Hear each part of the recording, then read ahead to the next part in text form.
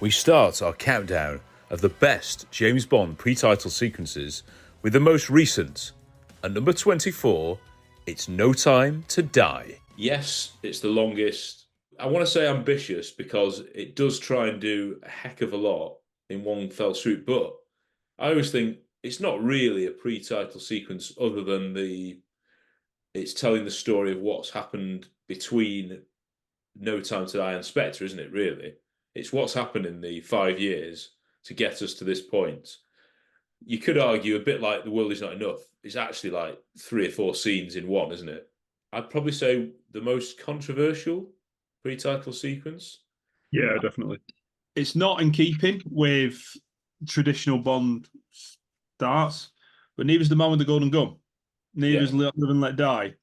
And actually, if the pre-title sequence was just this, I'd be like, yeah, it's pretty decent, actually. I won't say it's amazing. I don't like the idea that it's a Madeline backstory. I don't want a backstory to Madeline. I don't want that.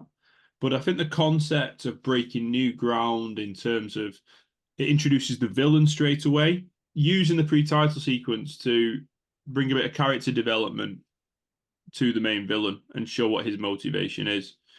I'm not saying it does it well, but I can understand the reasoning for it. It's a new setting. We've not had Norway before. So I think, yeah, fair play. It's very eerie, incredibly eerie, and it's effective at what it does. And I think the images of a 12-year-old girl shooting, well, it's visceral. It's quite graphic, and it sticks with you.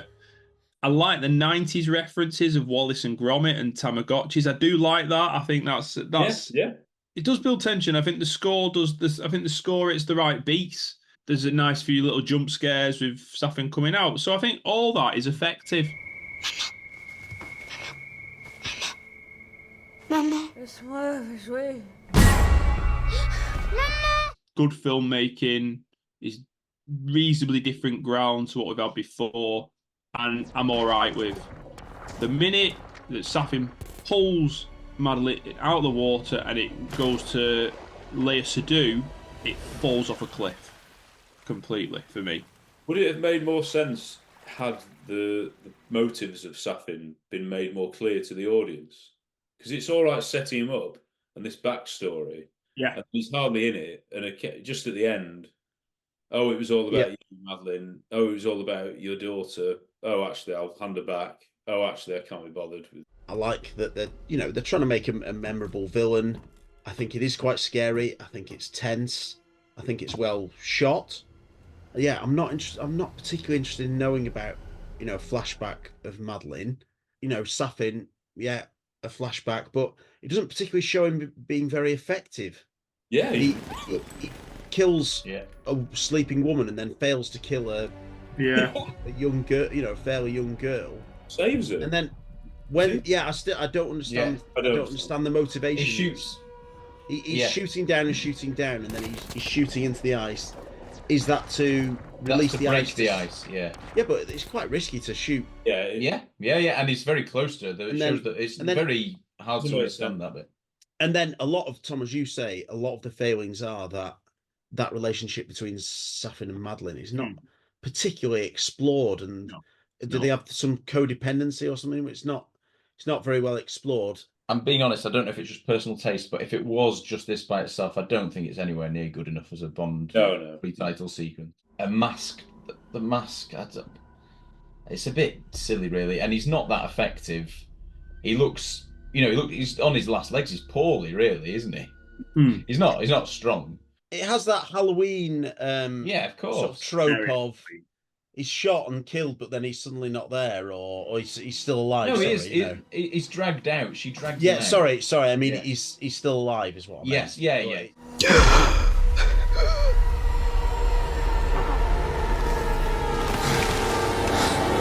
I seem to remember the audience were quite, captivated and jumped at the relevant bits. So it is effective. They're trying to sell you that this is Bond's big love. Yeah. And because it failed poorly in Spectre, they spend so much of this film retconning things, adding new elements, to try and get you to like Madeline Swan. And yet Vesper still, she's in the pre-title. Oh right, I remember her. I remember that. Yeah. She was more Yeah. Bond's woman, wasn't she?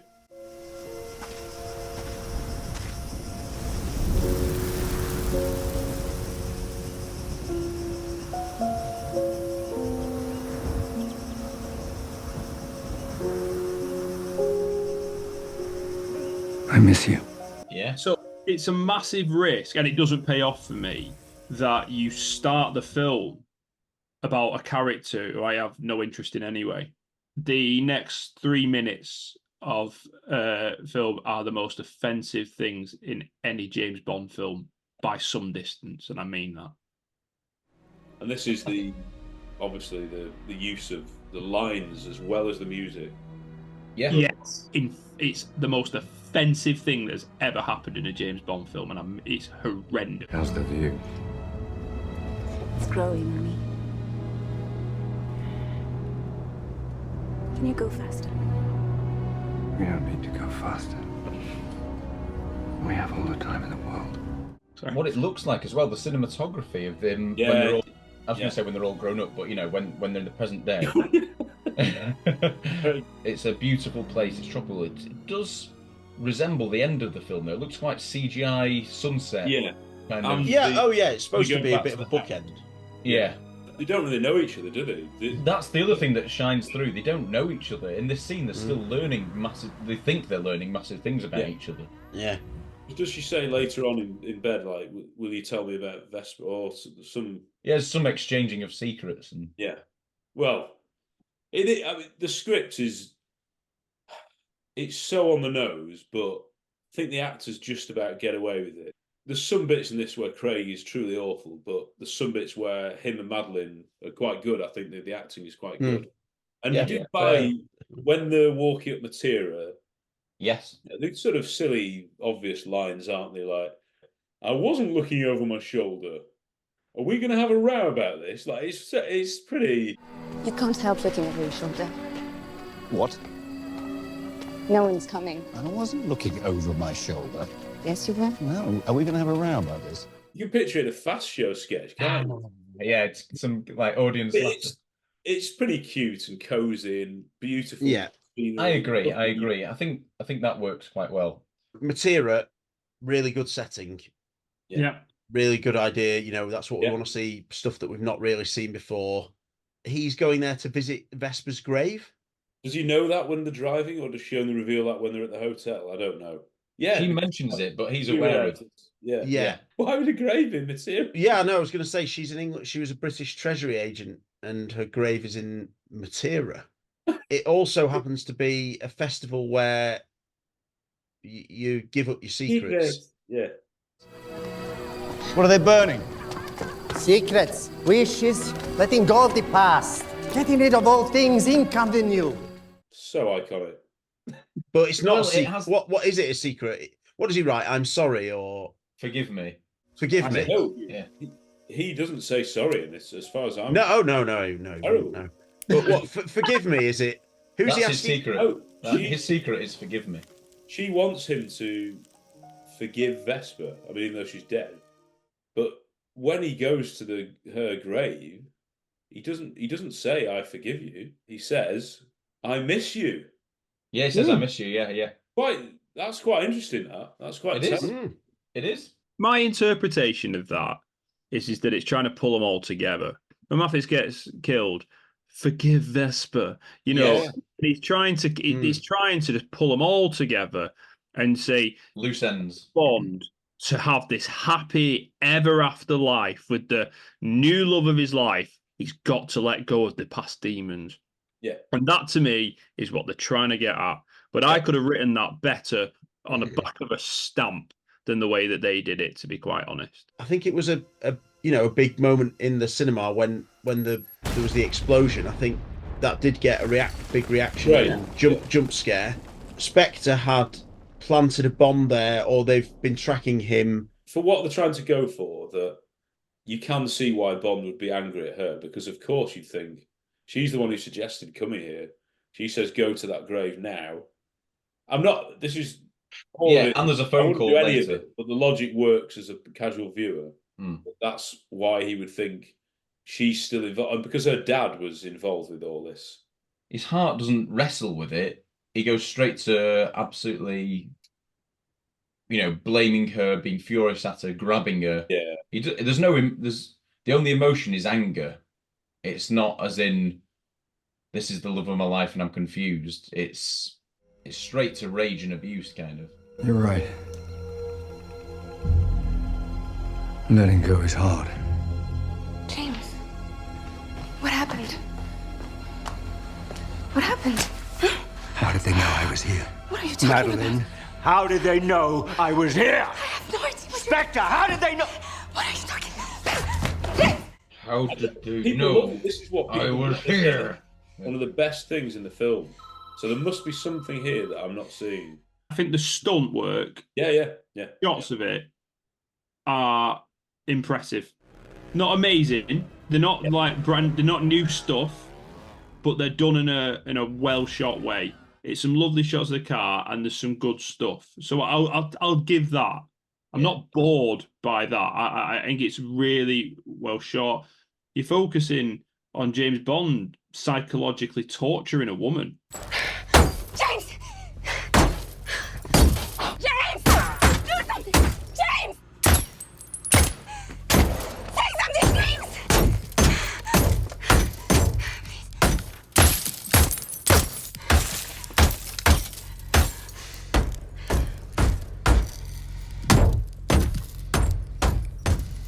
Okay. Him 1 minute saying to someone that they have all the time in the world, Yeah, this is it. and it's just He's not under control at all. He's absolutely unhinged. It's all over. it's all over. You've got Spectre like framing this woman who is completely innocent, and all you ever getting told is, "Oh, wait till you find out the secret." James, why? Why would I betray you? We all have our secrets. We just didn't get to yours yet. What? Like, Yeah. what was the secret? So we come to believe the secret was that she was pregnant. Do you really think James Bond would be that heartbroken that is the secret that's going to destroy him, that she was pregnant? That's why what sends him into a rage, definitely, because when he fights Primo says she's the daughter of Spectre. You know, Madeleine, she's a daughter of Spectre. She's a daughter of Spectre. There's this phone call that comes later when they're in the car that Bond makes sure she answers. When she gets a phone out of her purse, it like glitches and shows the Spectre logo. It's Blofeld, my love. Your father would be so proud of you. Your sacrifice will be our glory. I don't understand. Blofeld mob, or Yeah. But you'd think Bond would at least consider she's being framed here. Do you know, it's not even crossed his mind. Yeah. Yeah, it's not. He's fallen for it so easily. In some ways, she does come out of it well, because I feel so sorry for her. 1 minute Bond's telling her, yeah, they've got all the time in the world. Then the next minute, he's absolutely losing it with her. And she's like tearful. And obviously we find out she's pregnant and all that. Like, it's Gaslighting. I feel really, really sorry for her by the end. And that's at the hands of Bond more than anyone else. even in the action of this, we're not really like, yes, Bond's our man or whatever. It's like, what's going on here? It's quite a good how he crouches down and the car goes over that little bump. I know. But what I mean is the ongoing motivations and everything. Is it the only pre-title sequence where he's not actually working for MI6, though, is he? Oh, he's not. You're right. Yeah. He's not saving the world. No. So he has no motivation. That's the thing. It's meant to come across as personal motivation. What do you think about the stunts over the bridge? Yeah, it's great. I think it's good. It has a practical reason, it's not a stunt for a stunt's sake. It's an escape route, and it's a bit of quick thinking from him. The way he lands and how it comes to an end makes it seem logistically real, if you know what I mean. I think that's good. That was like one of their big show-stopping stunts for the thing, wasn't it? Because it featured in pretty much all the trailers. You knew it was coming, but it's still decent. There are some really good shots of, the Aston Martin going through material. It looks beautiful, and the camera work is really, really good. It does look great. We do get a henchman, and I didn't go into this knowing that we had a henchman, so I was pretty pleased to see him. Yeah. He's quite startling looking. I know people have complained that they always have to be othered, you know, with a freak sort of element. I think it's quite a good introduction to him, the clothes, the look. But again, Bond has 2 fights with them, both are identical, both end up with strangling him, both end up with the eye coming out. It's a wasted character, really. Yeah, he doesn't do anything particularly of note to Bond. No. Does he? In the film. I do like his image. Yeah. I think he's fairly up to date in his image, apart from having to have a artificial eye. Like, you know, he's a modern thug, which I think is a good look. And I think even his costume's pretty good in this. But you are supposed to take a little bit of notice when his eye falls out, and Bond gives it a nice little humorous look, which is good. Yeah. But because the eyeball kind of rolls away, and then Bond kind of stares at it and kind of represents the audience like, what on earth? Yeah. Which is good. And then he glances to his bike, doesn't he, and nabs it. The ending of this pre-title sequence, so she's shoved on a train, we don't know where she's going. It's almost she's like accepting that this is going to happen, as if this was always going to happen, and there will be no talk about it. There'll be no comeback. You'll never see me again. Yeah, it's like she's known it's coming. Yeah. Yeah, it's like a pre-arrangement. We knew this would happen. Yeah. It's happening now, kind of. Right, yeah, okay. We're going to go our separate ways. So, this is it. This is it.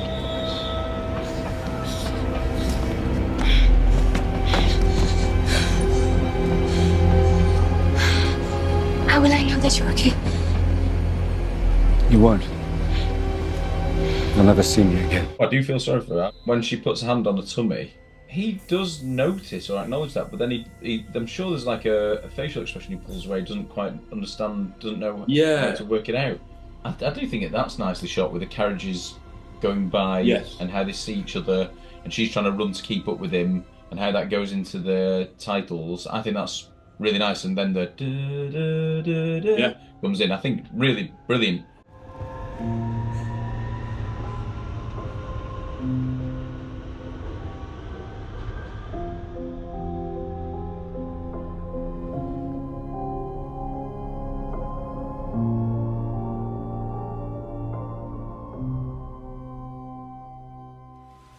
At number 23, it's the controversial Quantum of Solace. This one is obviously the first direct sequel. Obviously, going into the film, we knew that from the production history. If you were just watching this cold, you wouldn't realise that this was linked at all until he gets Mr. White out of the boot, and that is intended, I think. But if you're a cinema person who's going to just watch, I'll go and watch the latest James Bond film, and you can't remember Casino Royale, or you might not watch that or not watched it for a while, you wouldn't necessarily know who Mr. White was at the end, because he wasn't a huge character in Casino Royale. Yeah. If you were a regular cinema goer, you wouldn't know it was a James Bond film. No, in general, no, you're right. You just wouldn't know it was a James Bond film. You get the James Bond notes right at the end. Yeah, which were crisp. Yeah. Apart from that, you get a generic car chase going from left to right with no kind of sense of geography whatsoever that I basically watched in Taken 2 last week. There's nothing that differentiates it. There's no jaw-breaking stunts that make it Bondian. There's good driving, but the whole point of something that's a Bond film, is that you have something that is different. So you have somebody corkscrewing an underwater submarine on the boat on the Thames. You do even something like Skyfall, you bite across the Turkish bazaar because you're doing something that breaks ground. You don't here. You have a car chase, and a car chase that has nothing that differentiates it from any other car chase in cinema. So straight away, there's like rumblings of music, which is very exciting. Before it's opened up, this is exciting. You've not seen anything yet, and then it hits you with that shot of the lake. Quite clearly, early on, it's very, very stylized, isn't it? So you have the zooming in, brilliant location, Italian lakes. Yeah, Como. So yeah, zooming in, and then I think you see a shot of either a car zooming along, and then back to the zooming in, and then shots of his eyes, or and then lots of shots of different cars and stuff. So it's obviously different. He looks very different from Casino Royale. His hair. Yeah, I know. Got an absolute monkhead in this film. Yes, it's boy band. It's pulsating when you get in there, and I know it's fast, but I don't lose a sense of what's going on. At least Daniel Craig's doing a few more things that suggest he's finding it difficult. Like I think there are more facial expressions, and in some ways, it's not an accurate statement, this, but in some ways, it feels like a step up from Casino Royale because it's a car chase. And I do think that final shot where the car spins off the cliff is pretty impressive. And that's just about the only Bond link there is, I'd say. Slightly disappointing execution of the final car. It does that thing where it tumbles down the hill, which coincides with where the road meanders, which is quite a Bond trope. But it only happens in a flash. You've had one Bond film under your belt, and the second one is quite important. Like, how does this go? So I think you can tell a bit of what's going on. They don't feel that Bond, really. Fast cars and chases and stuff is Bond, but there's nothing that, the ways... No extra. Yeah. The ways that he gets rid of them aren't anything... Bomb.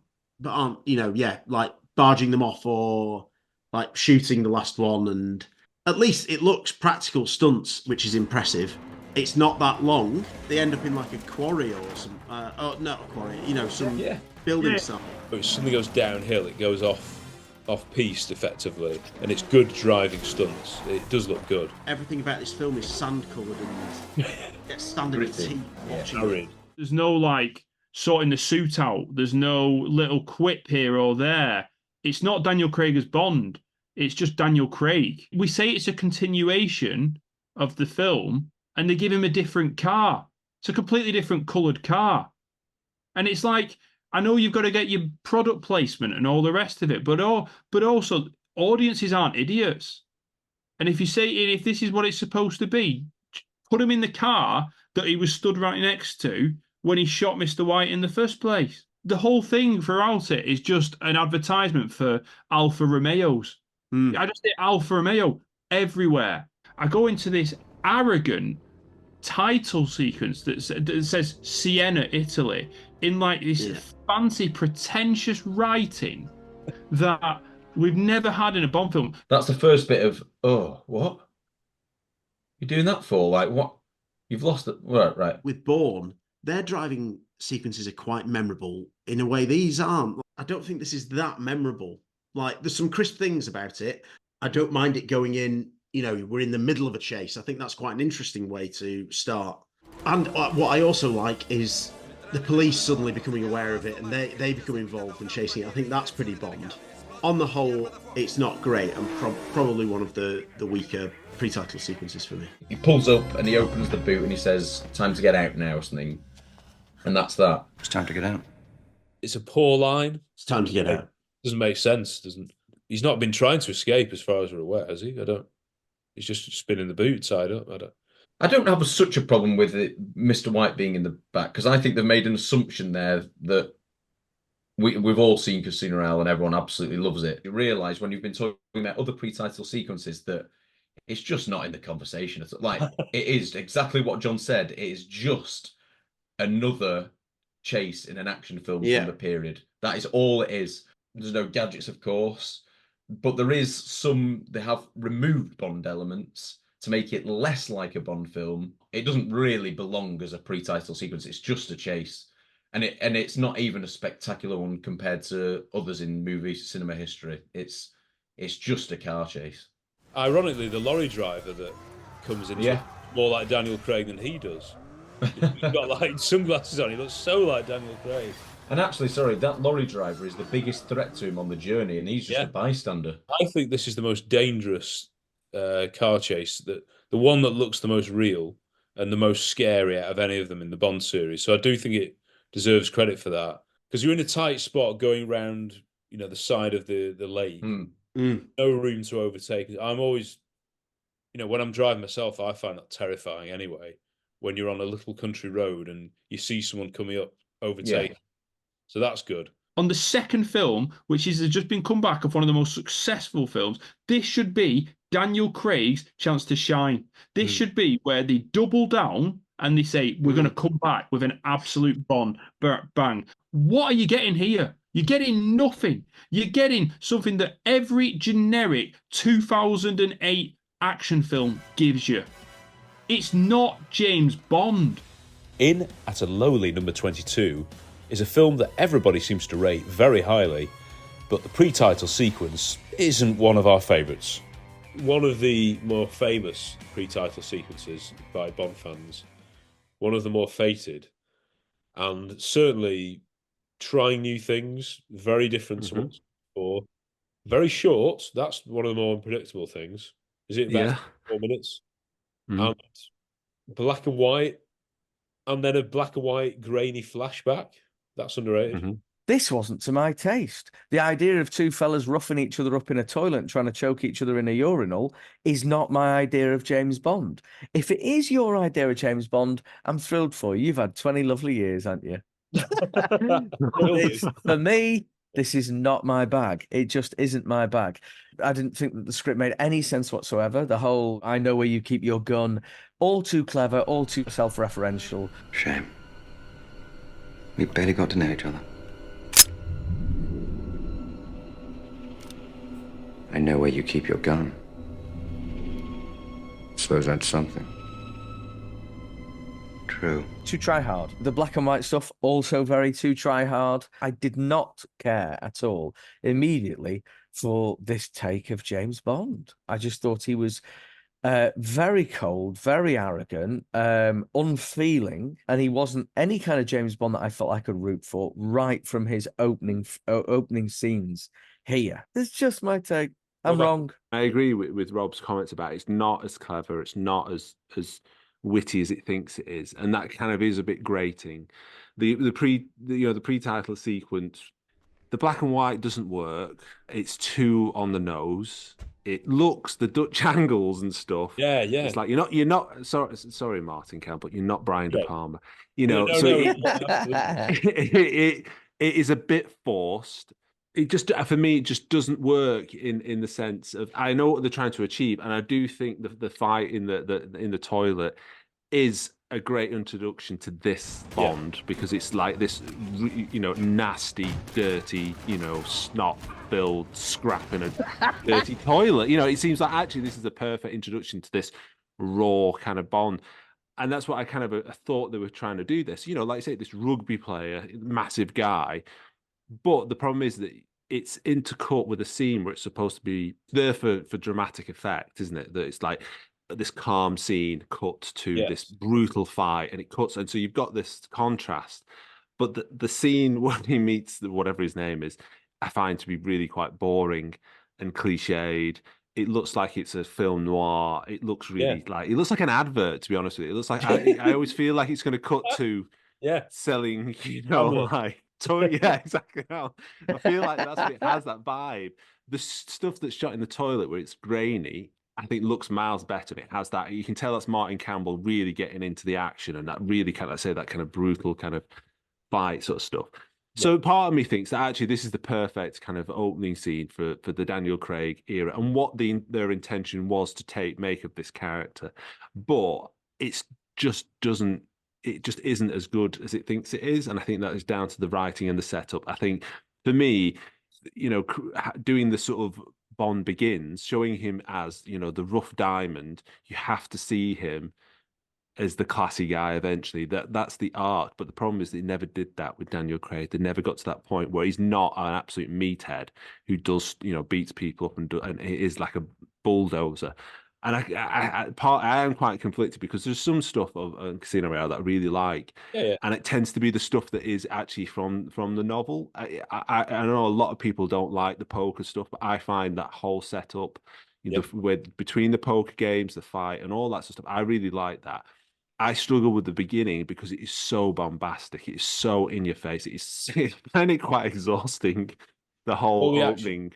First, but I think the pre-title sequence is at the time I thought it was refreshing, not having the gun barrel and then having the gun barrel, because it's like, oh, that's the genesis of the gun barrel. But obviously, I was in my 20s and I was an idiot.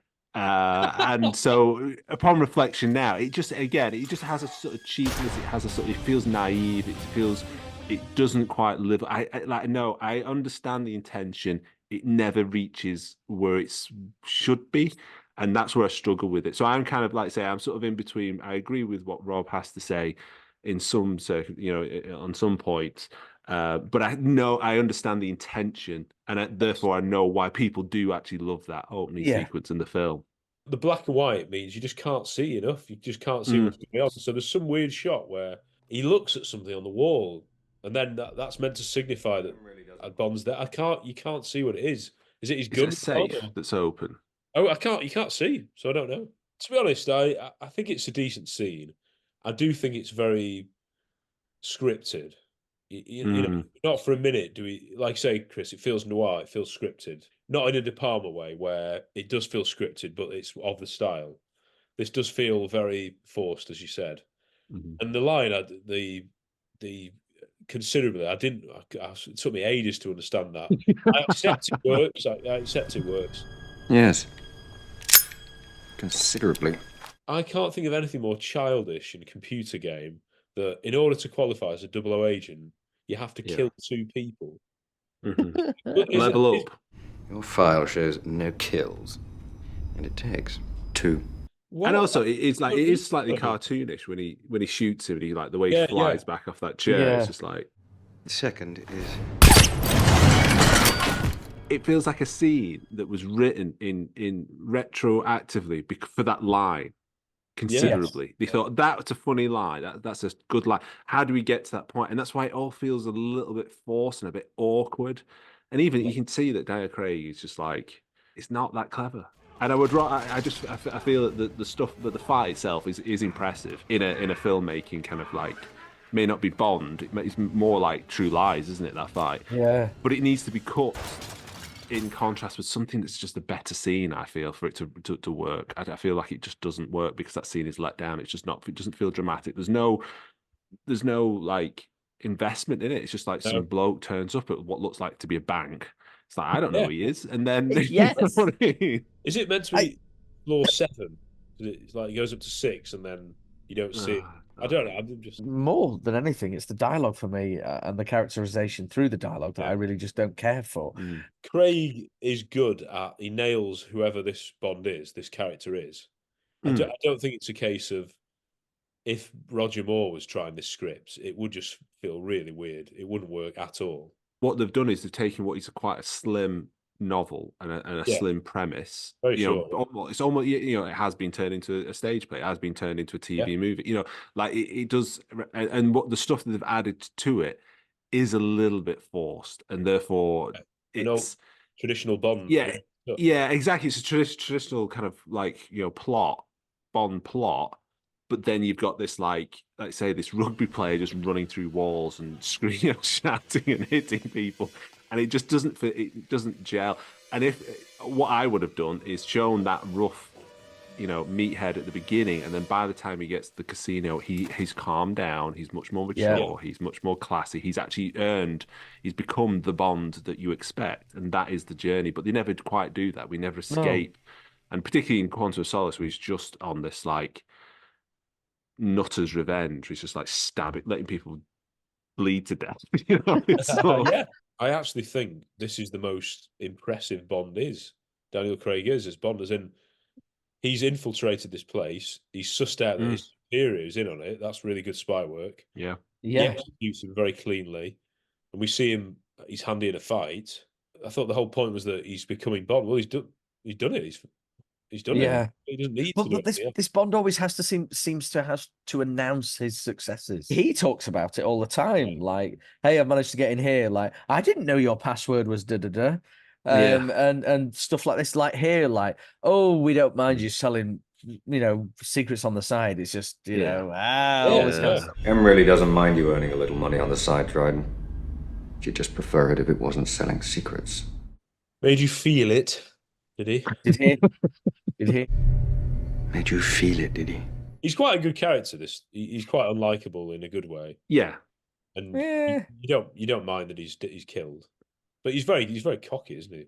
There are two cocky. He is. I can jolly well understand why this would appeal to people, even the pre-title sequence is of that ilk where this is, like you say, Chris, in the marketing, this is a new Bond who we're actually going to show him really duff a guy up in the toilet. It's not glamorous.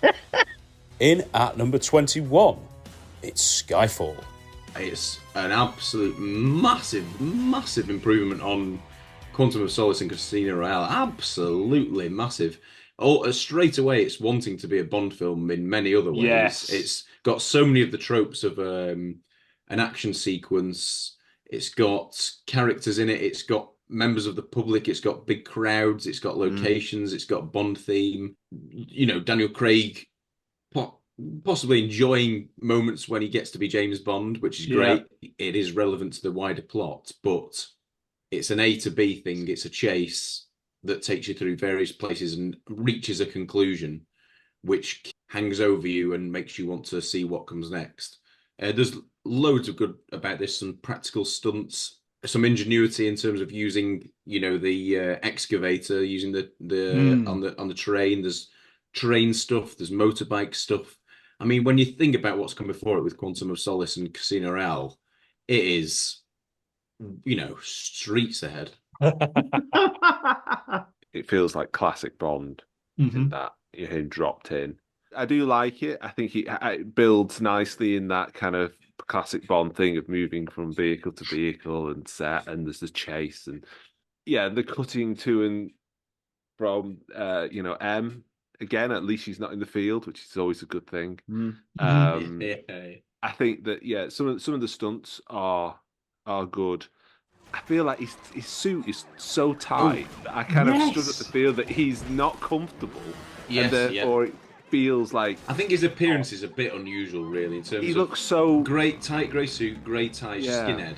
He's shaved head, He needs to undo his buttons on his blazer. Yes. Quite an iconic look, isn't it? At least, you know, it's he's associated with this. Although he's got a similar suit on when he's running through London, hasn't he? Yeah. Grey, but vacuum packed onto him. He looks like he'd be constantly ripping seams and things would be coming off as he looks like he's too coiled. And so there are moments, the clear moments of, you know, where he does his cuffs and stuff, which is, you know, like probably one of the most Bondish things he's ever done. And then it builds nicely. Like I say, you know, the train is a nice idea of kind of getting it out of that location. Yeah, it's good. I remember when I saw it at the cinema, I was quite like, oh, this is where we're, you know, this is classic Bond. It's definitely my favourite of the Craigs. I think I prefer it to over Spectre. Right. Skyfall is actually going somewhere, so I do prefer it.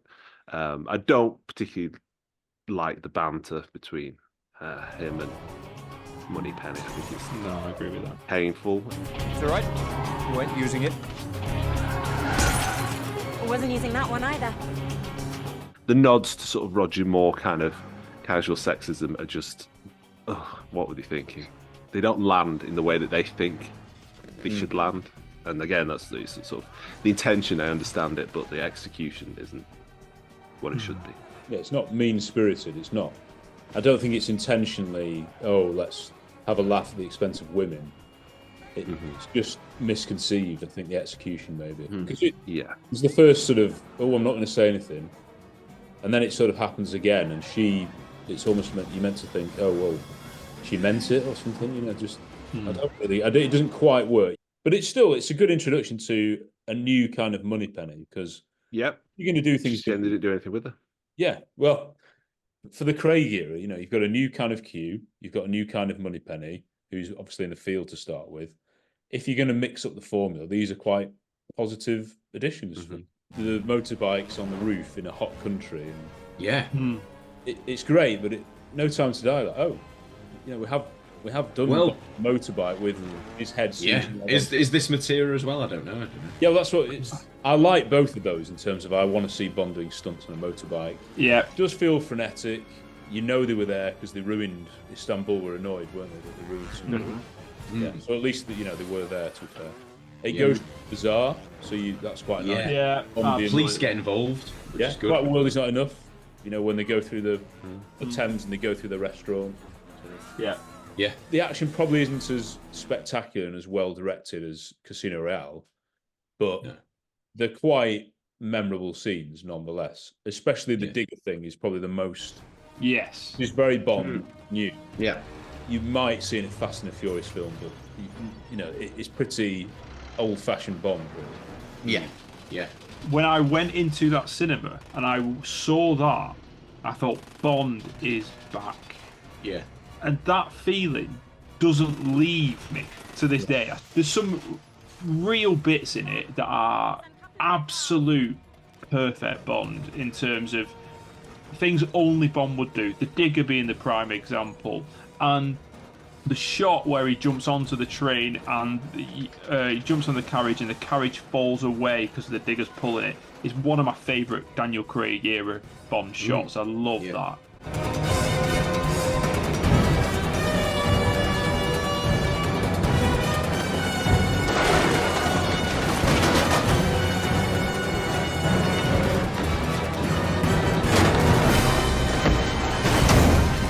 The idea of walking through the people, through the carriage, very Bond. I mean, these are the beats that we want. Yeah. Even though it might be a bit Ethan Hunt, even the idea of hitting a motorcycle off a bridge so you fall onto it, only Bond. And this is the kind of thing that I want. Makes you feel my hero, he's here. And I love all that about it. I love Istanbul. I love the fact that it goes through the bazaar. Bond gets shot. Which time? Because, of course, there's a hilarious spray shot when he's in the trap. Yeah. Well, to this day, I'm still not entirely sure what happened. Well, multiple bullets. So she shoots him, but then he falls off. But is he falling off because he's depressed and he wants to escape? But I don't. It, to me, that bit confuses me. After I've been exhilarated with all these great things that have gone on, it ends on a downer, and that's what defines it. I do have issues with it, and I have lots of points where I'm like, oh, maybe I wouldn't have done it like that, or maybe I wish they'd have done that. But overall, I do enjoy it, and I did watch Skyfall again recently, and really enjoyed it. Yeah, Ronson gets mentioned a bit, but we don't know much about him, and I'm stabilizing Ronson. We don't have the time. I have to stop the bleeding. Leave him. yeah, the fight on top of the train, which I often sort of forget about, I don't think is that great or memorable, and it could be really good. You know, not only on a train, the thing that it's got over Octopussy potentially is that you've got this great height, and there could be, you know, loads of peril from that. But the only bit that you learn of that is Bond falling off. But I do think it's exciting, and like you guys, I remember watching it and thinking, yeah, this is more of what we want. Sam Mendes said it was almost like a sort of Russian doll type thing, or, you know, I can't remember, but from one mode of transport to the next, which I think is really, really good, really clever idea. Yeah, the memorable thing is Bond being shot and then falling hundreds of feet off a bridge back first. And then he goes down a waterfall. Yeah, yeah.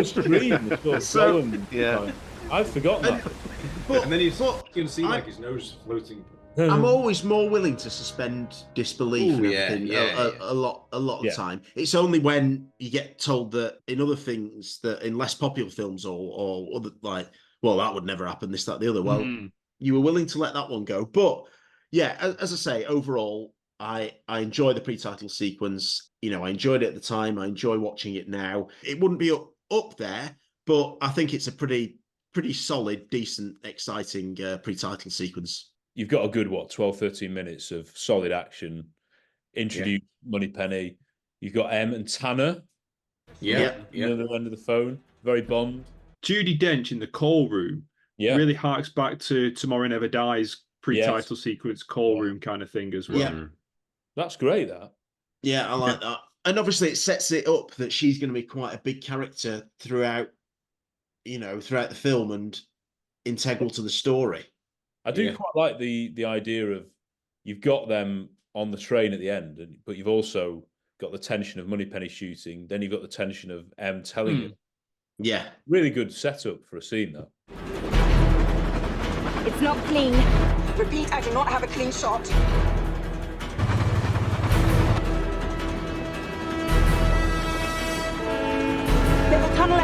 I'm gonna lose them. Can you get into a better position? Negative, there's no time. Take the shot. I said take the shot. I can't, I may hit Bond. Take the bloody shot. If this was what you were presented with in a new Bond film, I think you'd take it. You know, in a Bond 26 or Bond 27, you'd be like, yeah. It's far and away definitely my favourite Craig film, and I think it gets off to a really, really good start with this pre-title sequence, despite some of the flaws and despite some of the drawbacks that we've said. If you want to hear yet more of our thoughts on Skyfall and Casino Royale, check out our in-depth reviews available on iTunes, Spotify, and wherever you get your podcasts. In at number 20, it's the weird and wonderful Diamonds Are Forever. Lots of people get annoyed these days, don't they, that, oh, it wasn't a revenge film and all this, but it was very popular at the time. And isn't the pre-title sequence is revenge? Yeah. It is. Obviously, tonally, if you were to watch them back to back, there is a huge mess going on. You can't follow one from the other with any sense of real logic. But he's looking for Blofeld, and it's Connery. He's back. And it's cool that he goes around lots of places and does really horrid things to people. It is interesting that there's no reference to why he's actually going after Blofeld. He just wants to get Blofeld. So it's just because as a kid, I don't think I knew that it followed on Her Majesty. So it's just like, well, he's just out to get Blofeld because he's the main baddie of Bond films. So for me, it was just like that's how it opened, and him sort of like, you know, sort of jet setting around, throwing people around, strangling them, slapping them, kicking them. Just love how I think nearly everyone in this pre-title sequence is dubbed. Oh, that's so nice. How is it moving? Ali, ask Ali. There's no even Bond. Speed it up, like, my name is Bond. James Bond. My name is Bond. James Bond. Oh, I don't know what's going on. Why? There was a different version. On the trailer, it says it slightly differently. You know, my name is Bond. You know, more short, and my name is Bond on the actual 1.5 speed. Yeah, it is. Yeah. Like when you need to get through an Audible book really quickly. Not for yours, Rob. Don't worry. Oh, thanks. I really love the gloopy face-off between Blofeld and Bond. I really enjoy all that. And it also has Connery's ironically, his best look and his worst look in a matter of seconds. Where he appears, when he first appears on screen in like his dad's shirt, and then in a minute it appears in the black shirt and the brown tweed jacket. He looks so great in that outfit. Yes. Yep. The hand gestures, the terrifying, like contraption of trapping like a mouse trap for someone for your pocket is horrible. Awful. It is just a mouse trap. Like just in your pocket, like just setting it and then sliding it in, like hoping it doesn't go off any second. It's so scary, this film. It really is, isn't it? I know we'll have the cremation, Winston Kidd later, but this is sets it off to be a proper horror film, you know. Yeah, the weird tone, the faces where it has them different stages. I want the operation done tonight. But, senor... There's no time left. But, Senor Blofeld, this is a most delicate procedure. It cannot... Tonight. The guy, you know, his eyes open when he's in the mud. And you just see when the gun lifts out of the mud. It's really creepy, that. Yeah, that Ken Adam said smelled absolutely foul. What was it composed of? Do we know? Is it potatoes? Potatoes. Yeah, so it would dried. Yeah, mate. Just some awful agricultural mulch. But the Home the water gun, I keep going on about it. It's something. I'd love that gadget. Yeah. Oh, yeah. Best gadget. And a great line. It's worth it for Connery saying, "Welcome to hell, Blofeld." Yes. Yeah. Superb. And also, you know, like really quite dark for a Bond movie as well. Yeah. That's stepping aside. Oh, there's your Gritty. Bond in this whole title sequence. He's just beating people up Mm-hmm. all over the world, it seems. And then, you know, I mean, the bra strangle is obviously not a reason why this won't be featuring particularly highly, I don't think, on the countdown. Yes. Which they do edit out now on ITV, which is fair enough. Yes. Yes. Is there something I can do for you? Yes, as a matter of fact, there is. There is something I'd like you to get off your chest. Where is Ernst Stavro Blofeld? Speak up, darling. I can't hear you. It's an odd, yeah, for me. It's an odd opening because in some respects it has that momentum of, you know, if you were at the time, you know, or the last Bond film was on Her Majesty's Secret Service, which has a, you know, obviously a downbeat ending. To then walking into this and thinking, oh right, yeah, now he's gonna kick some ass. He's gonna really, which he does. And then it just slows down and it becomes, like I say, it's slightly surreal and a bit odd, and you don't know why is he changing it. Like dying the other day, there's something fantastical about the kind of plastic surgery, you know, identity, you know, trying to hide his identity and multiple kind of. He would have been me in a matter of days if you'd given the poor fellow a chance. Such a pity. I was dying to see how the operation turned out. It's not, for me, it's not the most satisfying opening, but, you know, the rest of the film is you know, it's such an odd, it's a wild ride. It's up and down all over the place for me. Like, it is infinitely watchable and I'll always go back and see it.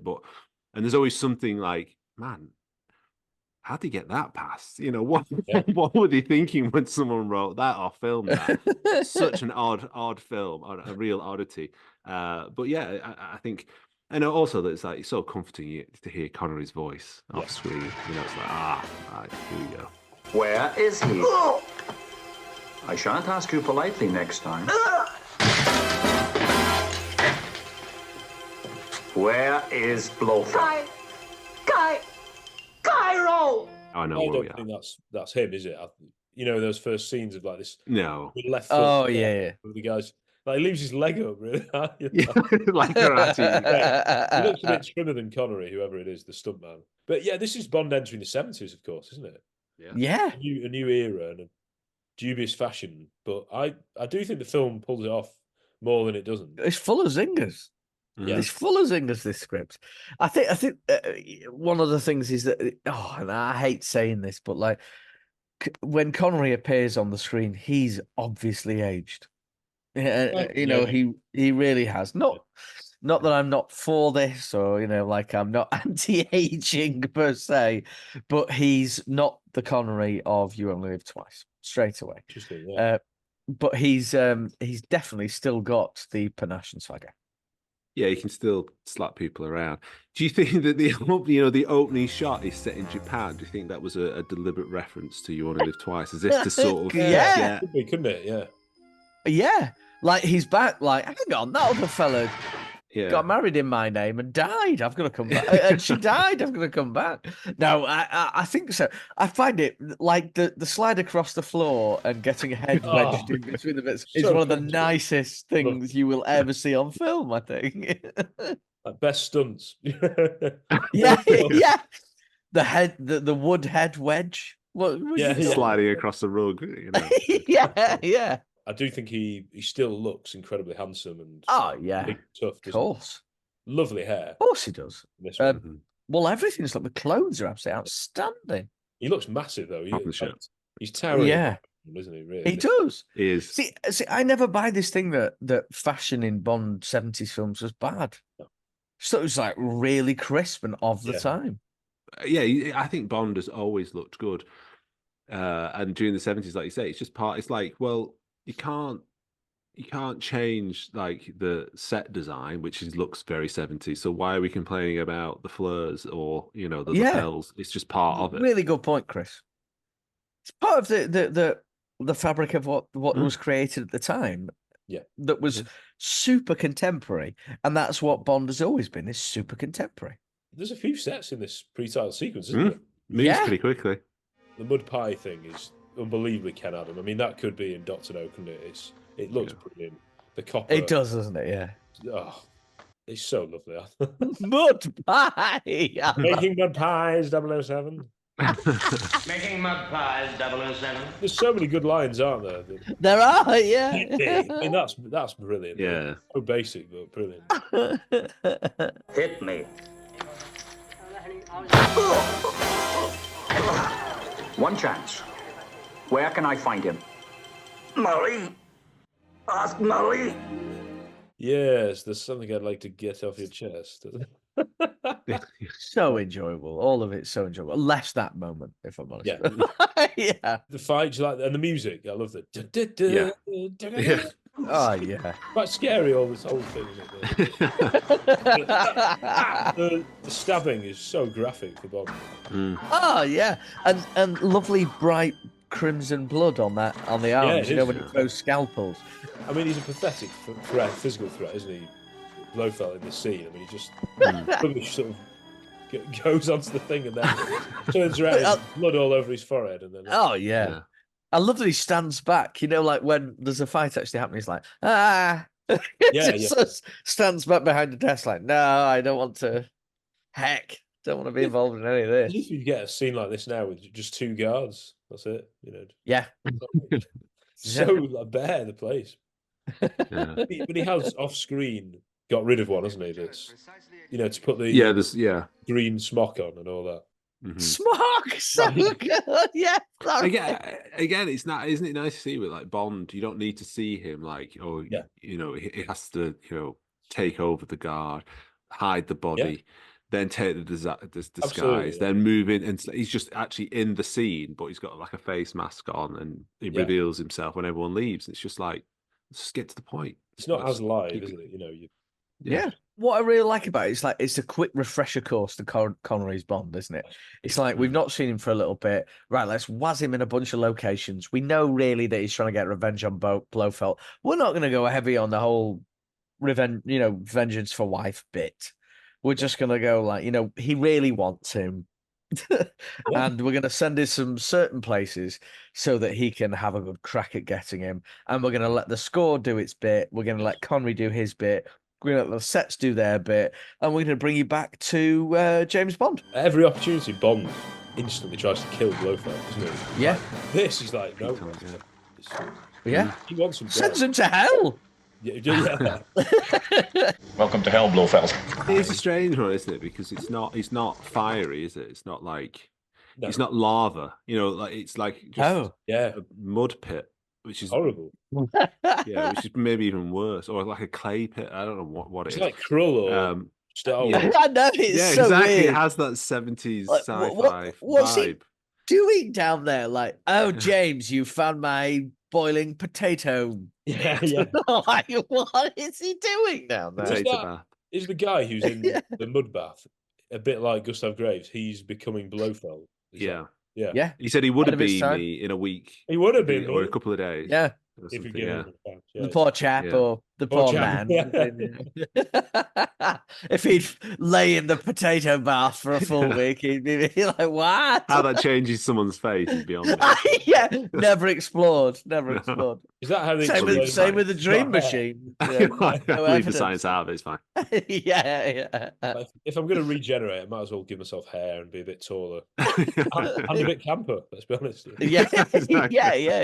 He's brilliant. A crucial part of the transformation process. Is... Like in Total Recall, he's choosing the woman. It's sort of like athletic. Yes. Yeah. It suggests that on the side of the big potato tent, like Blofeld was holding loads of ingredients, and one of them just said camp round the side. Yeah, we'll just get that in there. Accidentally went in. Yeah. How iconic the cats.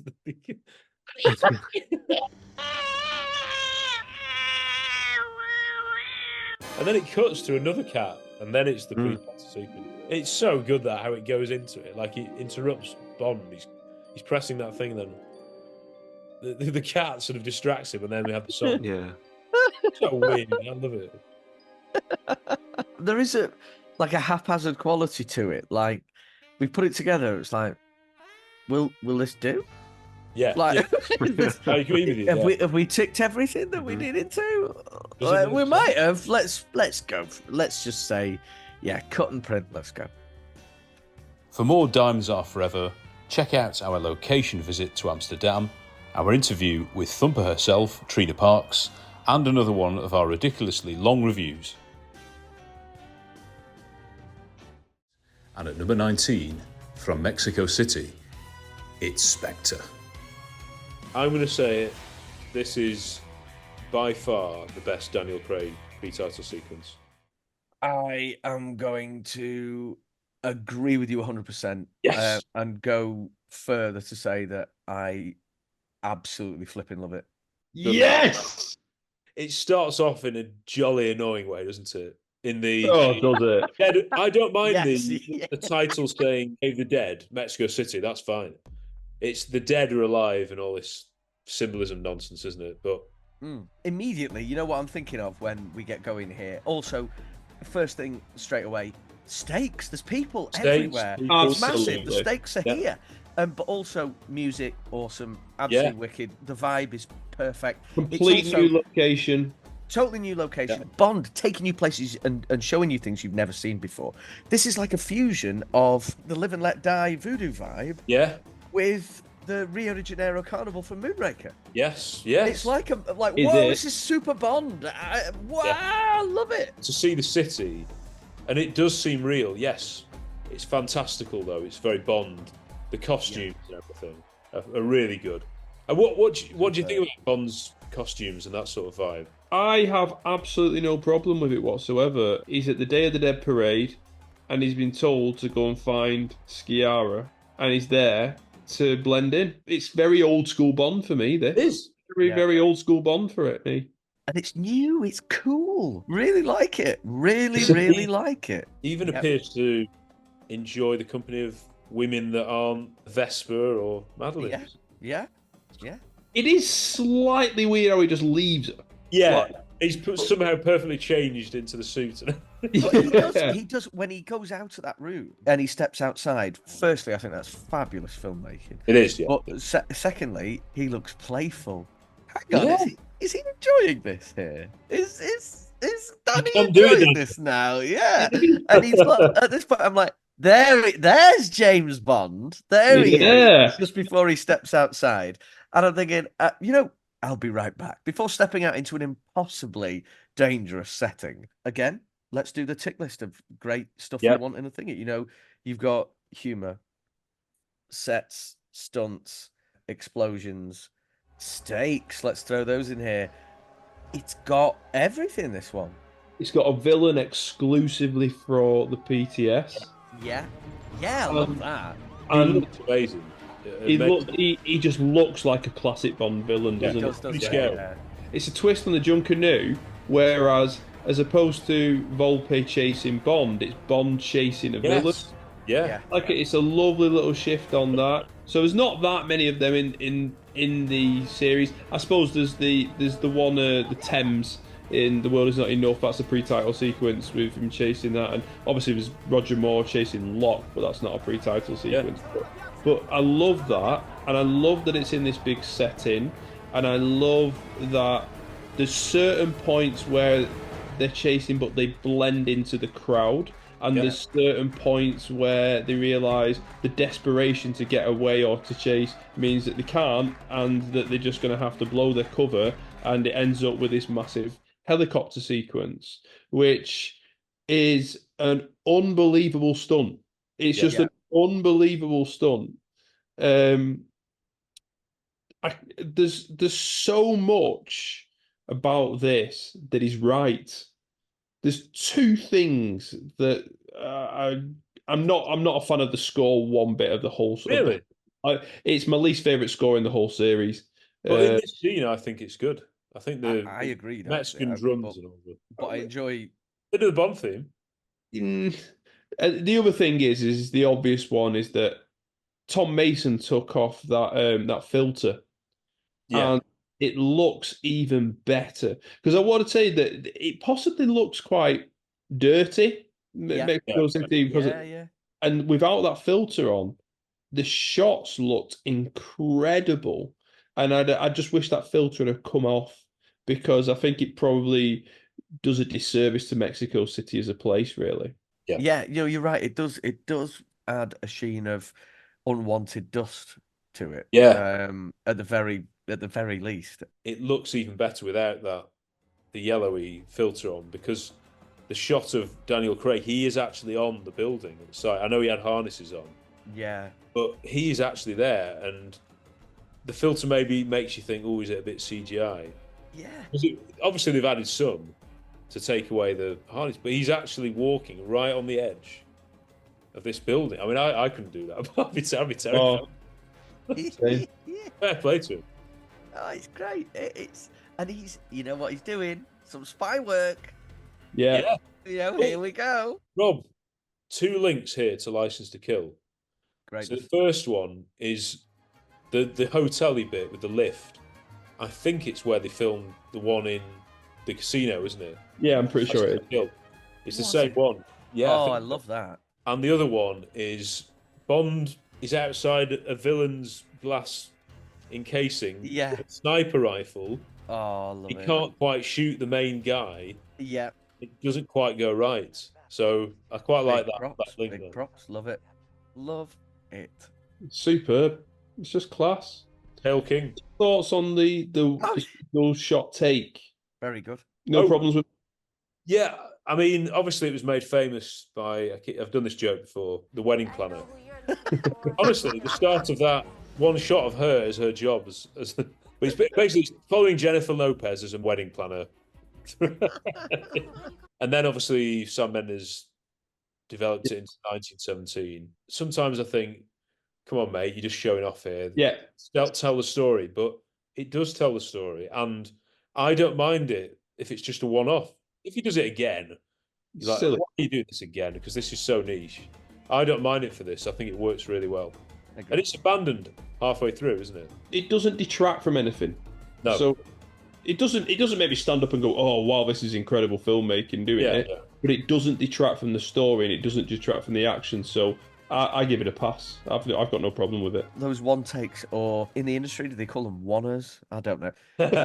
No, I think they might do, but their time has gone. I think. Yeah. Them having the same impact, because now that you have CGI, you can fudge so much in one of those, whereas nothing will beat that original Goodfellas. Walk through the nightclub all to the front, like. That's the storytelling, though, isn't it? But that's storytelling. But that is so on point in every single sense that everything there's only one way it works, and that's if every single moving part is in the right place at the right time. The main reason it works well for me is that it's just the music. There's no dialogue in that whole bit, because you just follow Bond around. If it had in talking scenes and stuff, it wouldn't work as well. But you're like, who's this? Hang on, that's Bond, because he's in disguise, and then going up and then the twist where he goes out to the window. It's Do you know, like when you said that, I didn't realize the whole thing prior to them getting in the hotel room was a one-take thing, and that's a testament to it for me. Actually, because I hadn't realized that I was actually swept up in enjoying it. When it came out, there was a big thing made of it. Yeah, there was. Yeah.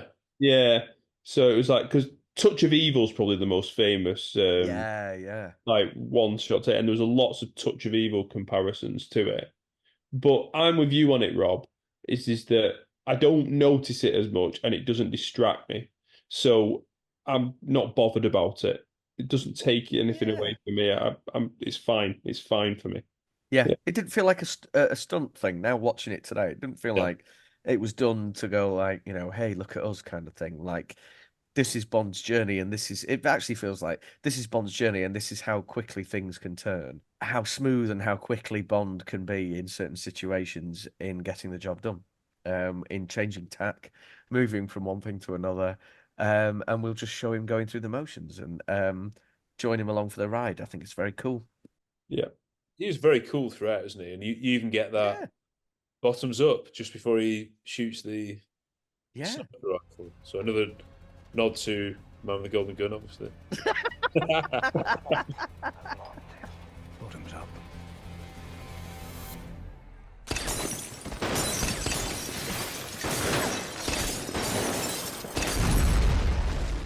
what I love is the fact that you can see so many people, and when that helicopter is up in the air, the scattering crowds. Yeah. This is like stuff I've not seen before. You know, like, and that is what I want out of a Bond film. That is what one of the reasons Bond has always enamoured me, is to see stuff that blows my mind. This blew my mind. Loved it. Yeah. Brilliant. And, you know, a helicopter going upside down and like nearly clattering into the ground while they're grappling and all that. This is flipping awesome. So good, isn't it? Yeah, I really, really love it. The villain deaths, you know, when they're in the helicopter, love that stuff. You know, no, like, Yeah, there's no like spectacular epic form. Yeah, we love that, but yeah, would love to have seen where the bodies ended up. You know, like some kid's ice cream or something. You know, like, oh my god! No, there was so much I enjoyed about this. It's only right at the end that this is linked, so it effectively is self-contained. It's just that he gets the ring off him, doesn't he? At the end, in the helicopter, which, you know, is a bit of a tenuous link in a way. But I'm sorry, the way he sort of suddenly he gets the helicopter under control is very Bond. Oh very yeah. And the score then. It's majestic. It's majestic. It's brilliant. It's sort of a prelude to the Sam Smith. Yeah. Thought it's so class when he writes that thing. Yeah. And starts, you know, going away. Yeah, I like that bit. Yeah. Really lovely and cool.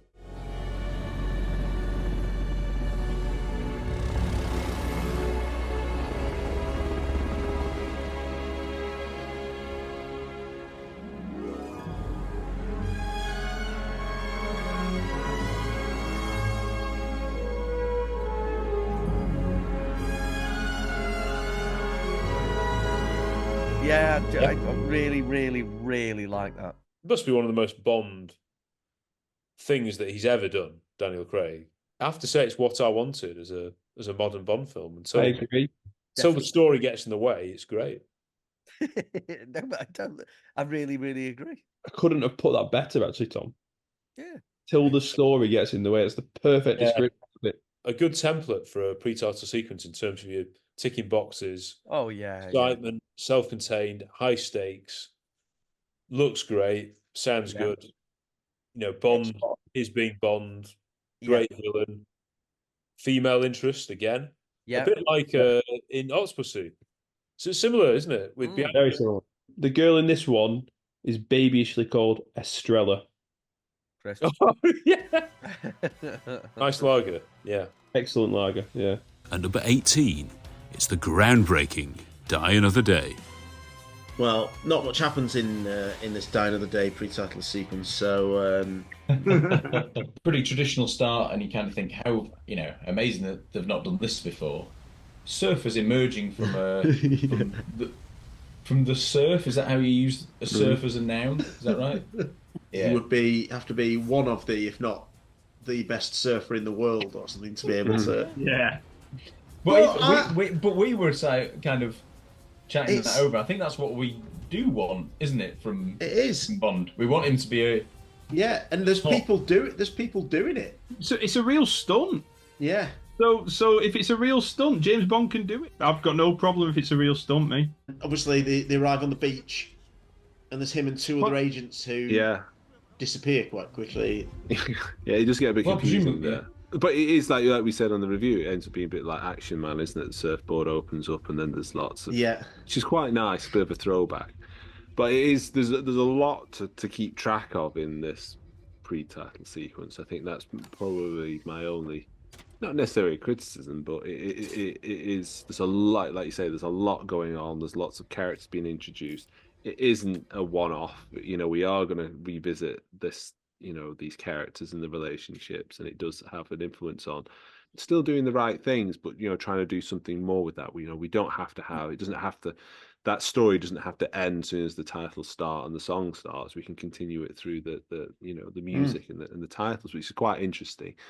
North South Korea, landmines, a whole sort of plot, the whole kind of story about the diamonds, General Colonel Moon, and then the hovercraft fight. It's all like classic Bond kind of stuff, and I really do think that this is where the film itself it's the strongest stuff in that film, I think, because it is the story seems you are being driven somewhere and you're being introduced to things.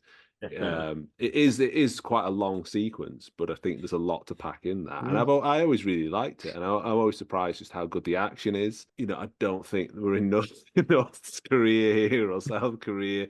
Looks like that tree line looks very familiar, but I really like it, and it's a nice change again. Like Brosnan just is doing what Brosnan does best, and there is probably with this opening. Actually, quite similar to The World Is Not Enough. There is a sense of panic with him, that there are moments where he's like, I don't know how I'm going to get out of this. Yeah. And that, again, is part of the Bond formula. You hate him into a corner, and then he does his Bond thing, and he does that. And it has, like I say, the action is great, and I think Vic Armstrong did a really great job with that. Colonel Moon, as well as his father, General Moon, because the general's older than her. It's pathetic. You British still believe you have the right to police the world. But you will not live to see the day. All Korea is ruled by the North. And you and I have something in common. 누구야? 그 뭐야? 장관님. And Zhao. You're introduced to Zhao as well. So there's quite a lot. And also you're introduced to the idea of Bond being betrayed, which, is quite a big thing throughout the film. So there is a lot packed in here. It does feel relatively sort of grounded and real. This, grounded, maybe that's the wrong word, but but physical, and you can touch it and stuff. I do like it, and I think it's exciting. I think there's good action. I think probably a bit long, maybe a bit long for my. It's great that they've tried to take it to a different part of the world that's got a different look.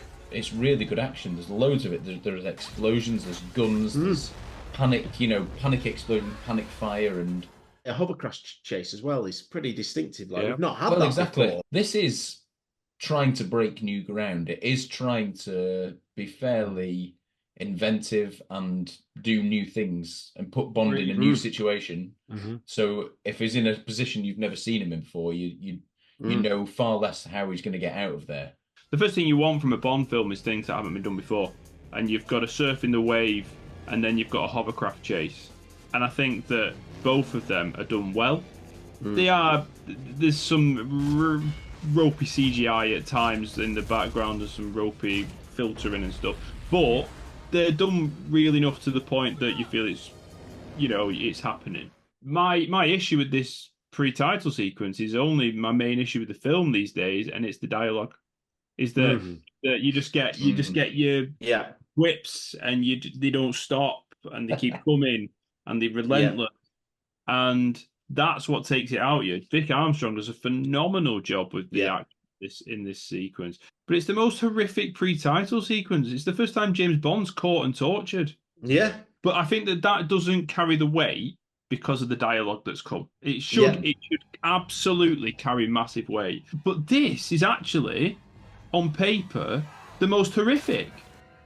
This is Bond being caught in North Korea, and then we see the torture. Actually, I quite like the idea of the torture being entwined in the titles. I actually like that idea. Yeah. So I think the ideas in this are great, and I think the action's great. I mean, the direction at times isn't brilliant, especially, and I think some of the CGI stuff. But the thing that lets it down, or people don't take it seriously, is the dialogue. I stand by it. There's a lot of, like you say, there's a lot of firsts in this, in terms of what they do with the character. And I think it's the first time you see sort of the genesis of the head with Zhao, with the fact that you see the diamond explosions, and you've never had that before, because any kind of physical deformity, I think, from most henchmen is already in place by the time Bond meets him. So very rarely is it because of something he's kind of actually been responsible for. When it's working, it works really well. What follows eventually, the longer we get into it, doesn't live up to it, certainly in terms of those practical effects, those practical, like I say, slightly more realistic and physical stuff, because and the colours change, and obviously you want those things to an extent, but you don't want to lose the sense that it's real, and it does become more fantastical. This isn't particularly fantastical, if at all. I'm trying to remember it now. Some of the stupid lines that we get in the pre-title sequence. Yeah, you are late. Yeah. I am Zal. You are late. Obviously Saved by the Bell. Yeah. Saved by the Bell.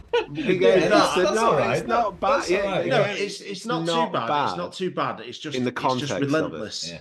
Overall, I do think this pre-title sequence is one of the strong points. It's the execution. And the problem that I've always had with the films, it feels like such a lazy first draft, where it's like that. Like every piece of dialogue feels like a placeholder. We'll think of something better when we come round to it. It's very much that time of filmmaking, and it's that early noughties interpretation of James Bond, from the music to the editing. It's very much that's going on at the moment. If you want even more Die Another Day, then check out our 2 cast interviews with Ian Pirrie, who played Creep, and Rachel Grant, who played the amazingly titled Peaceful Fountains of Desire. We've also done our longest review yet, and even managed to do a debate, including many Bond fans from around the world. In at number 17 is You Only Live Twice. We're made to think for a brief second, obviously, of course, he would never die, that Bond has died. So it's subverting expectations a bit. Obviously, the audience knows he's going to be all right because it's the pre-title sequence. It's a bit different, and I think it's one that gets a bit forgotten. The space capsule scene is obviously repeated later on in the film, and you might be trying to think, oh, I remember that scene vividly, but I couldn't remember that was the very first thing we saw. The slaying of Bond in the bed is pretty underrated, really. Yeah. Yeah. What they've done is, a few before, they've been thinking, oh, James Bond's going to die, and nah, it's not really James Bond. Whereas this one subverts expectations in terms of that James Bond's dead, and that's how it finishes. Yeah. Presumably, either there were blanks, or he faked his death, or there's something happened. I don't know the answer to that. Is it just a bulletproof bed? No, because there's blood is awful, isn't it? But he could put blood. He could then, squeeze some ketchup over the sheets, kind of. Yeah. But I'm guessing that the policemen are in on it because they declare him dead. Yeah. So it must. Yeah. Because it's still governed then by us, the UK, wasn't it? Hong Kong. Yeah. So that's why you see a few of them got speak English, aren't they, when they storm in? There are bullet holes in the bed. They can't be blanks. We're too late. Well, at least he died on the job. He'd have wanted it this way. It was when the bed flipped over, then there's the gunshots, aren't there? Yeah. So maybe Bond just ran out of the way. Yeah, it's so fascinating, this pre-title sequence, because we've had something completely different before, Yeah. So after the gun barrel, it immediately shows a shuttle in space. Yeah. It's like, whoa. If you think back of how this is now progressing, this film series, and the openings of each, to have the opening set in space. Yeah. Outrageous. It's astonishing. I remember seeing it on the big screen when they were on, here in the UK, and it was just like, whoa, like huge screen, this spaceship. We have all this up in space, and then we have, the bit with Bond dying. But they're all to do with the plot, aren't they? So, yeah, I mean, Lewis Gilbert does this same trait in all 3 of his films. He starts with the hijacking of a spaceship, a ship, or the Moonraker. Yeah. So he starts with that, and then it follows by, we've got a man on the job, and it goes to James Bond necking with a lady in all 3 of Lewis Gilbert's things. Our man in Hong Kong is working on it now. So you've got that going on, and that's a trait, and it's storytelling trait. What I love about this one is the scale of what it's doing. It's the scale. This is much, much bigger. The stakes are higher than they've ever been in a pre-title sequence here. Invasion of Space. It's a different level. It's all over very quickly. Some good lines there between. Yeah. Very best Dak and. Yeah. Girls taste different. You couldn't say that now. Yeah. No. You think we better, huh? Yeah. No, just different. Equal opportunity. Yeah. Why do Chinese girls taste different from all other girls? You think we better, huh? No, just different. Like Peking duck is different from Russian caviar, but I love them both. Darling, I give you very best duck. Well, that'd be lovely. We have had some interesting times together, Ling. I'd be sorry to go. And the other thing that I really like about this is the amount of characters who turn up in different Bond films. It's a who's who, isn't it? You've got Klaus Ergersheimer. There is an unidentified object closing on you fast from astern. Can you see it? Hawaii from Cape Con. We have nothing here. Hold while we check with space track. Hawaii to Jupiter 16. You've got he's the one who says an unidentified, in a lumberjack shirt for some reason. It's because is that because they're in Hawaii? Basically, is that like I think that's Hawaii station, isn't it? So throw them in, Hawaiian shirt. Shane Rimmer later. Yeah. And then you've got Morton Slumber as the USA blatant attempt. My government sees this as nothing less than a blatant attempt to gain complete and absolute control of space itself for military purposes. Yeah. And I think you see as well, like that Ed Bishop, Shane Rimmer connection. You see this whole thing is Jerry Anderson in terms of that space. Yeah. It's very Jerry Anderson, very Thunderbirds in it. And I'm all for it. I love it. It's quite scary. It's almost like a horror. Yeah, it is. It is. It's almost like, I don't know, it's almost like Jaws. I know that's stupid, but like this thing is coming towards you and you don't know what it is and it's unidentified. Yeah. Jaws 3. And you can't stop it and then the guy being cut off and it's so effective how the communication stops. Yeah. And just the silence. Oh, it's...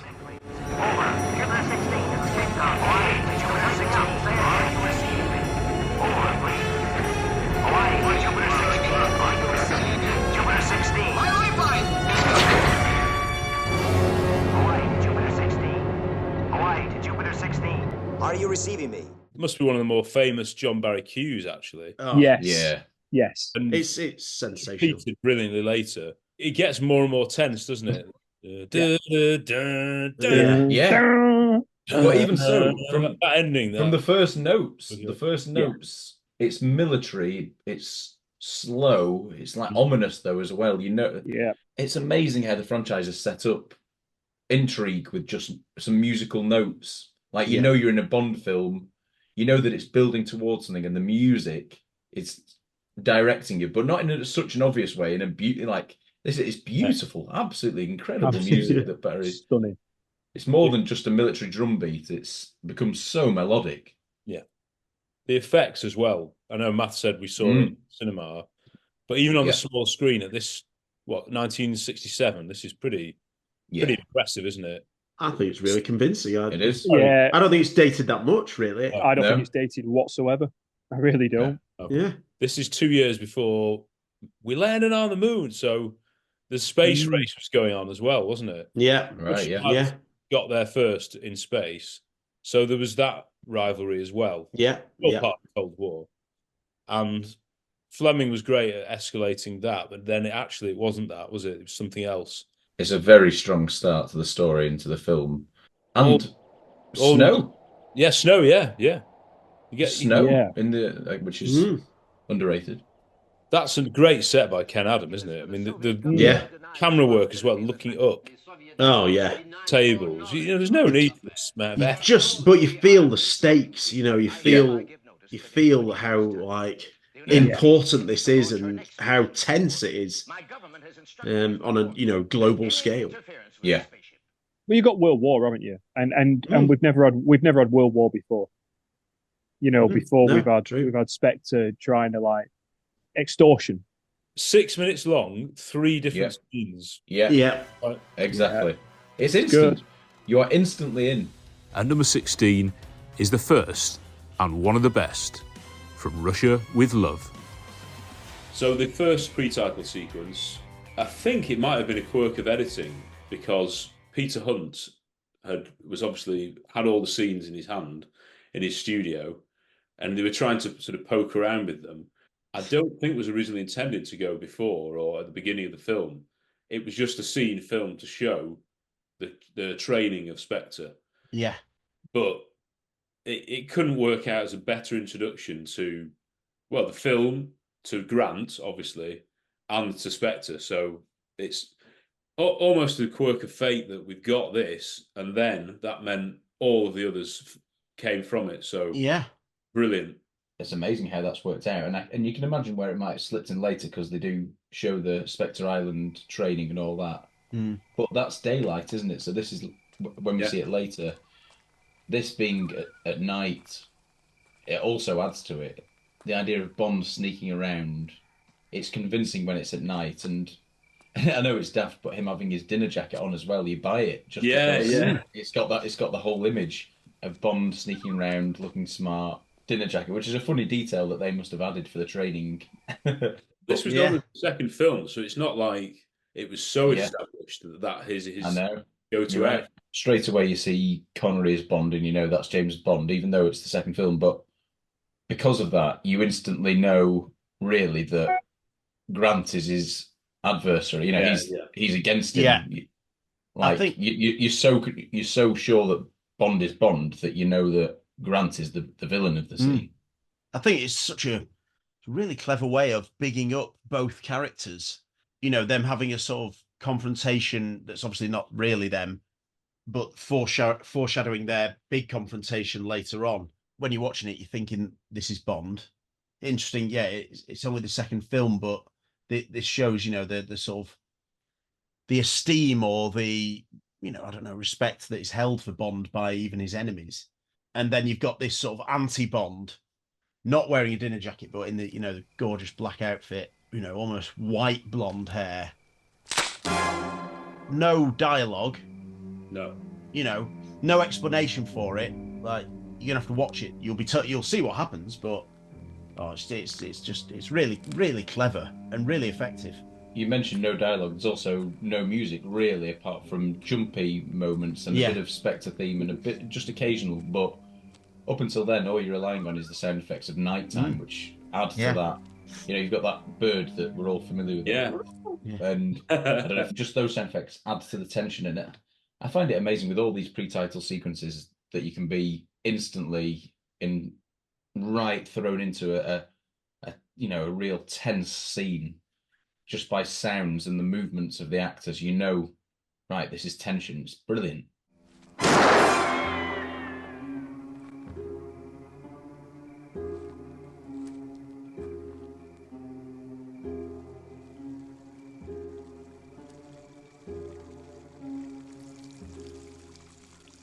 That music, Stalking, I think the track is called. It's repeated in The Spy Love Me. Yeah. In the pyramid scene. You know, with Jaws and Annie with Bond, and they're all going around. It's not the pyramids, is it? It's the the Valley of the Kings, is it called? Yeah, the Egyptian builders. Yeah, Egyptian builders, yeah. But it's really good, tense music at the end. You're absolutely. I had not thought about that before. That it doesn't say like anything. It's just they discover them. Morzini comes along, takes the mask off, and just says, "What is it? 1 minute 52? Is that your best time or something?" Yeah. Exactly 1 minute 52 seconds. That's excellent. And we don't know who. You're right. It doesn't say, "Well done, you know, you're part of the Spectre hierarchy now," or something on the nose at all. But that might be because it wasn't meant to be at that stage. Well, maybe, but then they had the visions to say, well, if we put this in here, it might not explain everything, but that will all come, and you know, it'll be really effective. And of course, we have the face, you know, the mask reveal, the lovely sound. Yeah, unbelievable.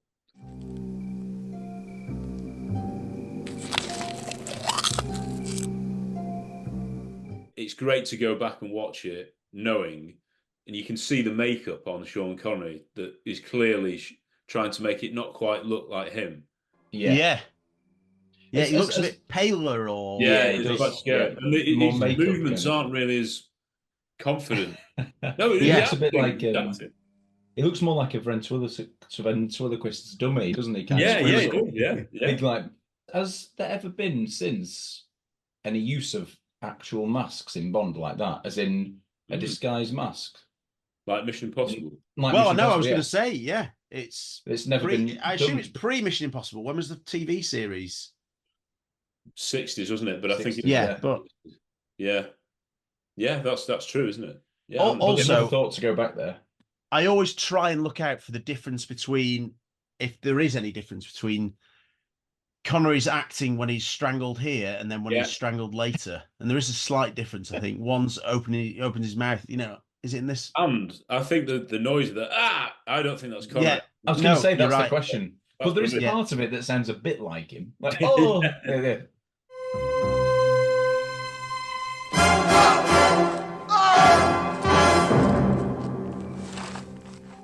Originally, the actor who played it looked too much like Connery, so they changed it for a guy with a tash. Or did they put a moustache on him? No, you're right. Yeah. So if you'd been on set, Matt, you would have been picked. Exactly. Yeah. When the big shutter or whatever floodlights come on, it's pretty intimidating, that place. It's very, sort of Nazi Germany, isn't it? Kind of. Yeah. The Spectre big Island. building. Yeah.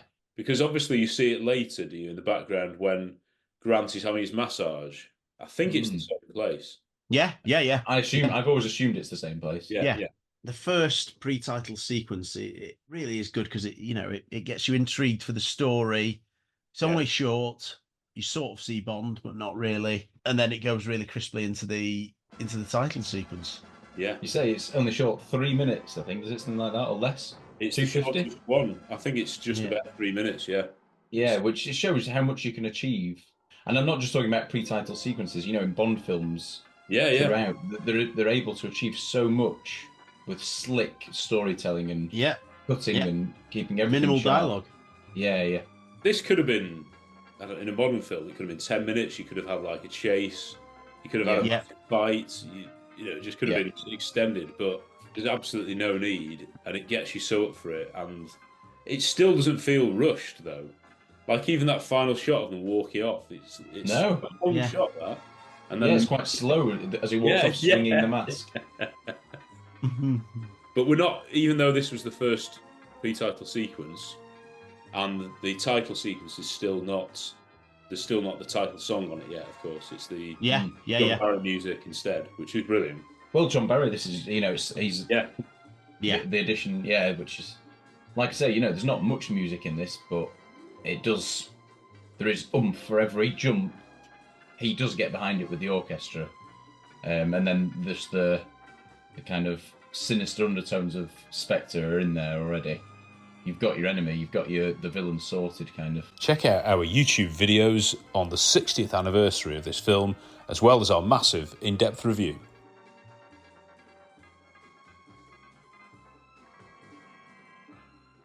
At number 15, it's Thunderball. What's Thunderball famous for? Underwater. Not in this pre-title sequence. Oh no. Apart from the guards at the end end up underwater. Washed away. Just fade into the underwater. Cleaned to death or something. Yeah. I do love that ending that like you've got men firing guns at it and they basically get knocked down by super soakers. It's brilliant. The first title sequence of many to allude that Bond might be dead. Yeah. JB.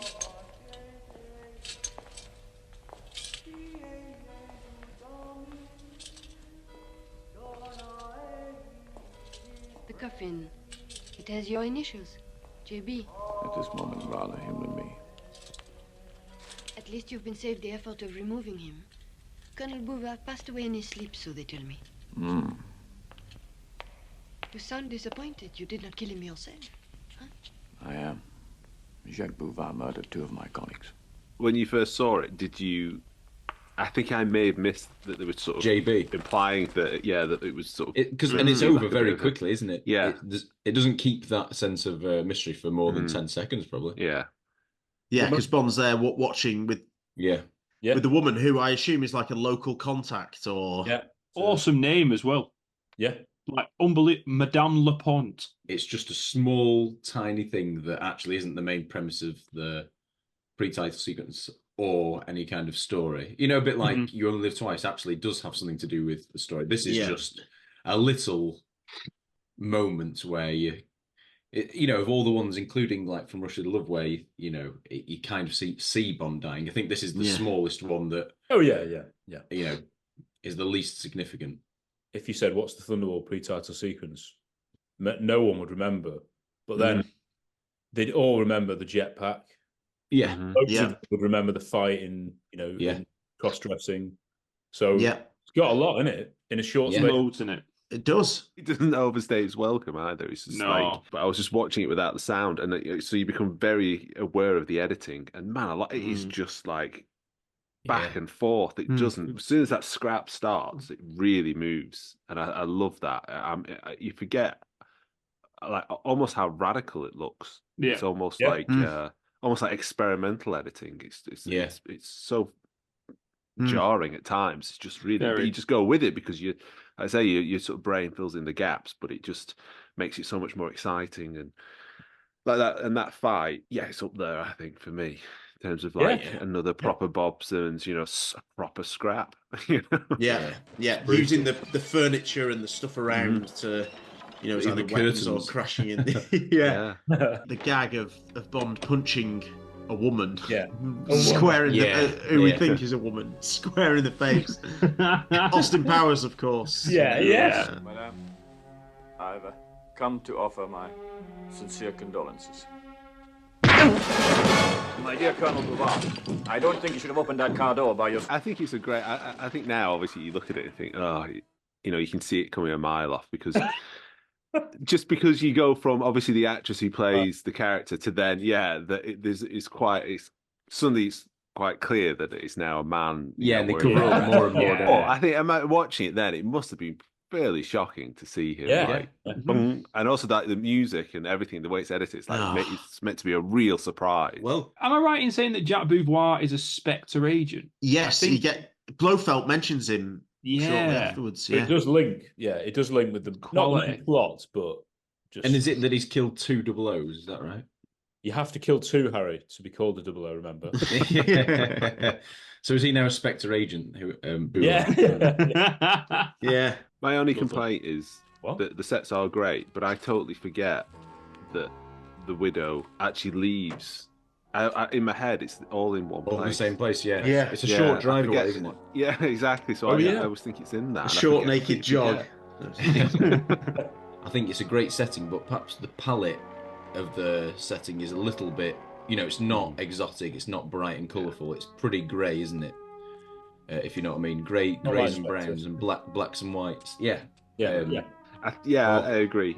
When I do think back, it's like it's all very it's sort of in keeping. It's all like wood panelled rooms. It is all quite a bit different to Goldfinger, obviously what's gone before. Definitely. And in particular, obviously the editing of the fight and everything is completely different to anything we saw in Goldfinger. It's perfectly in sync with the editing of the actual camera work as well. So whenever you get like a quick shot, you get a really loud, brassy John Barry bit, just like a couple of notes here and there. So I do think, regardless if it's my personal preference or not, it's all incredibly deliberate how it's been done, and it's all done together, and it's cohesive. The music is the music's great. Yeah, in particular again for the fight, very different to what from Goldfinger. The music in anything anything like that, it's much more urgent and tense, I would say. Well, the best example for a fight with Connery is from Russia with Love, and this keeps that visceral kind of fight. It's a very, very intensive fight that you didn't see in Goldfinger. It's a different kind of fight. Where I think Terence Young has picked up influence from Guy Hamilton is the idea of throwing the flowers on him at the end. Yeah. That kind of cocky quip kind of thing. That is that influence, I think, coming through there. Yeah, it must be. Yeah. And that is so funny. And exactly. I like how it doesn't land as a perfect bunch, just go everywhere, kind of all over the body. It's really funny. Shit house, yeah. So unnecessary. Yeah. It's class. The smoke that comes from the jetpack is like brown. It's quite depressing. Like browny green. Stinking the place out. Yeah.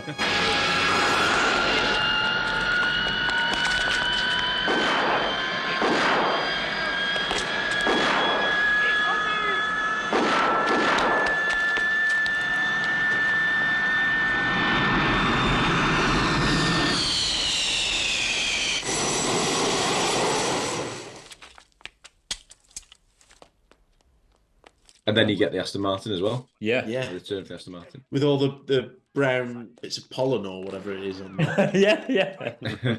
So absolutely epic pre-title sequence with an Aston Martin featuring gunshots and everything. You know, that one that everyone talks about. Yeah. Thunderball. Yeah. Where he has a scrap with a woman. Yeah. Very good. Yeah, very good. It's always good to see what they do next after a film. Seeing that they're doing this, you know, like after Goldfinger, it's so good. A new location, slightly different look, same James Bond. This is where he is now. What's the mission? Let's go, kind of. It's great. For more Thunderball, check out our interview with the incredible Luciana Paluzzi, who played the henchwoman Fiona Volpe, as well as another one of our in-depth reviews. At number 14, we introduce a new James Bond in On Her Majesty's Secret Service. Well, John, you're a...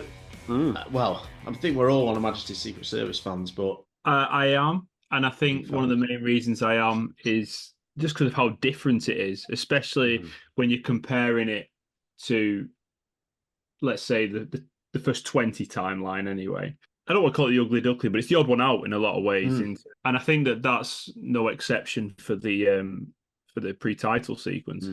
You know, the pre-title sequences, a lot of those Sean Connery ones have been around, oh no, James Bond's going to die kind of thing. And there's been like, you know, hints that James Bond's dead and then he's not. And then this kind of twists that formula a bit is that we're going to see James Bond saving someone who wants to kill herself. I mean, it's like it's so it goes in bang. This isn't a child theme, you know. There's a lot more that goes on, obviously, as well. But I suppose with the action is that it's such a visceral fight. It's got everything going for it. The setting, for starters, like the beach, the lighting is absolutely amazing. The camera work it's Michael Reed, isn't it? Is that am I right in saying it's Michael Reed who's the cinematographer? Yeah, beautiful camera shots, and obviously Barry's score. And the sound editing is fantastic. They basically are just turning up every punch to 10 on the volume and overemphasizing it. And it really makes you feel, it's got a visceral feel. I always really liked the opening because it was a proper, like, it is a real scrap. It is a... Yeah. You feel, like you say, creating that world where this is very grounded in terms of, you know, Bond does struggle. And also, at times, it's really brutal, like...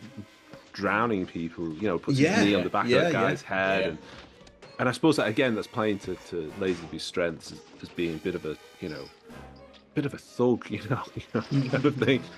The photography again it looks great, but I wonder how much Lazenby was there for the actual kind of shoot, because there's so many inserts that's clearly back, you know, for a studio shot.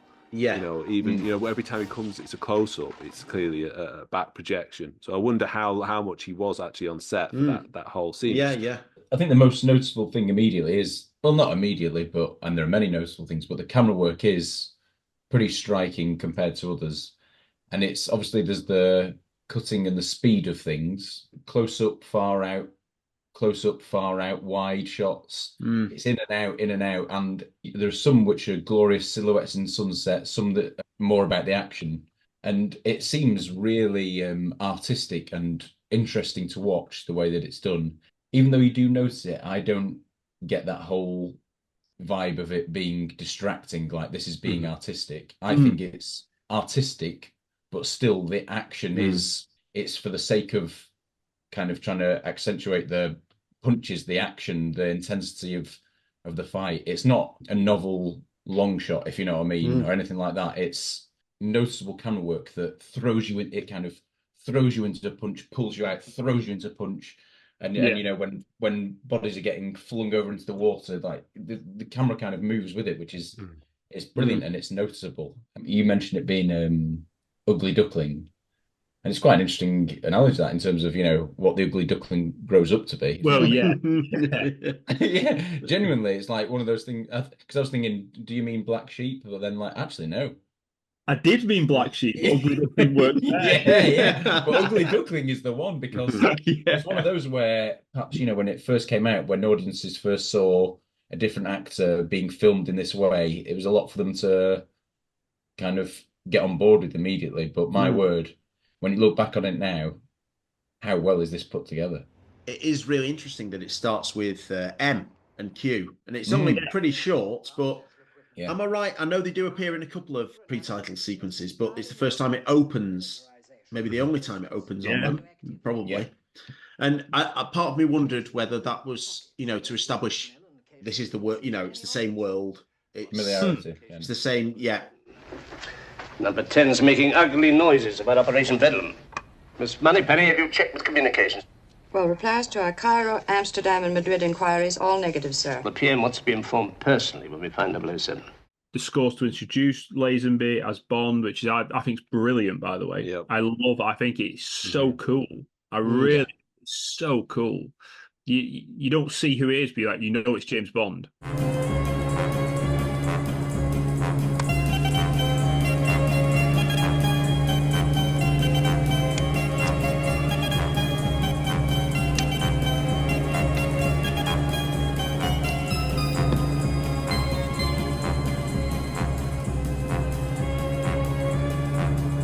But also introducing the story in so much as their relationship and how they meet. And it is, as you've said, like such a stark contrast to, if you think about You Only Live Twice. Yeah.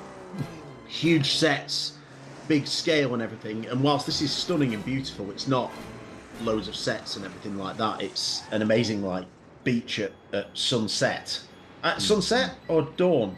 Well, it's dawn, I think, because he says good morning to her. Oh, but it feels like night time, but he does say good morning. Yeah. But it really is just so amazing. And can I picture Sean Connery doing any of this? Or what part? Like sort of chasing after the woman and going into as you mentioned, John, going into the water to save her and everything like that, and carrying her. It's really, we often see Bond carrying a woman like that, rescuing her in such a fashion, and then bringing her to shore. It's remarkable how different it is.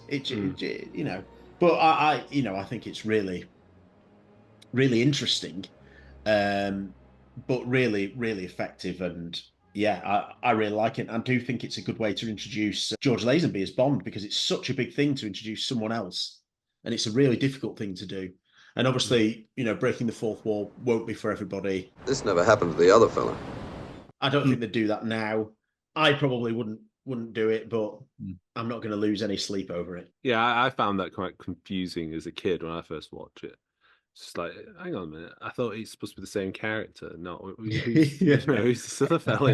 I mean, Sean Connery, but then that means, I always found that quite confusing. But I understand it in the context of the time as an introduction. It has been an influence on Dalton and Pierce Brosnan in terms of that tight close-ups of a feature, his mouth as he puts a cigarette in it, the eyes, the sort of darkened eyes and the hat and all those kind of stuff. You can see that revealing the character in very small ways, and then you see that you go for that kind of glorious kind of close-up.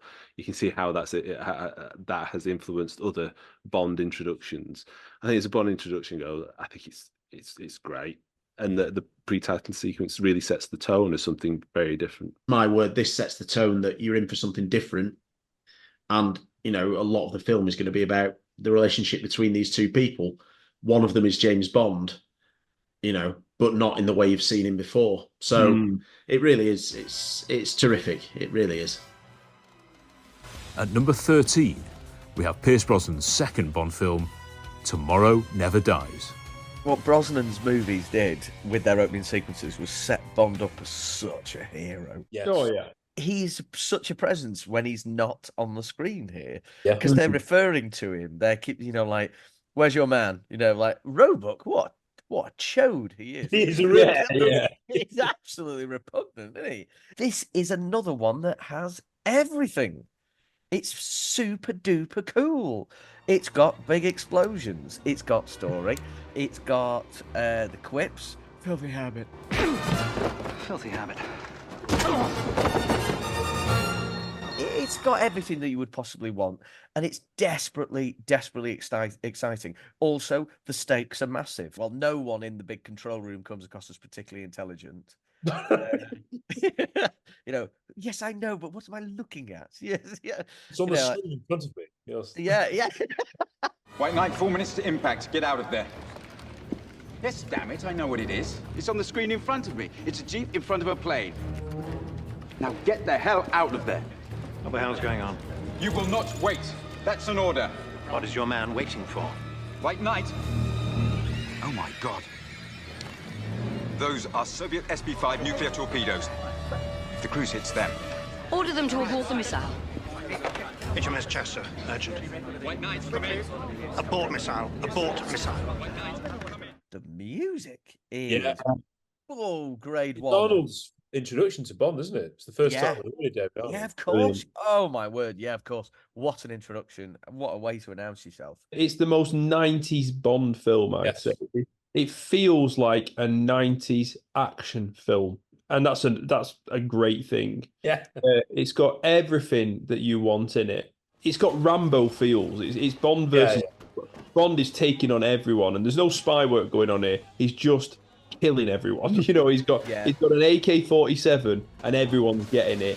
And then when he's done that, I'm gonna go in a plane, and I'm just gonna shoot at you from the plane. You know, it's like playing a video game. Mass casualties in the opening. Yeah. I think it has 5 times the amount of killings than any other. I bet Tomorrow Never Dies is like main response. Most of that. Yeah. There's loads and loads of exposition going on throughout this, isn't there? In terms of like, so Robinson's introduced, and Robinson's role in this is just exclusively exposition. You know, he's telling you information about each person. You got Moneypenny. You've got a cracking little back and forth from M and Roebuck. Roebuck's cock. He's an absolute cock.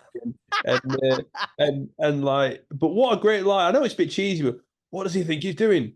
His job. I love it. Top line that. I really do. What the hell is he doing?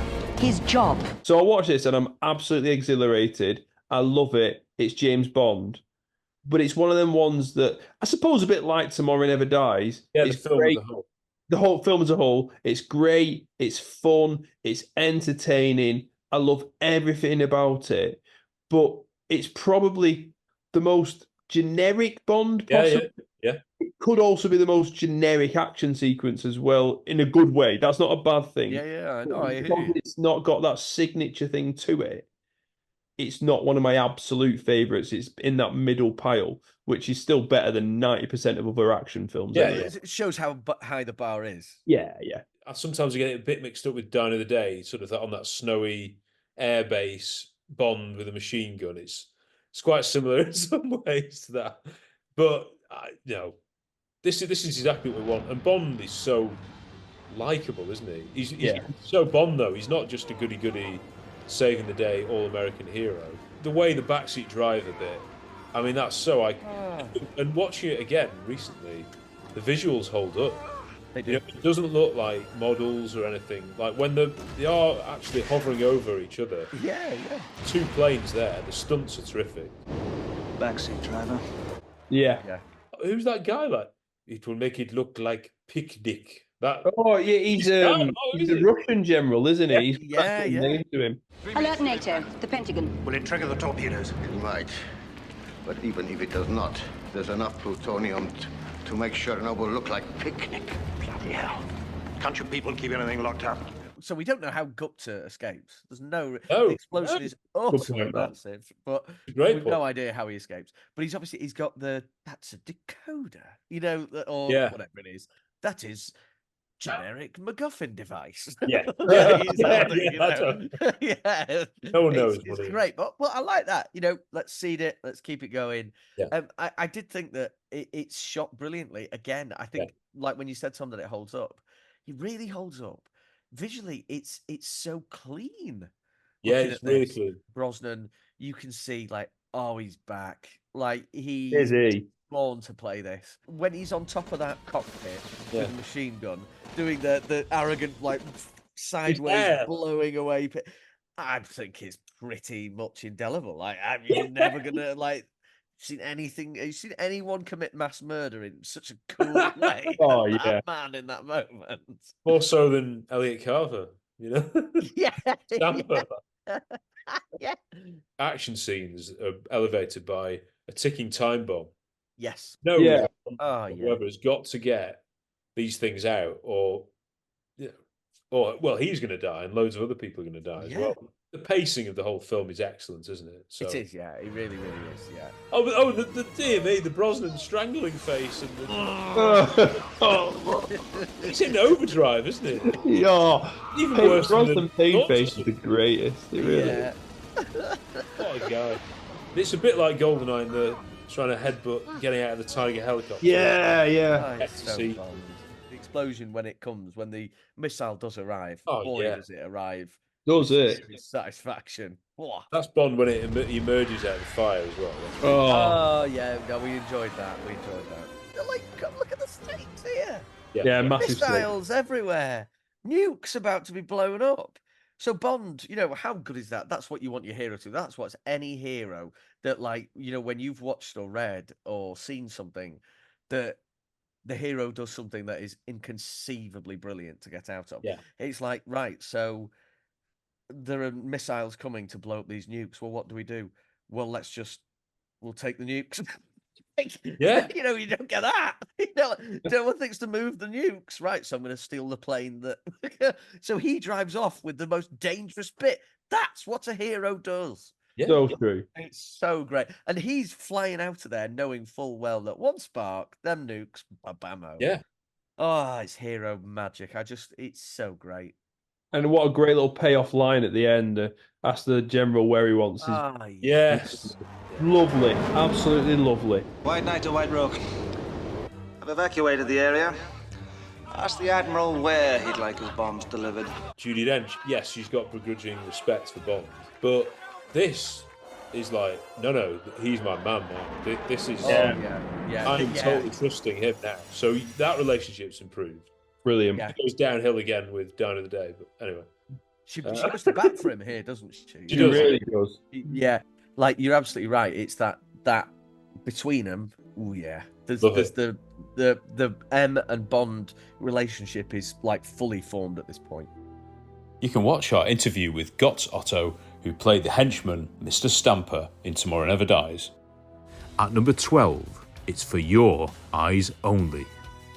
I think when you look back at the pre-title sequences, people think loads of them are self-contained, but actually there's only about 5 or 6 maybe. But For Your Eyes Only is one of them. In terms of the context of a 2-hour James Bond film, it's completely self-contained. It's like, right, it's finished. As soon as that fella falls down the chimney, boom, that's it. We're into the song, we're into the actual main thrust of the mission, which is nothing to do with Blofeld. Yeah. It's a nice nod, isn't it? The grave, visiting the grave. Yeah. Oh, I love it. And Moore's outfit is yeah. beyond the scale. And the first still had the explicit reference to Tracy as well. To obviously see the grave that has her name and everything. It's very explicit. Very much. Because to be honest, as a kid, I thought, well, to be fair, Bond could have been married quite a few times. He seems like he's been around a bit, so it wasn't like. But John Glenn, I think he definitely said there is a lot of homage to On Her Majesty's, isn't there? And John Glenn just does it so well, doesn't he? It's just a little scene. Roger Moore doesn't need to say anything. You can see his face. That's all I want. It's so good. Yeah, there's no talking to her grave. There's no monologue about how he misses her. He's interrupted before he's even been there for a couple of 30 seconds. Mr. Bond, I'm so glad I caught you. Your office called. They're sending a helicopter to pick you up. Some sort of emergency. It usually is. Thank you. Is the priest or the vicar, is he in on it? I think he is. Whoa. Because he does give that and that shot, which every time I love it. Where he does sign the cross, the vicar, and it's like shot through the long grass. Yeah. It looks like it's from The Omen. I was just about to say. It does, doesn't it? Yeah. It's so brilliant. He must know something. Why does he do that? Or is it, again, is it just us interpreting him? Or is he just like, actually, Bond is such a sad fellow, I'll sort of bless him because he didn't, he's in pain because he's lost his wife. Maybe there's that, or he's in on it. Yeah.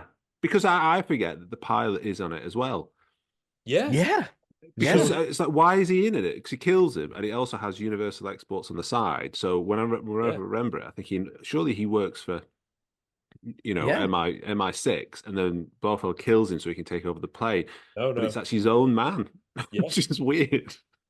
So I don't know whether they got a fake helicopter. They built a fake helicopter like the one, rather than stealing it from MI6, which would have been more. Yeah, just spray painted Universal Exports. But again, we don't need like lengthy backstory on this James Rossiter's turn here. It's just like, oh heck, he's in on it. Oh heck, that's a helicopter that James Bond should trust. Yes. Like, oh dear, oh no, and then suddenly we are where we are, and it's shot so well as well. Some of the stunts are out of this world. Yeah. There's a particular shot when they're on top of. It's amazing, isn't it, Chris? Like, there's a moment where Blofeld's on the left of the screen, and you've got Bond holding onto the side of a helicopter as it jets across the rooftop, then turns and pirouettes and comes back. You are not seeing that anywhere. So dangerous. Unbelievable. Oh, I mean, dangerous is it's such an understatement. Dangerous. I mean, it's coming after the two, Spy Love Me and Moonraker, most epic stunts they've done. And this doesn't seem to be in the conversation, but goodness me, some of the shots where he's hanging on near the chimney, going right up to it. Yeah. And that pilot is throwing that helicopter around. He's not messing. Oh, yeah. He's really giving it some welly. Yeah. Absolutely. I also I find something so comforting, and I know this would usually be leveled as a criticism, but I find something so comforting about seeing Roger in a suit with back projection. It just feels like I'm in such safe hands of enjoyment here. Like I'm in the real wheelhouse of having a nice time. Absolutely. And with some lovely humour as well, like where he throws the pilot out and Blofeld says, really? Do you have no respect for the dead? Great. Really? Have you no respect for the dead? I love that. So good. Really? Watching in real time. Really? Throwing a dead body out of a helicopter. Imagine like driving along and this corpse falls. Spectacular sounds from when he gets electrocuted.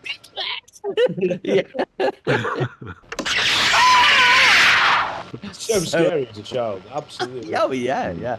And again, quite Return of the Jedi electrocution. China the Day. Oh yeah, I don't know how they did those effects. They've never been beaten, have they? Electrocution effects. As if it's ever been said. The theoretically electrocution effects have never been beaten. Well, I buy it. No. I don't think it's ever been beaten. I'm with you. Childhood, isn't it? It's so Glen Mania as well. This is it's out of hand. Like and like suave Jeopardy, classy Jeopardy. Yeah. You're not going to find any more of this. This is just so great to watch. Roger's facial expression when he regains control of the helicopter, like, you don't really see that much. He doesn't give much away, but they're one of the few scenes. Occasionally he does, like when he cuts out of the spinning thing in Moonraker. Yeah, it's like he's really rattled. He just gives it away now and then. But that scene was like such a better actor than anyone gives him credit for. Oh yeah, adds way more nuance. And then suddenly jets into keep your hair on. All right, keep your hair on. Brilliant, Rob. That was one of the I wet myself as a kid. Yeah. You're funny. Absolutely crying laughing at that. Just love how he's so still, Blofeld. He's just sort of sat there. Can't person already, can't possibly get a side. No, you can't. In shot, just keep looking straight ahead. That's why he's got the neck brace on. He's got blinkers on as well. Well, it's because it's Telly Savalas, isn't it? It's supposed to be Telly Savalas, surely. Yeah, because of the neck brace. Yeah. It's a direct sequel. Times our friend the last time we've had Blofeld. Yeah. So it's so weird, isn't it? Yeah. No neck brace in that one. Yeah, not bald in. Really, Mr. Bond, have you no respect for the dead? If it was Charles Gray, this device is very Italian. It's so weird. Yeah, but just that it doesn't make none of it makes any sense. No. You watch it, you think it makes sense, but actually, it's like, why has he got a different voice? Why this is a reference to a film like 4 films ago? Why? Hang on, but you just absolutely, it's so well. And another thing, again, John Glenn just absolutely masterfully shooting it, editing it, the music, the right amount of everything in it is just a perfect balance. When I watched it again today, it's just like, man, this is so good. This is so satisfying. The stunts are just out of this world. They really are. And what a location as well. Yeah. Like over the roof, like industrial London. Somewhere new. I mean, I know people will quibble. I know, and quite rightly. This is a character pulled back with no sort of like narrative sequencing to suggest why he should be here in this particular guise. Is this neck injury must be degenerative over time? I have no idea. Like maybe he had a couple of years where it wasn't so bad, and then it came back to back. That is why he's got the neck brace, isn't it? Because it is. Yeah. But then, like now, like when it comes down, if you're going to make your bet with this, then you're not going to enjoy this much more. If you can get over the fact that this is Blofeld trying to kill James Bond at his wife's grave, this has then got everything you would possibly want out of that scenario.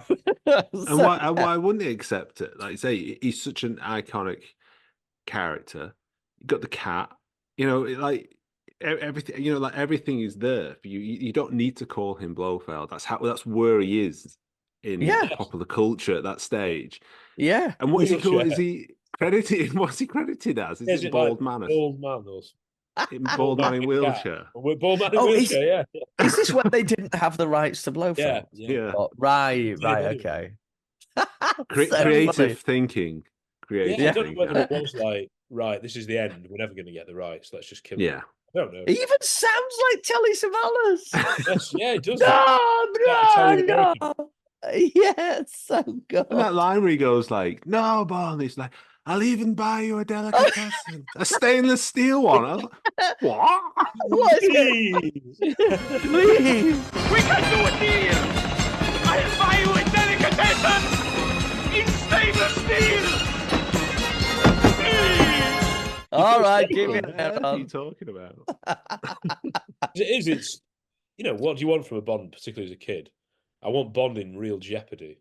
And but how is he going to get? He's going to get out of it, but no, you're well scared. You cannot see how he's going to do it. And no way. Hanging off that it's unscored, of course, until the progress when he Yeah.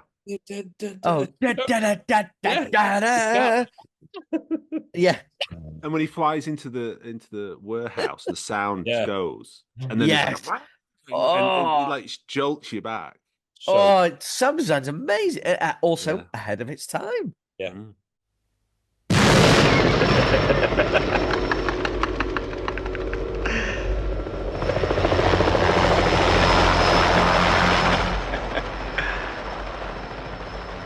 You're fading from my picture, Mr. Bond. But the end cannot be far away. And the score's here. You get the Bond theme though. It's very Bond 7, isn't it? Oh yeah. Synth and everything. I must admit, I am a big fan of the score here. I am.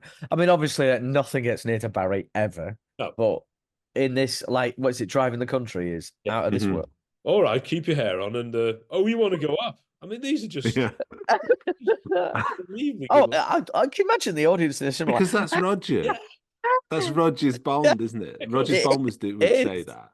The tone of the film may change, but it's still Roger's Bond, I think. And the tone of this film got darker and darker. Oh, yeah. More serious. Put me down! Oh, you want to get up? Whoever tilted that helicopter and got the wheelchair down that chimney deserves $1 million because he doesn't bounce off the side. No. It's a clean shot straight down. How is it? How do you do this? I don't know. That's what I mean. It's like if I tilt it this way, you'd be like, I'd miss completely, or I'd have to do it like 1,000,000 times. Yeah, that bloke went up and did it like maybe second go. It's like done. Right, let's go home. At the bottom of that, there's another wheelchair with Mel's body. Fred Dimner knocking it down years later. What the hell's this? Crushed to about that much. That thin. Yeah. It's such a funny thing to do to get rid of someone as well. Just like pour them down a chimney. I mean, it's in a wheelchair. Look, it's awful. Why are you nearby? Surely you should be off sight. I presume you don't perception or whatever for his control. You don't leave this to, well, no, I mean, obviously, Blofeld was quite hands-on in it, but surely you found this kind of work out. You're not there for this. For more on For Your Eyes Only, check out our interviews with John Marino, who played Luigi, and of course, Lynn Holly Johnson, who played the wonderful Bibi Dahl. At number 11, Bond isn't even in it. It's Live and Let Die. Sorry, we'll have to talk about Live and Let Die, one of the most poorest received sequences in the series. I'm really sorry. There's not enough imagination in it. There's not enough colour. There's not enough vividness. There's not enough iconic moments for me. So that's why I think it's and I've seen it all before. I've seen all this kind of stuff. Yeah. But Bond's not in it. Ugh. That's the only reason. Well, that should be the only reason that he gets points knocked off, if that you think that is a reason. In my view, anyway. No action. Yes. Yeah. Big fight scene there. Yeah. The ballsiest, most boldest title sequence, possibly bar none. It's the first Roger Moore, isn't it? Yeah. The previous time they've had a new Bond actor, they've gone down the Majesty's route, and they've completely gone. We're gonna like push this idea of Bond. We're gonna push it, and because Release Me wasn't that well received at the time, they think to themselves, "How are we going to do it this time? How are we going to do it?" And someone had this idea. We're just not. Yeah, because when we do, it's going to be massive. when we do reveal Roger, get ready. And regardless if you like that or not, that is an unbelievable, audacious thing to try. Yeah. And it's within the parameters. It's within the formula in many ways. Do you know what I mean? It's not taking formula out. It still feels like a Bond coming film. from a different I think angle. It just absolutely still feels, that the idea that it's such a product of its time, but also, like I say, it feels like it is still part of the series, but they're trying to do something differently. Yeah, I agree with John. This is absolute ballsy, filmmaking, and like, I'm going to show you, what Bond is about. Yeah, I think it's brilliant. That it feels like a mystery. It's like, well, there's this death? Yeah, it sort of reminds me of. Just trying to think, it's sort of like Dr. No kind of vibes of just people being murdered to begin with, that you don't really know who they are. Yeah, like you don't know what the circumstances of their murder is, and then you cut to somewhere else completely different. And I think I really like that. I think and then it builds up into this like. And then the final scene, you're like, "What the hell am I watching?" It's like, what is going on? And then you actually get the credit sequence, which is even more outrageous. And I just say, it is like you say, do I miss Roger? No, because I know he's going to be coming, so to speak. But I think is he? Yeah, I think it's a proper ride. I do love it, and the score is absolutely excellent. I like that it throws you into places where you don't necessarily like the UN. Oh right, like this is New York, and then and like Chris has said, there's an escalation in these deaths. Like the first one is in New York. It's daylight, fairly ordinary. Well, not ordinary, but yeah. How was he killed? By noise. Deafened to death.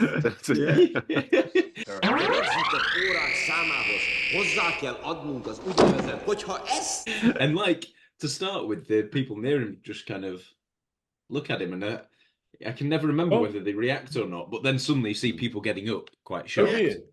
Yeah. You see Kananga and Kananga's there, and it says San Monique, and I was thinking like later when the title card comes up to say it's San Monique for the other agent's death, I wonder if anyone was bright enough to make a link there. Yeah, but so that's a great death. The New Orleans stuff, like Chris has said, like I know, such a different pace to and everything to the first bit. Yeah, exactly. We've never seen. This is it's all a talking point enough as it is. Like Chris has said, a funeral where crying to dancing as you cry, and then like stepping, Oh, yeah. And the good thing is that the agent is also a bit like a fish out of water because he's like, he's watching and like, what's going on. But he does help you, so, like, whose funeral is this? Yeah. I know, exactly. Yeah. And this it freaks you out that this unsuspecting tiny guy, old actor or musician, music. Trumpet player on the soundtrack. And it's quite, you see the blade and you see it disappear into his body. Yeah. Whose funeral is it? Yours.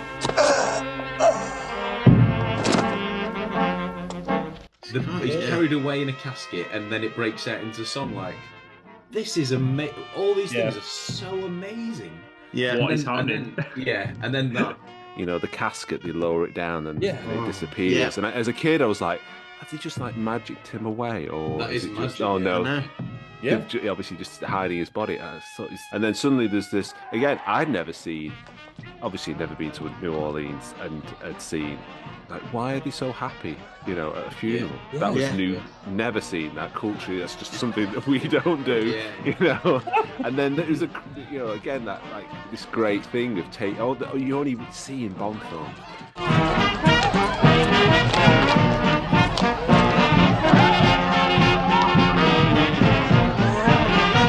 And then you go into sort of Temple of Doom kind of territory where you've got rituals and snakes and really scary as a kid. Yeah, it is. But I mean, the intrigue that it sets up is absolutely unbelievable.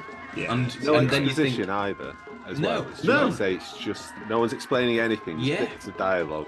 And when you barely a line of dialogue in that. Like I've admitted recently, Again, it's another thing that I didn't quite clock. I thought the snake doesn't get him and he just faints. Because it just goes near him.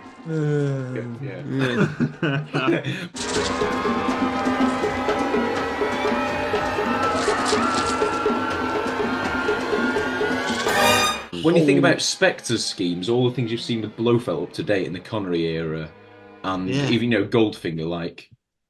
Where's Bond? Bond's going to be taken to some really different places here. And I think it's an absolutely amazing setup. Absolutely brilliant pre-title sequence for me. Agreed. And like John said, ballsy. Yeah. Obviously, the second and the third are repeated. So the second, the New Orleans funeral, that's obviously repeated. It's really it's seriously horror. The snake thing and the guy with the goat's head and even the green and yellow of the snake is Whilst it is so Bondian, I think it does live outside Bond world as well in terms of that. I could be in the pub with a mate and he could just say, "What's that film that starts with a funeral procession in New Orleans, and then it turns to dancing?" It's like those images are so ingrained in. I think they're ingrained beyond a Bond world into more like a cinema kind of world. I agree. It's genuinely iconic, I think. And we've talked about the decision making, why they didn't show Roger Moore, why they didn't introduce him. One of the big reasons is because the story comes first. It's not about Roger Moore. Yeah, true. This is the mission. This is the story. Yeah. It's setting up, it's creating the world, and that's the whole point, isn't it? Then Bond actually enters it, and then is like it is sort of fish out of water, isn't it? For more than any of the Bond films. But I like the idea of that. Of like you open up, and it's like, right, where are we? What's happening? There's that sense of you're sort of disoriented and like don't quite know what's going to happen. It's all going to come to a head, and it's all going in the right direction. It's not, that these are all unrelated. And also, there's I suppose there's a confidence by then. Everything was sort of back on track in terms of, after Diamonds, and it was like, all right, okay, well, we've got control of the formula, so we're probably confident enough just to mess with it just enough because we've got a new Bond. And also, like Roger had been touted to play that role for like yeah. So it was like, we know people will know what to expect when he's on screen, and to be honest with you, it pretty much is the most perfect Roger, entrance, is it? Him in bed. It does link to the vibe of the song that's coming as well. Like, can you imagine if after this pre-title sequence it was Nobody Does It Better? Like, well, what? No, you're right. It's a great point. It's a great point. Or even they know what they're setting up. A slower, more traditional ballad or whatever. It might not. But going into a really exciting song, really sets it up. It's the crescendo as it builds up to the song. We celebrated 50 years of Live and Let Die with our celebration video, available on YouTube. Into the top 10 now with The World Is Not Enough.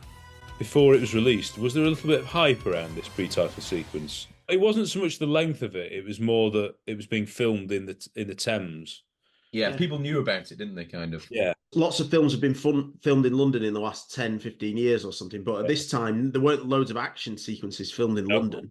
Yeah. And, like the Millennium Dome was a thing and everything. Yeah. So Underrated, though, that the Few Eyes Only pre-title sequence is in London as well. England's status in pop culture was a little bit greater at that point, wasn't it? In terms of like pop music, football, even film. It did become a little bit... Not everything had to be from America. Well, Tony Blair and the Spice Girls. Tony Blair. Exactly, Spice Girls, yeah. That's what I was... Oasis. Oasis. David Beckham's right foot. David Beckham. Yeah. This is possibly the most famous bit of the whole film. The standout moment. Yeah. But even before we get there, we've got three other themes, you could argue, because there's arguments, isn't there? And you hear different accounts of it, that it was originally just meant to be the Bilbao, but test audiences or Michael Apted thought, no, we need a bit more. But then you've seen the script, and apparently this was always the way. So there's different accounts of it. Bilbao, it's beautiful, but we just get Bond in a new location straight away, and that opening shot of Brosnan with the glasses, he's looking incredible still, isn't he? He is, yeah. Bond is the star here. We're instantly in on it. What an unbelievable guy. Yeah. Walking down a street, Bond theme. I wouldn't have minded if the pre-title sequence was just Bilbao. The fact that they put the London bit in the pre-title is probably the most memorable thing about World Is Not Enough, that it has that as its opening. Just a Bilbao title sequence would have been in keeping with the film in terms of the idea of Bond interrogating Lachaise, I think he's called, the Swiss banker, and all that. I am offering you the opportunity to walk out with the money, Mr. Bond. I'm giving you the opportunity to walk out with your life. Looking at our present situation, strictly as a banker, I would have to say that the numbers are not on your side. Well, perhaps you fail to take into account my hidden assets. It's pure Purvis and Wade puns, isn't it? Yeah. The whole thing, it's quite ridiculous. Yeah. But Brosnan is so good that you just about get away with it, I think. Don't worry, I love The World Is Not Enough, John, but even as early as that first scene, you are seeing Die Another Day creeping in, really. Yeah. I agree. Yeah, that reaction to Cigar Girl, like, what? I mean, if he wasn't confident before, his confidence at the moment is absolutely through the roof. He knows that he's allowed to do whatever he wants with his face now. Is he? Would you like to check my figures? Oh, I'm sure they're perfectly rounded. Arnold's best bass lines in this pre-title sequence, when he gets the cord and he wraps it around the man to come down. Yeah. Oh, yeah. Boom, boom, oh, the bass absolutely pounds. Arnold nails this. It's a good stunt in Bilbao, isn't it? That shot, it looks so like Brosnan. I don't understand if it isn't him. When he goes off, the overhead view of it. And tied to it, it's not just a good action set piece, but it's got the Bond element of there being some element of comedy attached to it, because obviously he ties it to the body. He ties it to that guard. And like when we watched that with Dad recently, he was, he had a little chuckle to himself watching it unfold. Yeah. And it's action, there's a plot going on that you're trying to figure out. But there is humour within this as well. It is very much like a mini movie. It's got all the elements in some ways, but like you say, the unconventional part is that it's long. But what you get after is so great. You've got all the Bond characters you want. You've got Q with his fishing boat. You've got the introduction to Robert King, and it's only one scene with him. Sir Robert King, James Bond. The man who retrieved my money. I can't thank you enough. Excellent work. You've got the dirty cigar scene with Moneypenny. Oh, Moneypenny. The story of our relationship. Close, but no cigar. Then you've got King the Money. King the Money. And you've got Brosnan running around with his wet face. And just shouting. Just unbelievable. And then you get him in the water, and everyone rightly, understandably, only ever remembers him in the water. But before that, you've got tons of stuff as well. I mean, it's just got everything. It goes into London. It goes into Canary Wharf. It goes into the East area, the East Docks. Yeah. It takes every day scenes of people eating food. And it goes through them, and it's also a bit of a Bond thing as well when people are getting splashed and when restaurants are getting ripped. Your Eyes Only, when Bond the ski chase goes through and on the lunch and it goes on the bench like that. And then we've obviously also got the boat equivalent of the Man with the Golden Gun corkscrew scene. Yeah, I hadn't realised that until I watched it recently. It was a world record when it was done. Yes, it's a more adult Bond film, but things like that, Cubo, kids love that. I mean, me Cubo. Oh, hello. Oh my word! Absolutely gorgeous. Actually, does have a little mini Brosnan in there as well. Oh, is he dripping wet? And explosions. There's a fair few explosions. Yeah. You know, that again will have been visible to all the public nearby in London. Yeah. To do it in such a public place, a well-known tourist destination, to be having explosions as big as some of the ones that you see is brilliant. So much ambition has gone in and budget. I love the score from David Arnold going on here. I think it hits all the right beats with the tension, with dun, dun, dun, dun, dun, dun, and then the minute he goes underwater, the little It's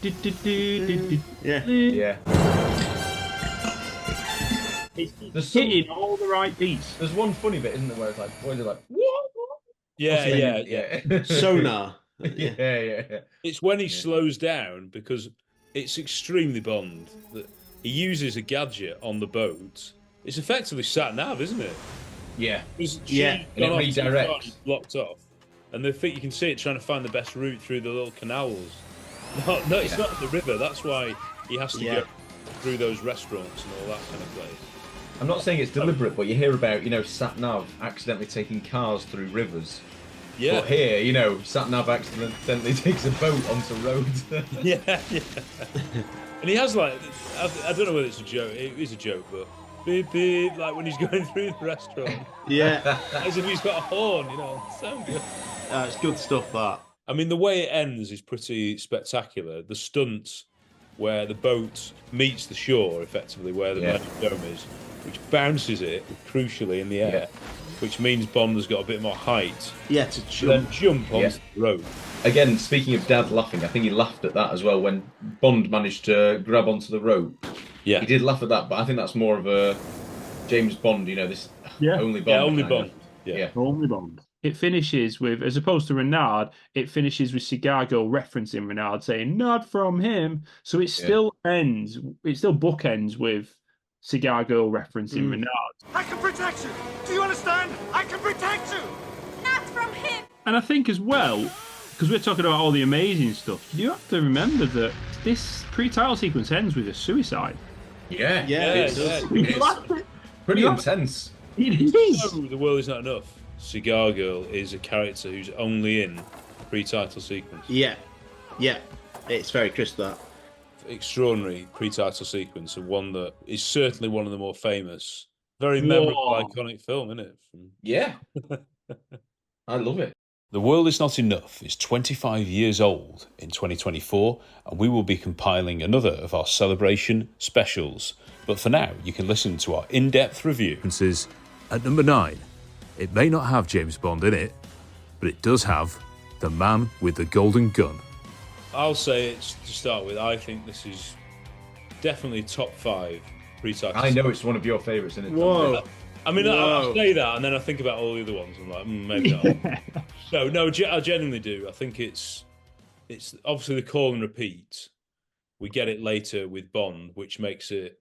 I mean, that version of it's even better, obviously, because it's got Bond in it. I think it'd be hard to argue it's the most intriguing pre-title sequence. Like, I agree, Tom. What on earth is going on? Who are these people? Where is this place, which had never been seen before on cinema? This introduces you to the villain. The sort of scheme of the man with the golden gun, or the villain's scheme, is sort of secondary. So it's all about him. Yeah, and the title. Amazing. Yeah, character. This film. Yeah, character study. It is. Yeah. It is. It's a great gun barrel theme, which is pretty quick, and then instantly doom. Yeah, intrigue immediately. Yeah, absolutely. In the most the most beautiful lush beach, but yeah. The music would. This is a bit unsettling. Straight away, we're introduced to Scaramanga, Knick-Knack, and Miss Anders. Straight away. Yeah. And the third nipple. You're introduced to it all. Yeah. You get it all. Yeah. It's like, what is this? It's like a... And you get straight away that whilst it's such a remote area, it should be intimate for these three people. Yeah. And it's just not. So Scaramanga and Miss Anders are right next to each other, yet so apart emotionally. Oh, yeah. My word. From that. I learned so much from her, and without a saying You anything. really do. Yeah. Her face, you can tell she looks like vacant and sort It's remarkable. I do So think she's good. a really good actress. Yeah, she is. And it's just as much a character study on Knick-Knack as it is on Scaramanga. Yeah. Because you have this thing going on where you think, what is Knick-Knack? Yeah, whose side Is he a loyal servant? Is he betraying Scaramanga? Is this all kind of motivation to get Scaramanga better? Is there the thing that he actually, if Scaramanga dies, it all becomes him, and that's what motivates him? There's so many questions that come from this piece. Yeah. I think I just had this outside my top 10, and I'm not the biggest man with a Golden Gun fan, but I think this is an absolutely brilliant pre-title sequence. Yeah, I think it is. It's got, like Tom says, and like you're saying, John, a foreigner arrive at their island. Like, wow, someone's stepping up. And again, in a suit, he is like, an alien. It's like... Yeah, it is. Well, it's meant to be that. Yeah, Guy Hamilton said that, didn't he? Wickerman. Condensed Wickerman, wanted isn't someone who's completely different from that environment. Yeah. That opening shot of him. Of him, that's not the shot, but that the strings, just so. It's so. I mean, the cinematography never really gets mentioned. What's happening here? Yeah, who were those people before? Why is this guy suddenly arriving? It's just come for us, and it turns out, and I think I'm only just appreciating this. He's just come for a straightforward assassination, doesn't he? Yeah. Because he's already... He thinks he's going to shoot him there and then. He thinks he's got him when Scaramanga comes in. He thinks Knick-Knack's giving him the heads up and giving him the back door in so that he's ready to shoot him. And he's got his money, job done. Right. Tabasco! Right away, Monsieur Scaramanga. He's almost Knick-Knack's his manager, isn't he, in a way? He'll probably have arranged it all with this gangster guy. Yeah. He won't know anything, because Scaramanga won't know anything about who... He probably doesn't know... darling, I'm just going to go in and I'll be gone for a few minutes or whatever. Don't know why, don't know what he's doing. He knows he's got a duel. That's all he knows. Yeah. He's got this fun house for that purpose. It could be from anyone from around the world. And he's just paid them, he gets half. Because Knick-Knack organises all that. Half. You get the rest later. So even, the casual viewer might be thinking, this is Knick-Knack's island, and he's paying these two people to... fight. There's no way of knowing until you... And like you're talking about the first time you watch it, like when you first see the Golden Gun, like, it's nothing to do with Bond. The Golden Gun is central, and Scaramanga doesn't actually have a gun. What's the role of that Golden Gun? It's so good though, because you might at the back of your mind be thinking Bond might have to go through this. This might not be the only time we see this. I don't know. Maybe you wouldn't think that, but then to have Bond go through this later is amazing. One of the main things about this is he has to find his gun. Yes, that's right. I wonder where you can find your gun, Monsieur Scaramanga. Your little golden gun. And it's not, he doesn't. Well, he would have died. Unless Knick-Knack puts the lights. It's because it's a surprise, is it? Just shot him.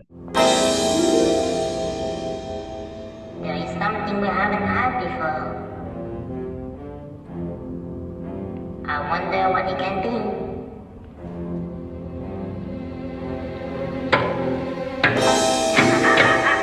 I fooled you. It's so fascinating. Probably tried to trick him, or is it just an incredible test for him? I think it's a test. I think it's just an fascinating thing that you've got this absolutely beautiful island, and he goes inside to his own gym, and he's trying to absolute opulence going on here. Yeah, yeah. But then one change of the lights, and you go into Horrorland. Yeah, yeah. And it's the sets, the design. That would be too easy. You know, when he's trying to get the gun out of he's locked the. Yeah. Oh, that would have been too easy. It's locked. You'll have to look elsewhere, monsieur. And I know we see it on every single one of these, but John Barry's score is just it really is. Absolutely. Again, I think sickeningly good. It could be in his top 5 best compositions for me, I think. Yeah. Especially when it gets going at the end. Dear.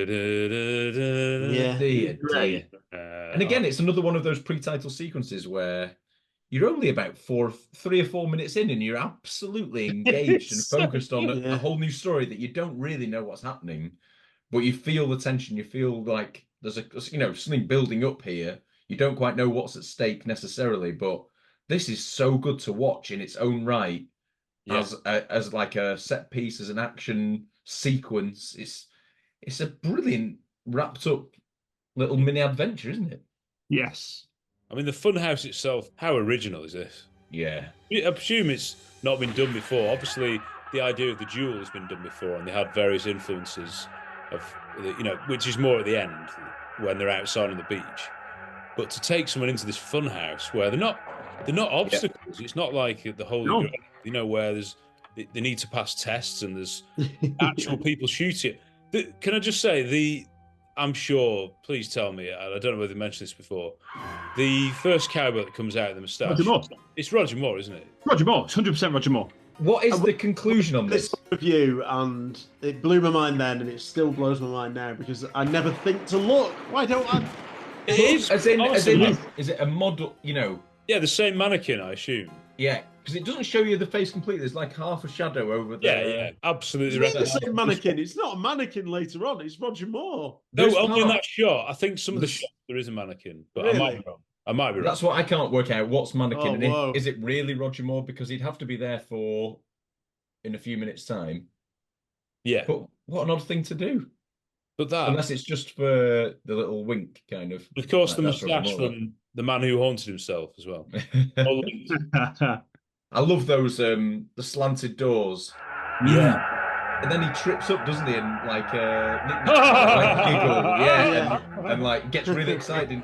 Knick-Knack's got a control room. Like, what is this place? Yeah. And he's getting kicks out of that control room, isn't he? Yeah. I mean, and that's the thing, is that there's a whole thing of like the sexual excitement that Scaramanga has from killing. For the kill. But Knick-Knack looks like he gets pretty darn excited by doing control switches and sorting that out as well. I think there is a real sexual element to it. I do think. Well, when he goes back with Bond there, the same trick of the trip, he laughs as just the same, because he'll have seen this happen so many times with people, and like they just keep falling for it. They can't do it. Yeah, I'm thinking, how many bullets have they used? That used a guy, and you think, heck, he's not got many left here now. But you waste loads on the saloon people when they come out, and all that. Hey, Al, wherever you are, don't hold it against me. The Scaramanga Funhouse theme, again, is sensational, but adds to that eeriness of that. It's very fair. It's like something you find at the fair, that kind of the whole thing's a circus, isn't it? This and yet you've got this really eerie, horrific thing going on. There is the first thing when the laugh skeleton. Pretty scary. Yeah. It makes it so good that he doesn't have a gun and he just has to get, and it only has one bullet, which I don't know if we'd know that straight away, but no. Yeah, and the death is class. The way he falls behind the scenery and the flashing lights, and you don't really know. So well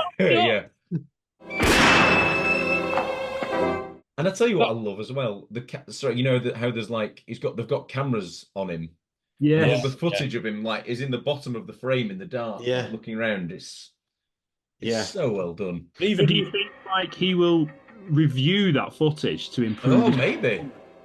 Yes, absolutely. Yeah, that's see how he skis down the stairs. The roly-poly combo. Yeah. How well does it really sets it up well that there's the mannequin in Bond, and he shoots his fingers. It's like I'm an incredible marksman. I'm a brilliant, possibly villain, but that's it. I was going to say I'm coming for one of the reasons we're going to be extra strength and value now is because we know Scaramanga, Christopher Lee, ends up being an incredible villain. Yeah. Why has he got Bond? What's there? Is it obsessed, or is he wants to kill Bond? Presumably obsessed much. I don't want to kill Bond. Well, he hasn't got a problem with Bond, does he? Because it's like Anders sends the whole bullet. And he's obsessed. He's obsessed with him. I think. That's he's like a peer, like Al Capone. Yeah. And it ends the little little Bond theme. Yeah. You see the one thing I like about it is there's minimal dialogue. Oh yeah. It's all mood. It's unnecessary to. It could only be a movie, really.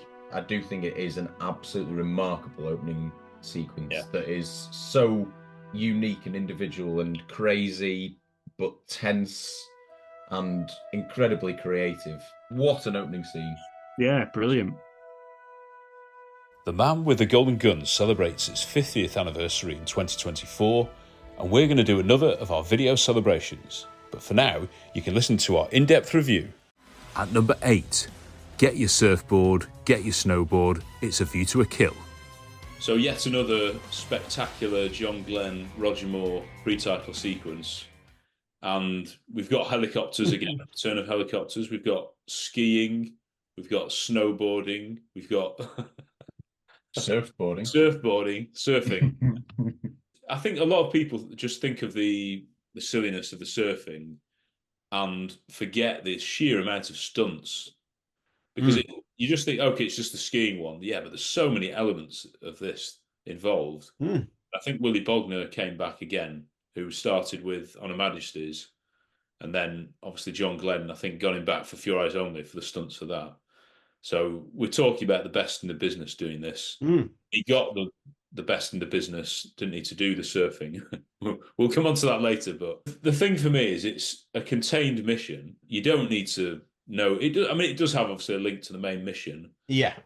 But you can watch it as a one-off, and it's got a beginning, middle and end. The scary sort of intriguing music at the beginning. Finding the dead body, that's underrated. Yeah. It's not just the silly action scene. Even the bit of sadness when he's, recovering the things from the body. John Barry tells the story with the music so well and gets you so excited with every bit of it.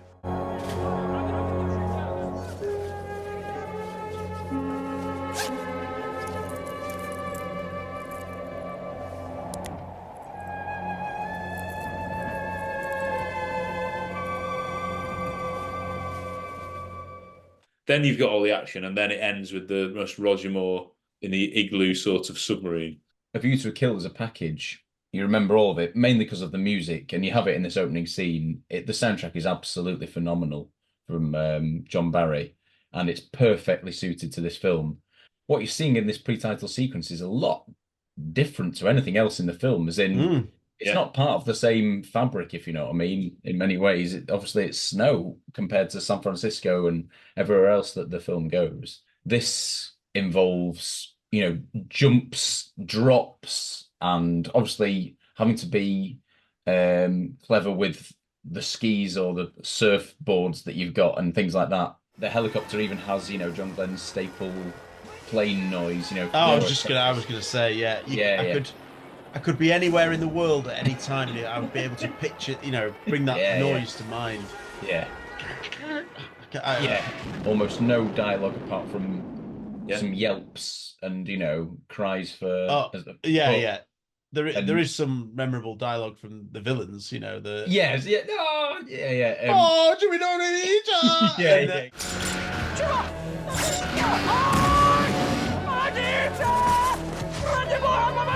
And then, of course,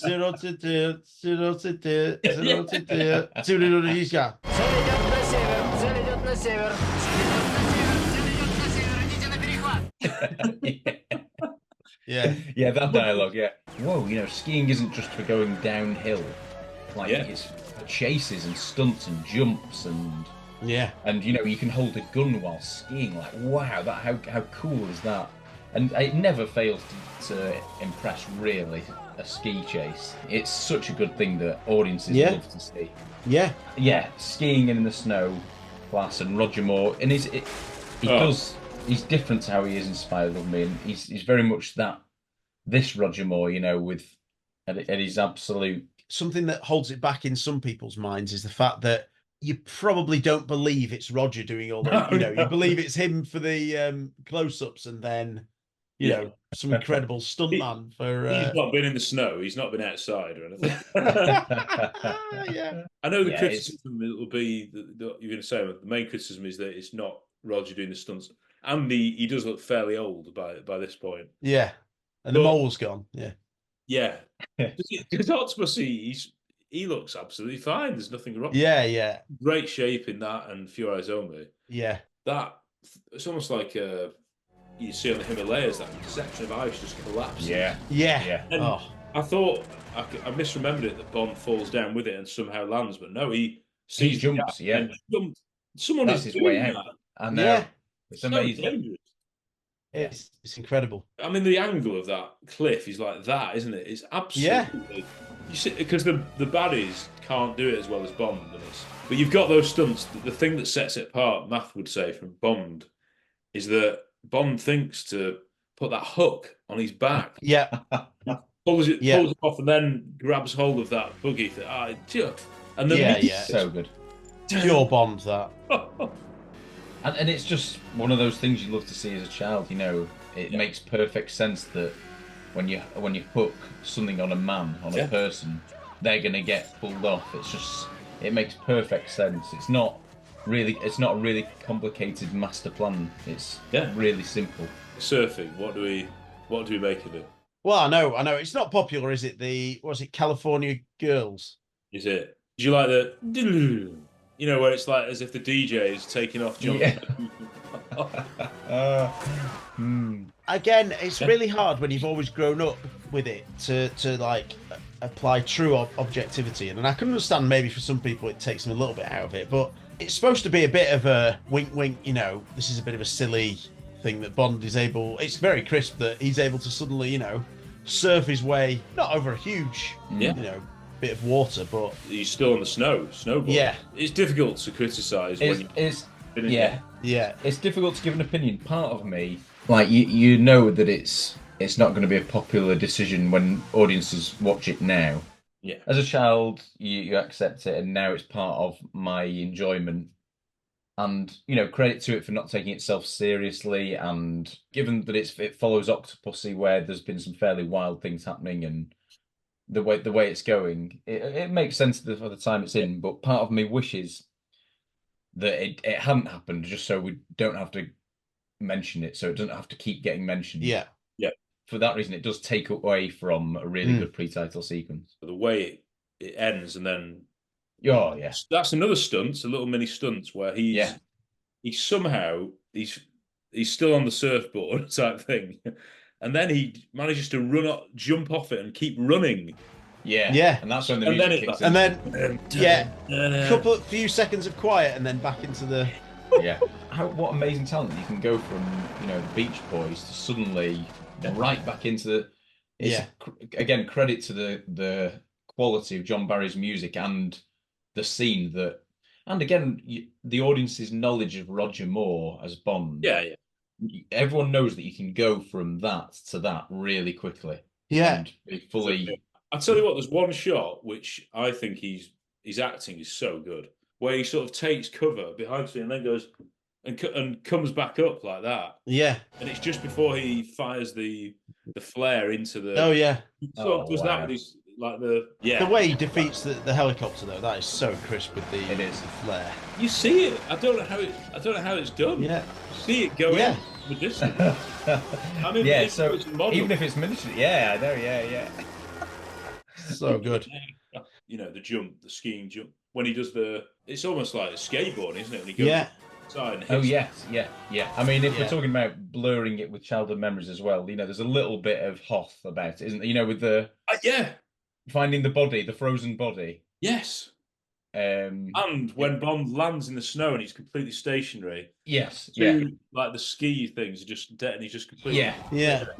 Empire Strikes Back. Have used to kill my word. We should also mention, how it ends in the iceberg with the Oh yeah. The Union Jack flag on the inside of the little doorway. I mean, it's such a neat little way of symbolizing an exit route, like a door to a hatch that is the Union Jack when it's revealed. I mean, that's great, isn't it? That little cue from Barry. I don't know whether it's been done before, but it's Oh.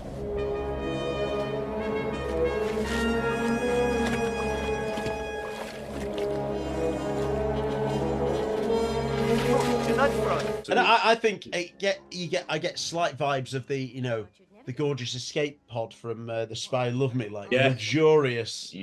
Quite small but absolute luxury. So nice inside. Yeah. Piece of Lamont's, version. One microchip. One microchip. Good. I'll make a signal to M. In fact, I don't know why that scene isn't sort of, the media haven't taken that apart and said that it's himself and a woman, because they've only just met. Be a good girl, would you, and put her on automatic?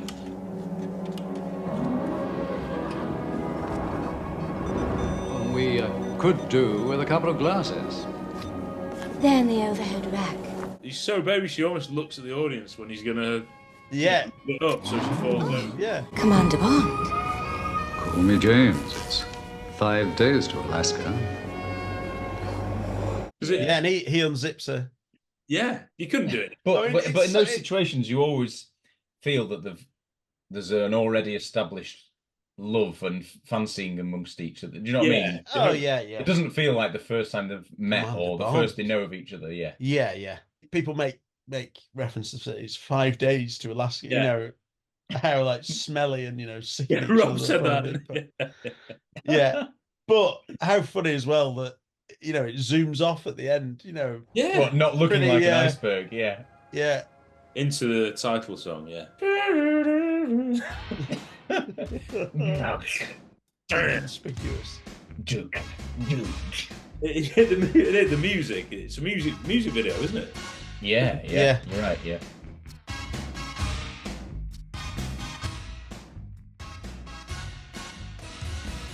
And number 7, it's Timothy Dalton's second and last James Bond film, License to Kill. This definitely forms part of the plot. This is a very distinguished one where, yes, there's a standalone element to it. The jeopardy is in a way, can we catch Sanchez and can Felix get to the wedding on time? Yeah. It's just, this has got everything. I remember that Michael G. Wilson's voice is one of the first voices you hear. He's landing at Cray Key. Advise Key West drug enforcement. He says something like, "I'm gonna get the bastard." So that's Bond. If they hurry, they just might be able to grab the bastard. Right, well, we're swearing now, are we? Yeah. It's Timothy Dalton's second Bond. We're immediately in the mission. We're immediately somewhere very different, and Harry will like this. Very hot. Florida Keys. Bond's not been here before. This is... It starts with them locating Sanchez, doesn't it? Yeah. You get loads of aerial views of all the water. It's not you don't just arrive in a small intimate place where you don't actually know where you are. As soon as the first shot tells you it shows you the whole playground, if you know what I mean. It shows you everywhere where things are going to happen, which is such a good place, land and sea and beautiful waters. Just going back before, you said it's one of the it's up to this point the longest, and it does feel like that. So it's quite surprising when you think it's 9 minutes. It does feel like the longest up to that point. I know they've been longer since, but is it because I'm trying to think? Is it the first pre-title sequence where you've got different threads going on at the same time? I know we've had one place go to another place, go to another place. Yeah. But have we ever had overlapping threads like this before? I think that makes it feel I think that bulks it out. That makes it feel there's lots going on. We've got 3 at one stage, haven't we? Because we've got Sanchez and his men with Lupe. We've got Bond on the way to the wedding, and then we've got the wedding people waiting themselves. And you've got people, like in a command center tracking Sanchez. Yeah. So crisp. But it's that oomph, obviously, of the gun barrel. You're like, this is very different. We're right there. There must have been a conscious decision. Maybe they're thinking, right, this is going to be a more sort of character focused, lower, I say lower key and grittier. Whilst part of this pre-title sequence is gritty and dark, particularly Sanchez and Execute. It's pretty horrific.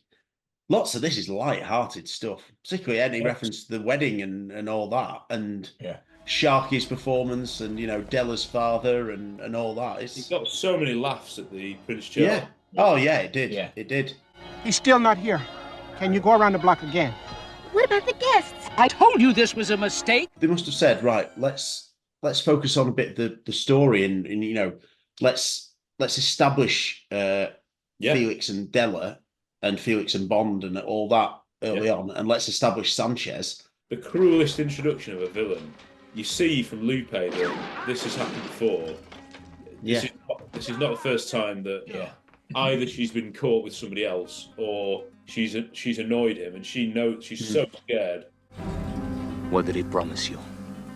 His heart? Give her his heart. No. No, Franz. I didn't mean any harm. It's all right, baby. No te preocupes, eh? We all make mistakes. Your escapades are getting more creative. Por favor, Franz. Not a word. And he's so casual about it, like, come on, you know what's going to happen now. Yeah. When he's getting the finals tail out. It's terrifying, isn't it? It's really awful. This is like next level in many ways, because obviously it's like breaking down the door. Yeah. Putting out the heart of the other guy and stuff like that. Mm. But yeah, at the same time, he does feel like a Bond villain in the same universe as Goldfinger. Can you do the noise of while Lupe's, you see her being whipped, the noise of the guy in the background? What? And then... Dun, dun, dun, dun, dun. Oh! It's like muffled. Yeah. Lupe's face when this is going on, it's absolutely awful. Yeah. It's the shot of when he sneaks through and he goes in the plane and he gives that cocky nod. To and that there is what makes Sanchez, because we all know that Sanchez is lethal. We know he's probably the most deadly, most brutal out of all the Bond villains in terms of like what he would do to someone. And yet he's got charm and charisma. The way that Sanchez is introduced is really, horrifying, and it's shot beautifully.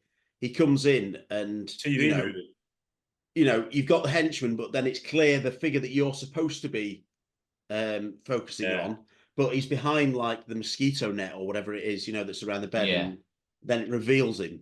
So he's absolutely terrifying in that. But then, as John says, within the same opening sequence, he has that sort of charm and arrogance, and you want to see more of him, don't you? So that bit with the wave, that's another little mini stunt, which is because Sanchez, he's not a pilot. He's getting his hands dirty. He's the way it scrapes the runway. Yeah. I mean, if that wasn't, because he's not a skilled pilot. I presume that's what it's. If that's intentional, another really dangerous. But he's cavalier, isn't he? He's doing what it takes. Yeah, and he rides his luck, as in like he knows that he's got luck on his side. He has done up to this point. That's the way the tip of the wing scrapes is just those little extras, wonderful extra. Thoughts on them? I mean, I'm pretty sure it's going to be positive, but a slow motion of them when, I mean, it's classic Cayman. We did think it was funny at the time, didn't we? Don't know why it's there. And with that music, but my word, it's good.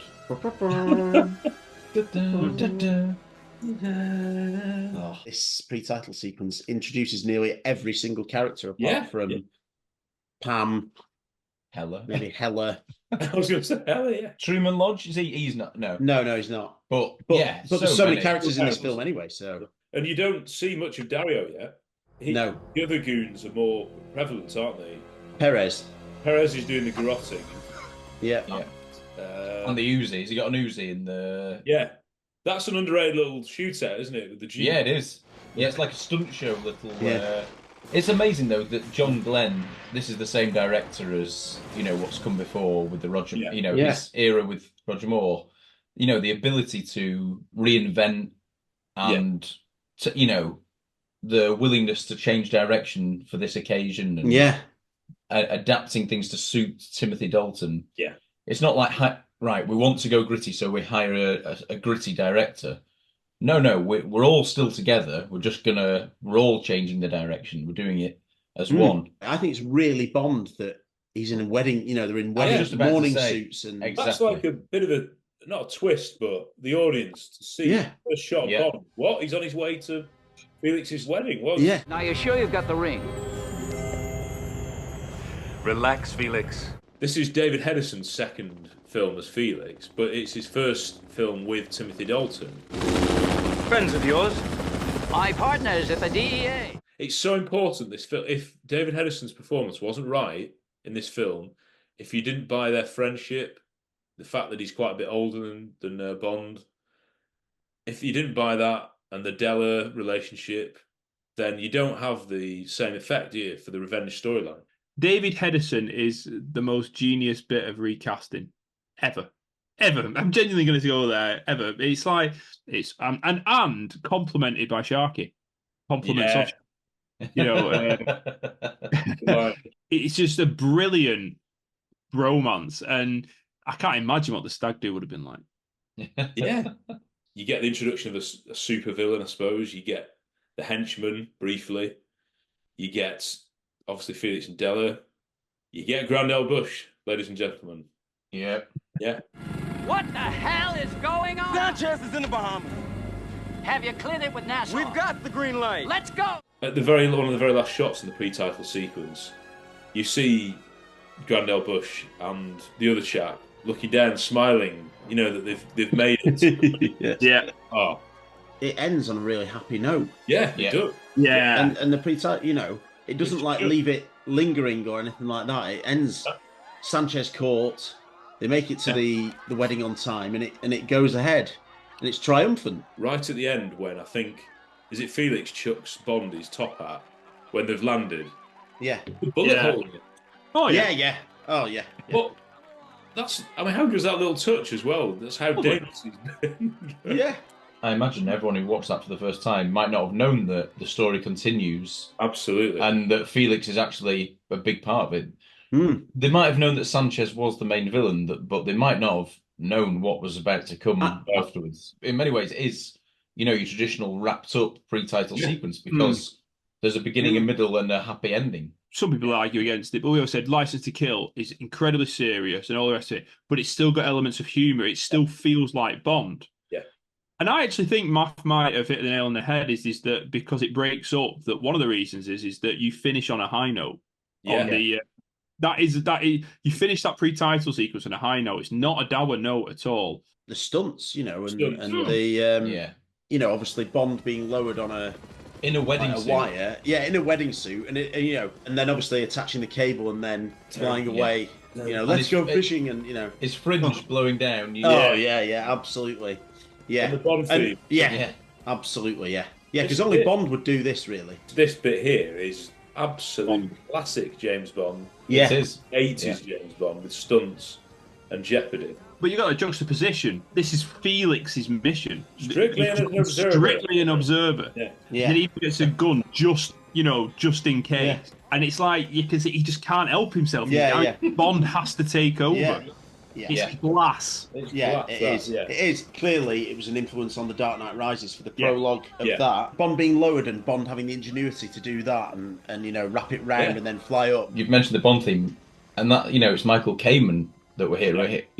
One of the best ones, I think, is I could just shiver just thinking about it. I saw it. I saw the shiver happen to you. Did you see it?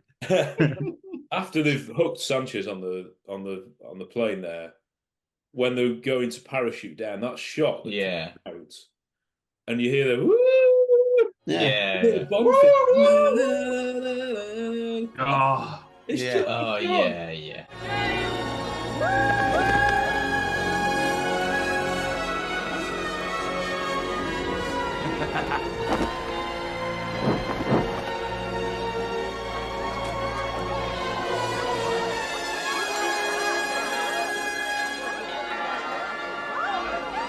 And then, you know, the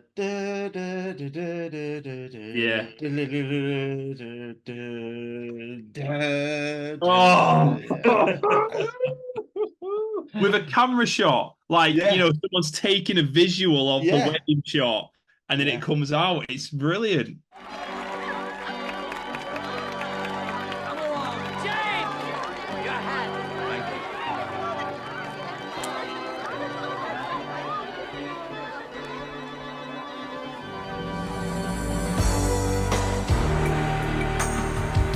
We are leading to a triumph. We're leading to a victorious Bond anthem. You need those familiar beats that people know. This is still Bond.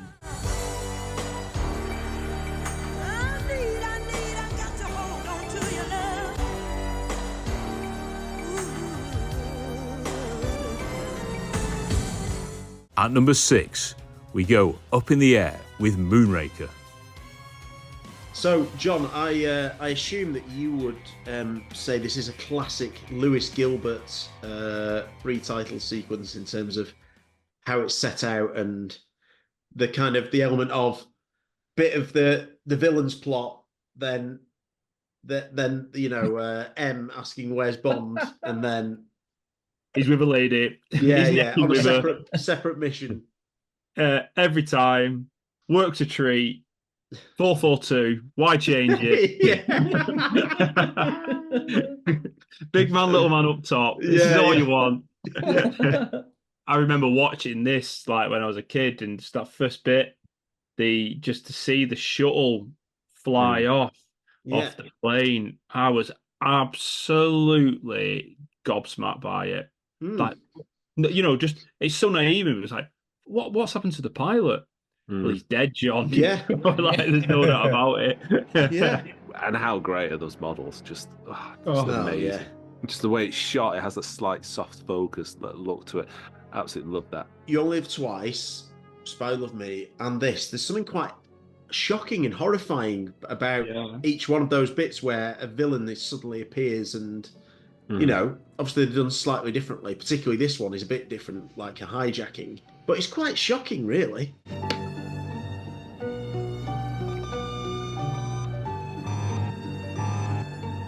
The hell is that? The shuttle ignition.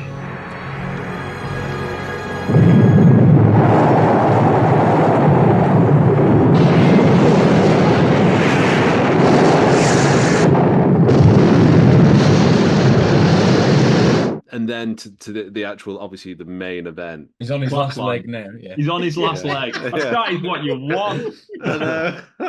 Firing in. So good. Moneypenny, is 007 back from that African job?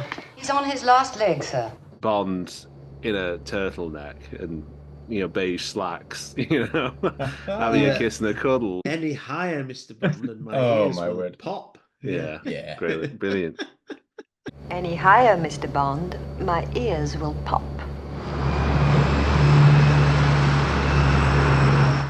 I didn't think I'm ever going to fly with anyone else. You're so right, Mr. Bond. And then suddenly a scrap. Well, you know, brilliant. Roger having a scrap in a confined space. This is where we leave you, Mr. Bond. A little premature, isn't it?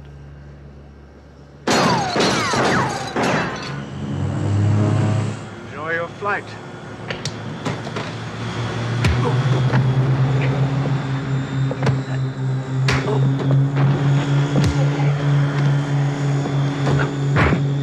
He always used to forget that Jaws is in this, and the way he just like, there's no messing about. He literally just like pushes him straight out.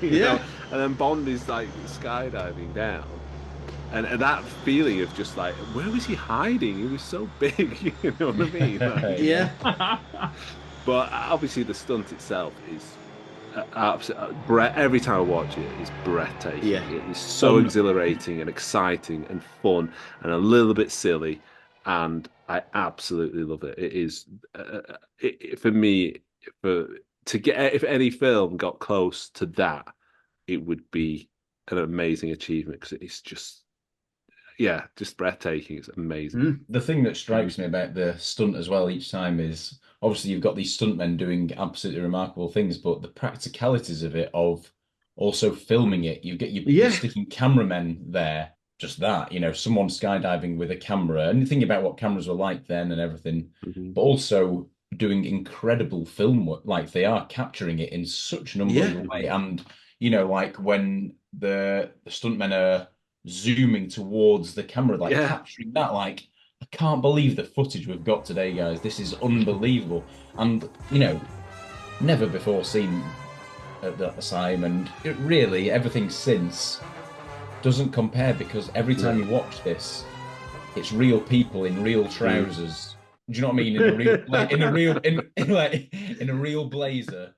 Yeah. Like it feels, it just feels so real. Because it's real, you feel all the elements as well, like the wind, the flapping of the wind, and I think it's absolutely remarkable. And like Chris said, there is humor in it, which is great. It's entertaining. A fight between three people, mid-air. One of whom doesn't have I know, obviously, it did, but you know what I mean.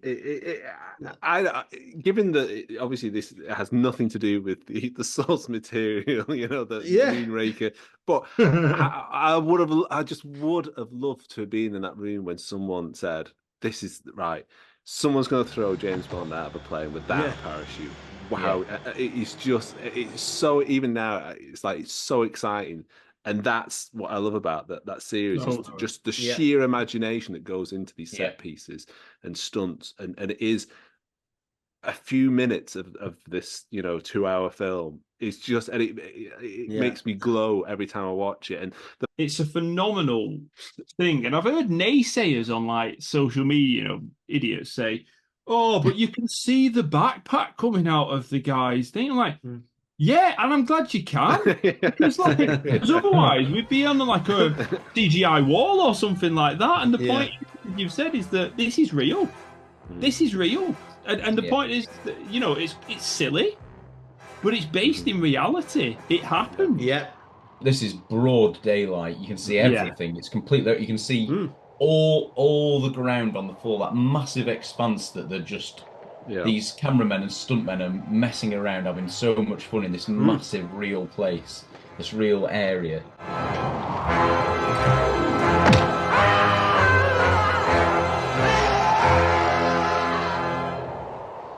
I think you hit the nail on the head. Like that, the fact it is so well, like it is absolute broad daylight. It's really sunny, and like you say, that it gives it such an epic feel because you can see the ground for miles and miles, and so you're constantly reminded. And it seems like cliches, just trying to fasten, the fastening time. But that is just, that's what you want. Yeah. That adds even more tension to what is a brilliant scene. Only James Bond could get out of that, like, exactly. Like to be pushed out without a parachute, and then the way puts his arms. So puts his arm, it's like wings. Again, that's really impressive. Like the way that they fly towards each other. They can control their bodies whilst they're free falling. It's just like, how do they do that? The brilliant Bond arrangement, theme arrangement of John Barry's, like when he does a Bond move, it's just everything that's happening here. He's been pushed out of the plane. He has no parachute. That man's got one. It's the red and yellow one. He's got to get that. And then Jaws arrives. He's got metal teeth. He tries to bite his leg. It's so clear. But even if you hadn't seen Spy Who Loved Me, you'd know that Jaws is a bad guy just by the way he looks, by what he's doing. And that it's just so simple storytelling. It's brilliant in what it does. I love that bit of him, of Jaws biting his leg. And I know it's the obvious thing to do in theory, but if I was panicking that some guy was going to just slice me vein in my leg, I don't think I would think to pull my parachute cord to lift up. Yeah. It's ingenious. Yeah. How do we feel about Jaws, how Jaws is left after that, flapping like a bird, and precedents for this sort of stuff. So for me, it's just like we've already seen Jaws survive all sorts of things. We've seen, you could maybe argue, oh well, it does sort of undermine Jaws's, scariness because he's there flapping, and it's for me that's John Glenn thinking this will be funny. I feel like this will make him laugh. Not childlike, but there is a sort of innocent kind of joyfulness to all these films. I have no issue with the Jaws thing because it's completely consistent with the film. Yeah. If you're going to have a problem with that, you're going to have a problem with Moonraker. Yeah, exactly. If English isn't your first language, you can still follow exactly what's happening. Yeah. I think Great it's point. not overly complicated for the sake of it, and that's in the way it's shot, way it's edited. Those visual cues, like you say, that is a very bright color for this, that's a very bright color for that, and then so this has to be, in the same way it's like the signposting, this person needs to get to here to achieve this. And I just think for me, that is in a true sense classic kind of film, filmmaking and storytelling. And I love that so much because when you go back, you just appreciate how much thought actually went into that. The fact that they then have like the circus tent, is the exterior shot is a model, but then they shot inside a real, like so much effort goes into this opening. It is I nothing but admiration for it. It's perhaps the most iconic of them all. At number 5, it's The Spy Who Loved Me. My son thought this is the coolest, the absolute coolest. And at 6, him seeing this and going, yeah, this is really cool. And like, he loves the outfits. He loves the, it's the big stunt at the end that lives with him. It really is. He says it's the most dangerous thing he's ever seen. And I'm like, you are right, son. It's probably the most dangerous thing we've ever seen. So yeah, if it's good for a 6-year-old, and I think that your assessment, John, that it's the best of all time, I think it is for an awful lot of people. And I think it is the most memorable for an awful lot of people. And I think it's very hard to argue against. I just think it's got everything that you ever want. It tells the story at first. It starts off with the shaking on the ship while they're having the cup of tea, playing the game of chess. Harrowing. And you think that alone, how many Bond films since have riffed on that? You've got the Devonshire stuff in Tomorrow Never Dies. You've got it in Your Eyes Only. It becomes quite a common trait, and I think that at the time you can't take for granted that wasn't a generic thing. Then that was a new thing because we've seen it so many times. This film, and you can't remember which bit's which. When I saw it back, for the purposes of this, I'd forgotten that the viewer doesn't find out what the submarine sees. It just ends with the captain like, good God, or something like that. And we only find out much later that it's Stromberg's tanker that's devoured it. Yeah. We don't know whether they're dead or not, do we? No. Robin's face when he said, oh my God, was absolutely... Yeah, so scary. Yeah. Rudy words.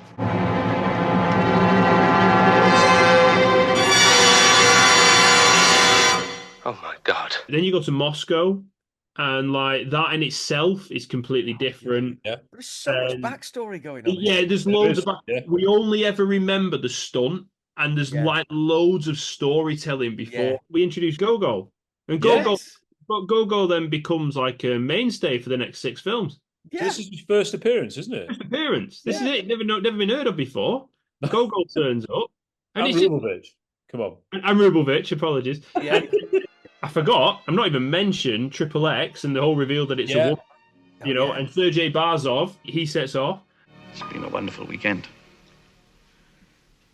I shall never forget it. Nor will I. When can we meet again? As soon as my mission is accomplished. I must go. I have to be in Austria tonight. 5 more minutes.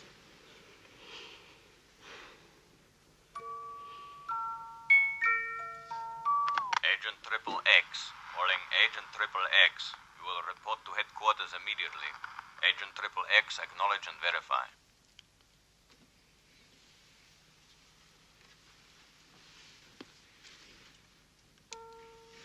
This is Triple X. Message received and understood.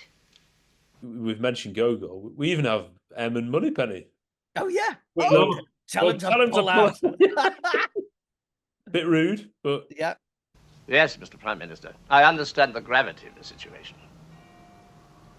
Yes, I'll put our best man on it at once. Goodbye.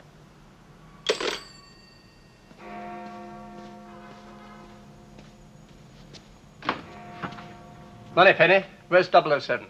He's on a mission, sir, in Austria. Well, tell him to pull out. Immediately. James is with a lady. Yeah. And he's necking with her. And Oh, James. I cannot find the words. Well, let me try and enlarge your vocabulary. Absolutely brilliant scene, but an iconic line that pretty much everyone remembers of James Bond. James, I need you. So does England. But James, I need you. So does England. So you could do the same thing again that we did with the last one. Stunts, world building, explosions. Does it have an explosion? Yes, it does. In the chest of that chap. Yeah, that's underrated. Oh, wow. What a gadget that is as well. Gadgets. You know, Gadget. have a ski pole as a rocket launcher. Yeah. So good. It's ridiculous. The little, iconic gadgets as well. I think that's Yeah, important. Oh. Just producing evidence everywhere Bond goes of his whereabouts. Was James? Oh yeah, we found one of his little 007 reports back. Yeah. All right, we know he was here. What's happened? Where are you going? Sorry, darling, something came up. Boundary pushing cinema, I think, also is the other thing. I think when Bond decides to push the boundaries, and it doesn't have to be like stunt boundaries, although this 100% did that forever. Like change the face of stunts in a way. This is what we love about this stuff. Yeah. That's it. This is movie Bond. This isn't. Yeah. No, with one to respect, it's not. This isn't from the page Fleming, is it? No. They wrote intelligently. They wrote a really good story that they packed in and seeded in this opening salvo. They just happened to top it off with one of the most exhilarating things ever committed to film. You've got Bond 77 coming on then, and Bond 77 there, and you're kicking in, and then you've got a phenomenal, action's brilliant going on. John Glenn just smashing it out the park here, with the action, and there is no way out, and then he flies off a cliff, and it's just outrageous. What do you do? And the timing of the shot and the music and the opening of the parachute is inch perfect. A second longer, it's too much. A second shorter, it's not enough. It's perfect. You see his legs twirling. You see it. Yeah. Rick Sylvester, you see him falling through the sky. It's perfectly shot. The minute that parachute comes up, it shows how lucky we are. There's no other music in the world that would be more appropriate than that parachute. I love the Star Wars tune. I love Indiana Jones. I love the Mission Impossible theme. I love Superman. None of them would ever work as like it's perfect. And when you hear about the crowds giving a standing ovation, yeah, of course they are. And what you've got to remember is that this is Cubby Broccoli's first film as sole producer. This is his first film. This is the film where basically people are going into the cinema going, is James Bond finished? Can it carry on? Yes. It's never had a 3-year hiatus before. It's never had one producer. It's always been co-producers. Roger Moore on that after that second film isn't as well received at that moment in time. And then you have that. It is the biggest 2 fingers to critics you could ever give. Is it fair to say, therefore, then, this particular one comes along and it redefines what an opening sequence, a pre-title sequence could be? It does. And also creates, for me, this sets James Bond up. This is such an iconic memory and such a formative memory that this probably sets James Bond and James Bond's legacy in a cinematic sense for the next 50 years. Yeah. it probably just goes, you know what, guys, we've got this. We've done this. This is going to set this franchise up in the memories of cinema goers for half a century. This redefines the pre-title sequence. The key thing that it adds is stunts. Yeah. So until now, we've had brilliant missions, brilliant action, little, I don't know, standalone things. We've had the women and all that, but we've not had a guy. There's two shots, aren't there? So the first shot is so underrated again. It actually sees a guy go off. Yeah. So scary because it's such a perfectly beautiful mountain where you can tell you're not meant to be skiing on this. This is a sheer drop. You're not meant to be anywhere near this. And then just the one shot, and I know John Glenn has retold this before, but you don't know going into it. A bit like the loop de loop on Man with the Golden Gun. This could take 100 takes, could take 10, but to do that on one, and I think the sound dropped out a bit, which helped it, and also they were running out of space. Where I think had he gone a bit further down, it would have caught some of the rock, so it would have been obscured. So again, as John says, lightning in a bottle. I think, when we come on to Goldeneye, it sort of tries to recreate that silent falling where the audience is like absolutely in the palm of the hand, don't they? But just seeing it at home and your son Robin, I've never known to watch it without mouth open, gobsmacked, and you know what's going to happen. But He's seen this 3, 4, 5 times. Yeah, of course he has. He still thinks it's the coolest. Yeah. He's going upside down. His legs, like you say, John, are all over the place. Yeah. The skis come off. It's terrifying, isn't it? The poles are going off, and like the skis are but they all flip. It's like, even though that they go, it's once this is planets aligning again, isn't it? Yeah. Like everything just going in the exact way it needs to for this to be utter perfection, because even everything aesthetically drifts apart in like perfect. I think the other thing that needs mentioning, is the cinematography is out of this world. Yeah, out of this world. And that shot that you mentioned, Tom, that's really underrated. It looks like he's going down into a lake, doesn't it? Like it comes down, and they're all going down into that sort of like trough before falling off the massive cliff. You don't get this anywhere because the other guys are there behind. Yeah, the same shot. It is what did Robin say? Dangerous. What he does is so dangerous. Really dangerous. Yeah. It's also the most patriotic of all the sequence by far, and it does make you feel proud to be British watching it. 100%.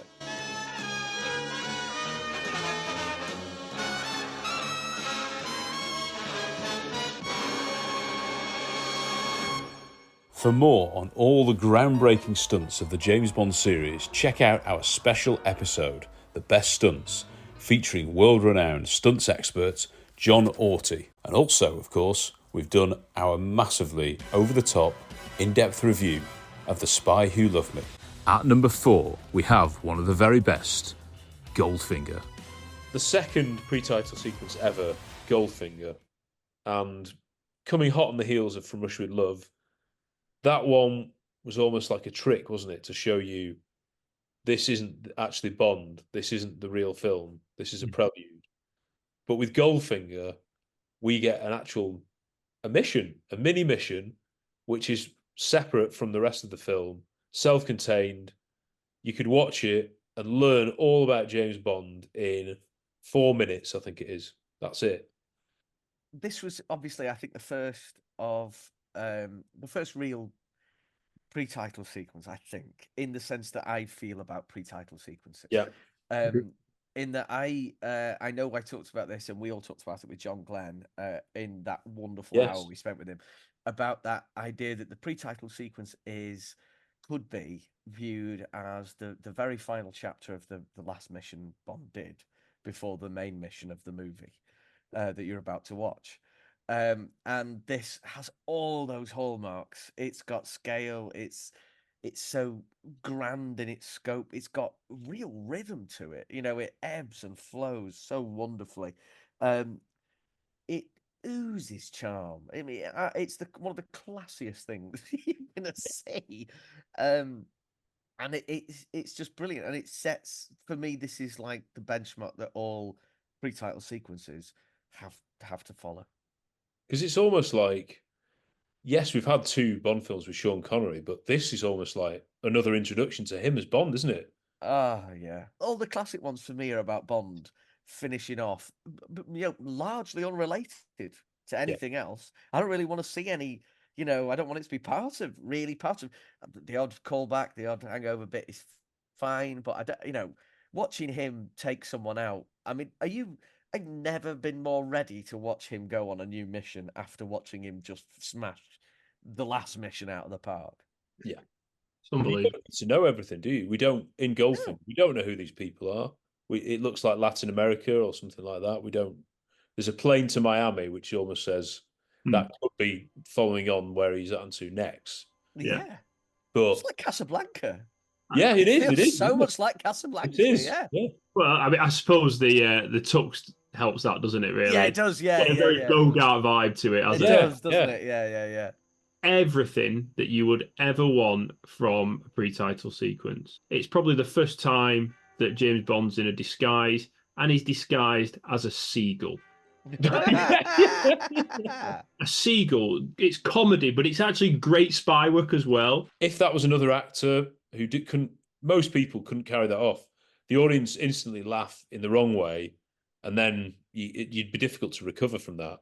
But when we were at the Prince Charles, I saw it, with loads of Bond fans for the 60th anniversary. The laughing is there because it is meant to be funny.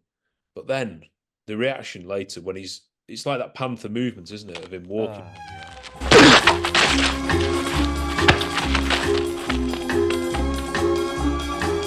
But then you've got him take off the wetsuit to put on the tuxedo, and it's a white tuxedo. His biggest movie star performance is this. Yeah. And it's like it's almost like someone said, just take the handbrake off and enjoy yourself. Yeah. And from minute one, when you see him in that tux, the bomb goes off, and you've just got him just looking so cool and completely unflustered. Like, he just don't care. He is mint. I've just thought of this now. This is so Partridge, but from Russia with Love was, when you're doing your driving test, you pass the test. You learn how to pass the test, don't you? By doing everything perfectly.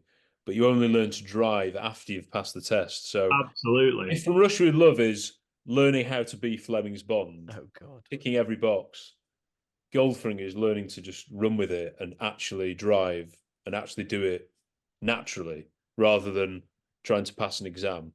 The score at that bit is my top 3 James Bond theme renditions. That that little snazzy motif in between. Absolutely love all that. I think that helps when you say about the rhythm of it, because that is perfectly rhythmic to what Bond's doing in terms of sorting out the explosives there. The Bond theme then, John Barry's. Oh, it's out of hand. Unbelievable. This is 4 minutes maximum of greatness. I think it's called Kapungo, and you see him in the eye. What an amazing, great little shot that.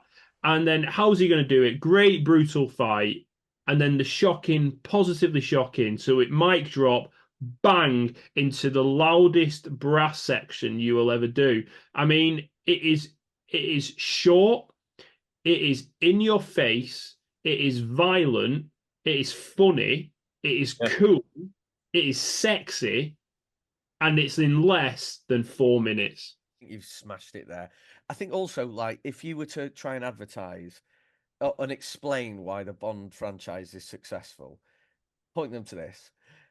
Also, if you ask the average person anywhere, what's in a James Bond film? Well, there's gadgets, there's explosions, there's beautiful women, there's quips, there's cool moments. Oh, well, they're all in this 4 minutes. Every single one of those things is ticked. It's like the economy of it is insane. There's great sets. That set that just gets waxed is amazing. Humongous in terms of ticking every Bond box, and also it holds up. My 6-year-old watched it tonight, and he just thought, "Oh yeah." It's the benchmark again that every Bond moment has to beat. the bar was set so high by Dr. No, then From Russia with Love, and then we reached this point where you're right, like the trousers they just fit. Like everything locks in, and like all the planets align, like every possible planet in the solar system aligns at this moment for the opening of this movie. And no wonder at the time, like so my dad was 11 and he remembers seeing this in the cinema, and he just said like none of us had ever seen anything like this. Like this was just it floored everyone, and word got out. There were queues around the block for to get into the cinema to watch it. Like it changed everything. And as an 11-year-old boy seeing that, he said it's just seismic, absolutely seismic. I think props have to be given to Guy Hamilton on this as well, because I read that the pre-title sequencing from Russia with Love actually came. It wasn't intended initially. Yeah. It came, so it basically happened by not mistake, but it happened by coincidence. And the editing process, I think. Yeah, during the editing process. So Guy Hamilton has taken that idea and he has in effect created like what this could be. And the way he describes it is a brilliant piece of nonsense. And that's how he describes it. And I get what he's saying, but I actually think that that's a bit harsh on it, because it's not nonsense. It's absolute class. And I know it doesn't have any bearing on the story whatsoever, apart from the fact it tells you who James Bond is. The bit with the girl from Ali Karen Bay's, I know it's not the same character, but instantly the chemistry is amazing. Oh, but yeah. There's another twist. Oh, hang on. She's probably doing this to set him up. Oh, Forgive me. why do you always wear that thing? I have a slight inferiority complex. Where was I? Oh, yes. And then you get another side of Connery where he's always excelled, the fight. I think it's a really muscular, realistic fight. And obviously people remember it for the way it ends with the chucking the lamp in the bath. But you do feel like it's a small room. There's not much room to be...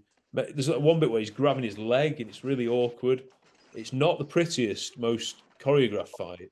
This would never be filmed now. No. The current trends are the sort of John Wick balletic fighting. This is proper two big men going at it. Don't care how they do it. One of them's going to have to die, aren't they? And it works brilliantly.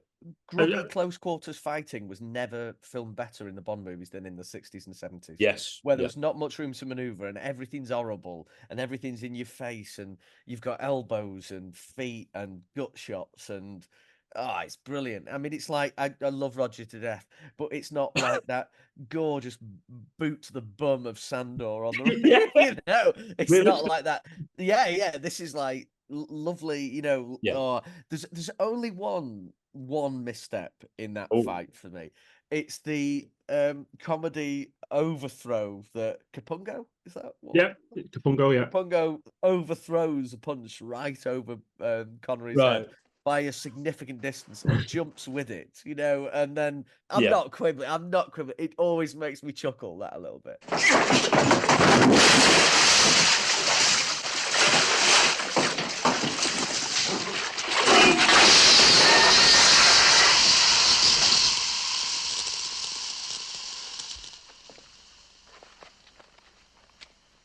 Shocking. Positively shocking.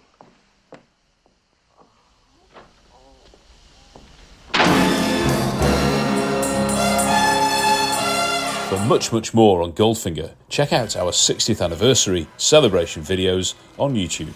At number 3, we have Pierce Brosnan's brilliant debut, Goldeneye. So, it's still one of the greatest cinematic trips of my whole life, seeing that. I've never been so excited, never been so thrown as well. Like, just, catapulted Bond to much more contemporary levels and heights that I was not prepared for. But also sheer levels of excitement with a brand new James Bond who was smashing it. It's his introduction. This is his feeling. A bit like George Lazenby on the Majesties. You don't see his full face to start with. you hear the the sort of walking. The way he runs across.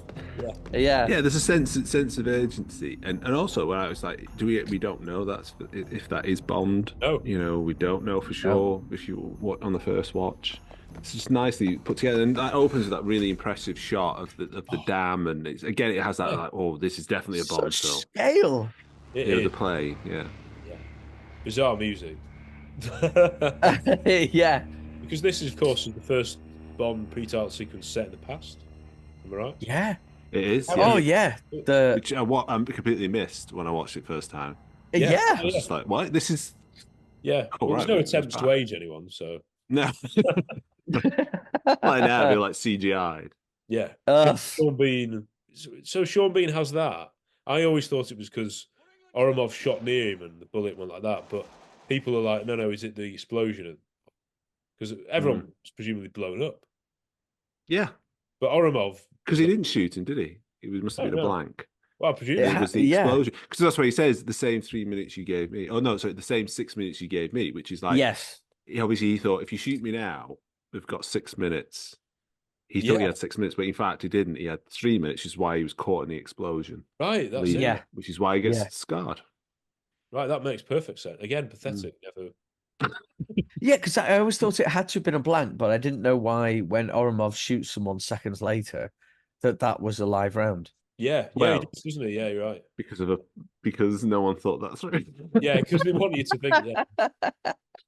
Yeah, you're not meant to watch exactly. Retrospectively. He changed the bullet. He had one blank in his gun, and he had to shoot, and then the rest of them were live bullets. That's what he was. It was a cutscene. Yeah.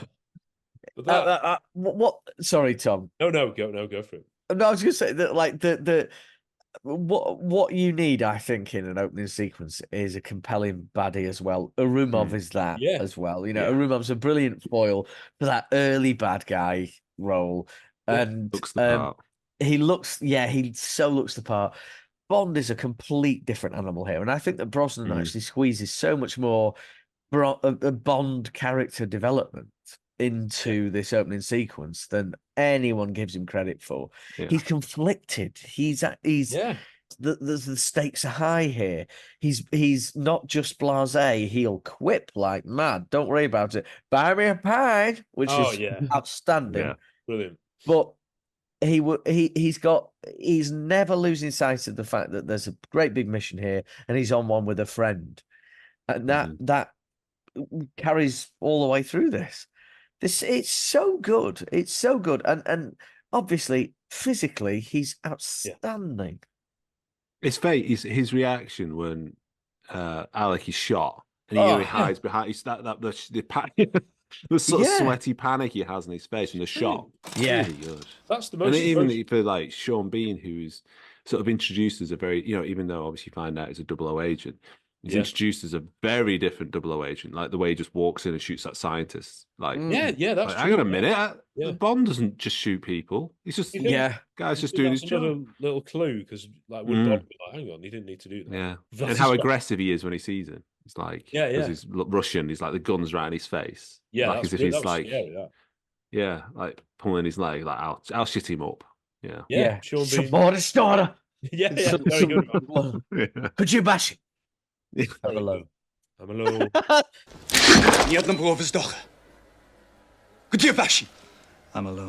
Don't know what any of these things mean. They're just like really insanely aggressive sounds. Calling cards. Are they calling cards, do you think? Don't know. I mean, surely by that point, like he can see that it's Sean Bean.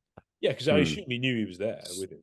Yeah, was he meant to rescue him? Who knows? I don't know. Did they just come in different ways, or did he do the bungee jump after him? Or I think they came in different ways. Yeah.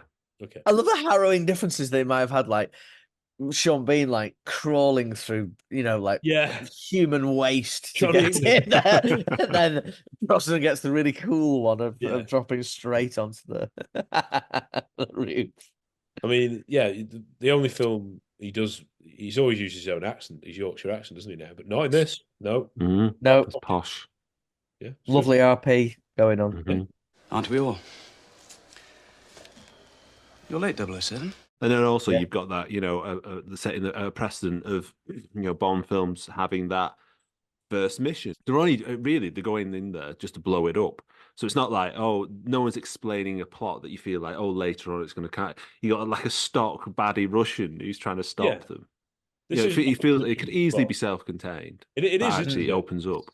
It's only not self-contained because of what we find out later. Yeah. You're not going to get more exciting than the collection of stunts in this opening sequence. Well, yeah, see, that's the problem, isn't it? There's more than the bungee jump. There's some unbelievable stuff with the plane and the motorbike. Well, I even think the lovely bit on the conveyor belt backwards is so good. Yes, that's so Bond, isn't it? You can't win. Oh, it's ridiculous. And the iconic shot of the barrels firing out. Yeah. That's like, if you're going to do your montage of Bond clips, that's definitely has to be in it. I mean, that shot that goes over his head, that's Wayne Michaels, stuntman. It's brilliant. It just looks so like him, doesn't it? Yeah. Weird, and the audience, I remember it was a bit in the trailer, so you sort of knew it was coming. Mm. But, Rob, at the cinema, again, like Spy No, that was it's so formative. Yeah. Seeing this in the cinema was one of the great. I'd never seen anything like this. But not just that. Obviously we'd seen bungee jumps on telly and stuff like that, but not James Bond. No. Not doing this to get into a base with so much drama and execution as this. It was just everything about it was completely perfect, and I do think it is one of the most perfect introductions to a James Bond you can possibly get. Mm-hmm. Yeah, absolutely. Yeah, I agree. The first you see the flicker of his face when he fires the photon gun. Yeah. You sort of see his eyes, don't you, or his shadow. Great. And he uses a laser as well. He uses a laser to cut the gadgets thing. And again, you see the light bounce off his eyes. Yep. And the toilet bit is very I'm sorry, that's the most memorable music in Bond. It's so good.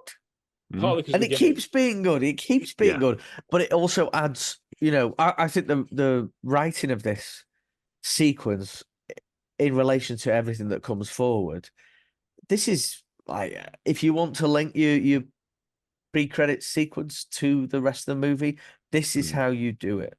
This is how you do it.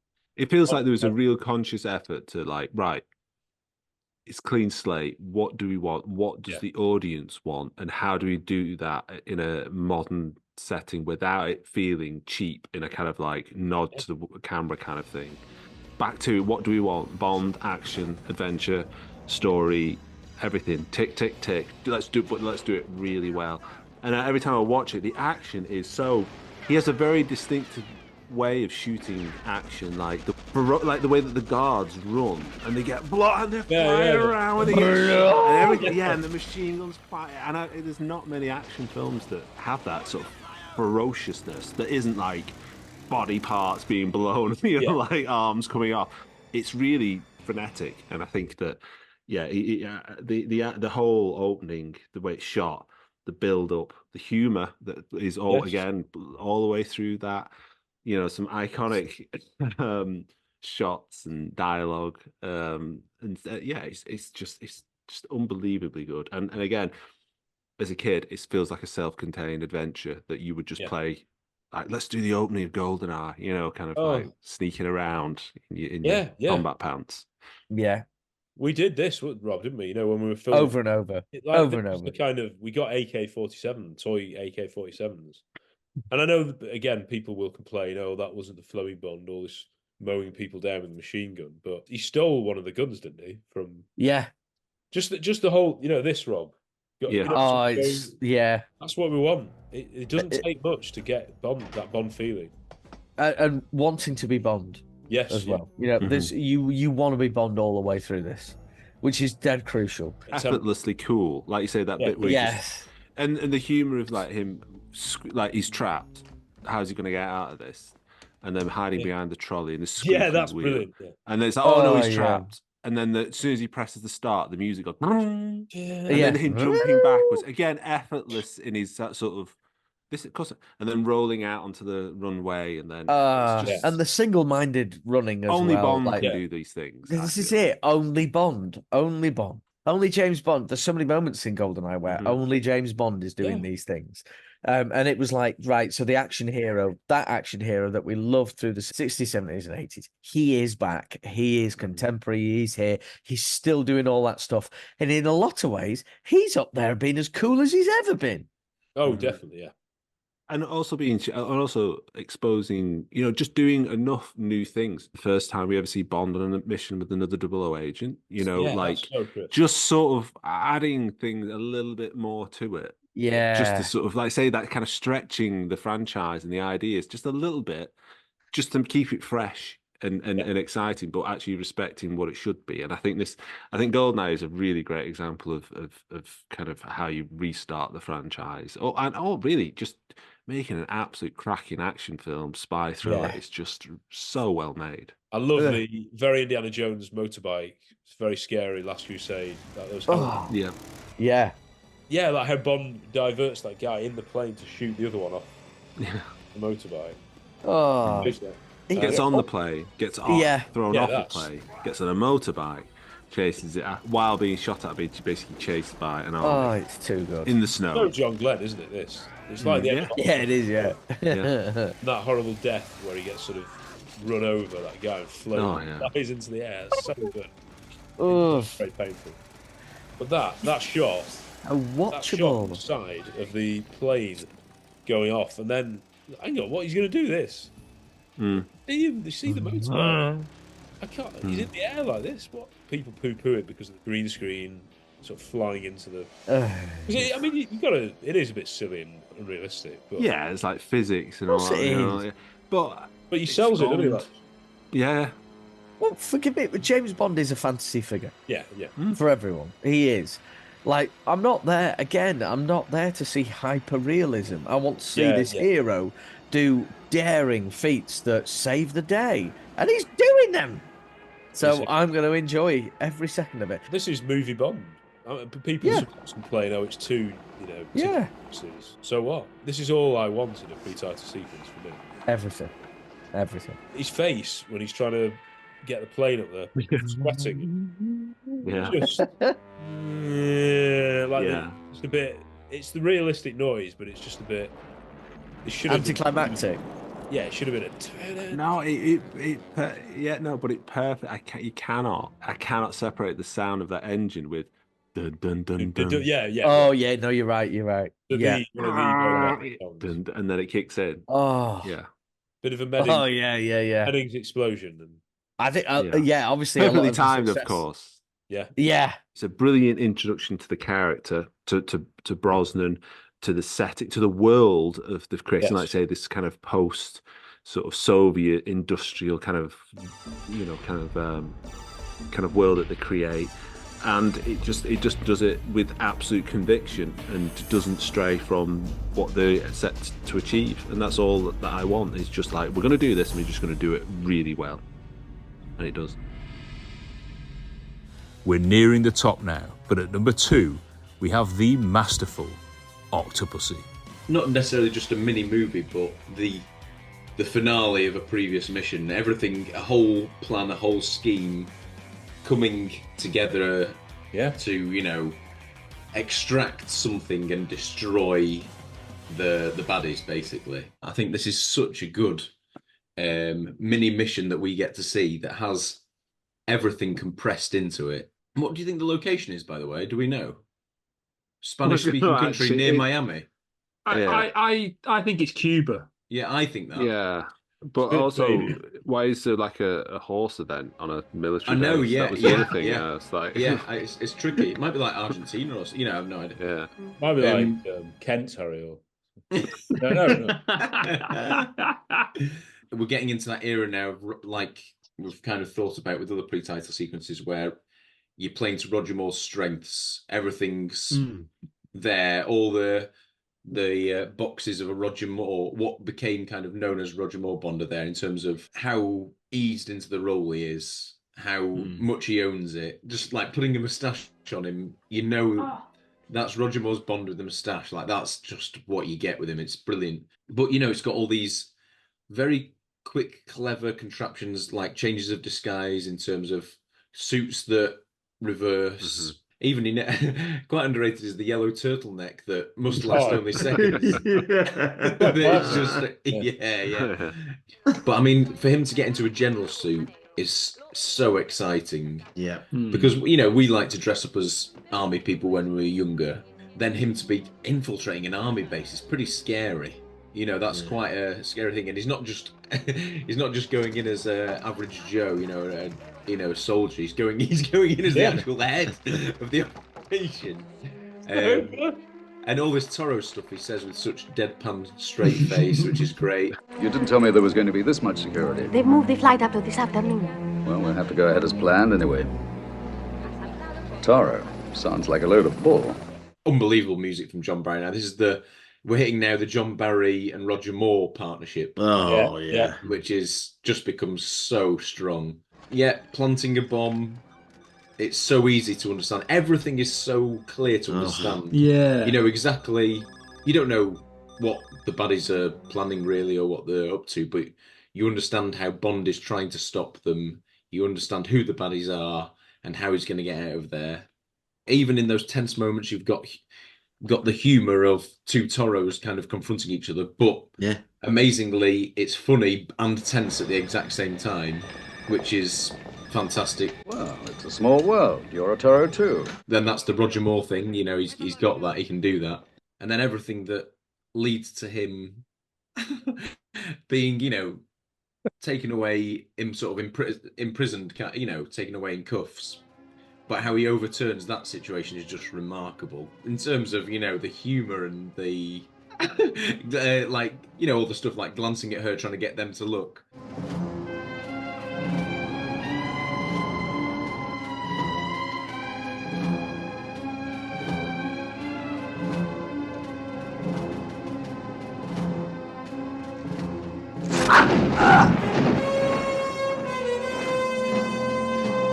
Right then to when the general's looking at her as the car once he's got himself into the other car, the other general with a beard is admiring her, and then as the car rolls forward, Bond's there in the machine. It's so funny. If all this isn't enough, everything that happens then with the Acrostar, Bond just being cut off and left in a horse box in the middle of a road. It's all so funny. Everything I'm saying now is funny, but it's brilliant to watch, and it's serious adventure. And then the Acrostar is just remarkable. It's what you want to see as a kid. Not just a jet, but a jet that you've never kind of seen before. That's a gadget, really. Yeah, and it's involved in not a chase by guards, but a chase by a missile. And I remember as a kid, I think this might have been my first encounter, with a heat-seeking missile. It's following. Yeah. That missile, he can't shake it. What he's trying to do is shake a missile, which is really as a kid, you're thinking, how on earth can you do that? It's programmed to get him. How on earth? Because guards, you can kind of shoot them down, you can do stuff, but how on earth is Bond going to get out of this? How does anyone escape a heat-seeking missile? And then the way he does it is brilliant, and it's a point that Matt's made where him getting rid of that, shaking off, leads to the actual destruction of the place, which is, I love it. It's win-win-win kind of. I love it so much. When they wrote that, or when they came up with that, they must have been absolutely, celebrating. Oh, it's so good. Barring in. Absolutely. No idea. Tony Yeboah as Rob. This is movie mad film. Films are so good. But it's all an adventurous chase with this missile and the Acrostar. But when he's suddenly careering down into the hangar, and you get that sound effect that John Cleese talked about, where it's isn't like a Hercules, warplane from an old film there. So good. And it's like, whoa. And then you see the shocked faces of Toro and all the guards, and the panic, get that,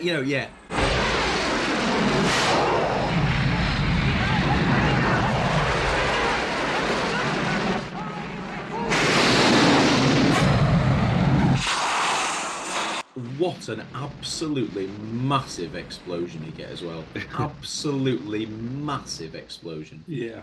And then fill her up, please. It's just that final shot of that general's face, Yeah, it's brilliant, and it has nothing to do with anything that comes after it.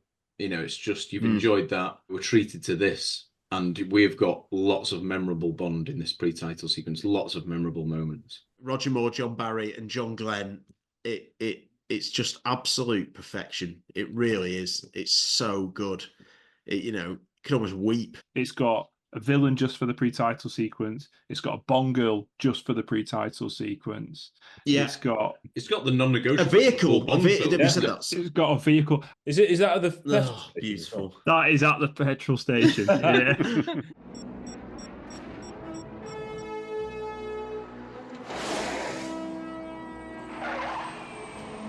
That song could only break it up because it has the gag about fill her up, please. Yeah. Can you imagine though if like there was an explosion and then it goes yeah, fill her up, please. Yeah, it's like so even that is just perfectly paced, perfectly thought out.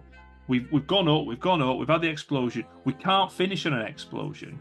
We've got to bring this down to get and it's just perfectly done. And it brings that contrast, because Octopussy is a film of contrast. It's got serious 1 minute, and then it's got ridiculousness the next minute. You've got that here. You've got a heat-seeking missile blowing up an airbase, and then Roger refueling the petrol. Having done a bit of a manoeuvre to applause, Well, when I was watching that, I was thinking, this is, he's putting on a bit of a show, but he's not actually. It's just the way that it's shown. He's just peeling away and maybe doing a bit of a twist. And John Glenn has shown an audience watching as if it's a show. Yeah. John Glenn has put, it's not actually Bond playing to an audience. I don't necessarily think. And John Barry, John Barry puts the music with it. Yeah, it's like John Glenn he's done that for the audience. It's not something that's necessarily happening, but it's like the flourish at the end. It's not just fun; it is absolutely brilliant. Yeah, you know what I mean? It's not just fun; it is brilliant. It's excellent. Yeah, it is a perfect opening. It has, like I say, it has all the elements, and it is incredibly well constructed. It's so enjoyable. And it is, it's such a highlight of the series. If only most of the films made today were as entertaining and as well made as this pre-title sequence, we would be a happy man, because it is the action, the music, everything is just 10 out of 10. Absolutely love it. It's Roger Moore's greatest hits as well. Yeah. If you want to say what's Roger Moore like as Bond, just chuck this on. Like that bit when he's got the gun and he's smiling at those guards. That's Roger Moore. That is, if you don't like that, I don't like you, I'm afraid. It's the definition. I think it's the definition of a crowd pleasing. See, because it has those moments like when he does come into shot, you want to cheer. Cause it's you see his face. He's got them, and it's brilliant. Absolutely. For much more on the wonderful Octopussy, check out our 40th anniversary celebration videos. This is it, the one you've been waiting for. We've counted down all the James Bond pre-title sequences, and we're left with what we think is the very best. It's Timothy Dalton's opener, The Living Daylights. Sets the tone, introduces one of the best Bonds, introduces one of the best Bond films, introduces some of the best stunts, introduces some of the best music, introduces one of the best songs. So for me, this is, firing on all cylinders. I think as an opening sequence, it does everything that I want a Bond. Great stunts, literally straight out of the track. It is just brilliant. A fantastic introduction to the character. That scene, every shot, I could use as like wallpaper on my laptop.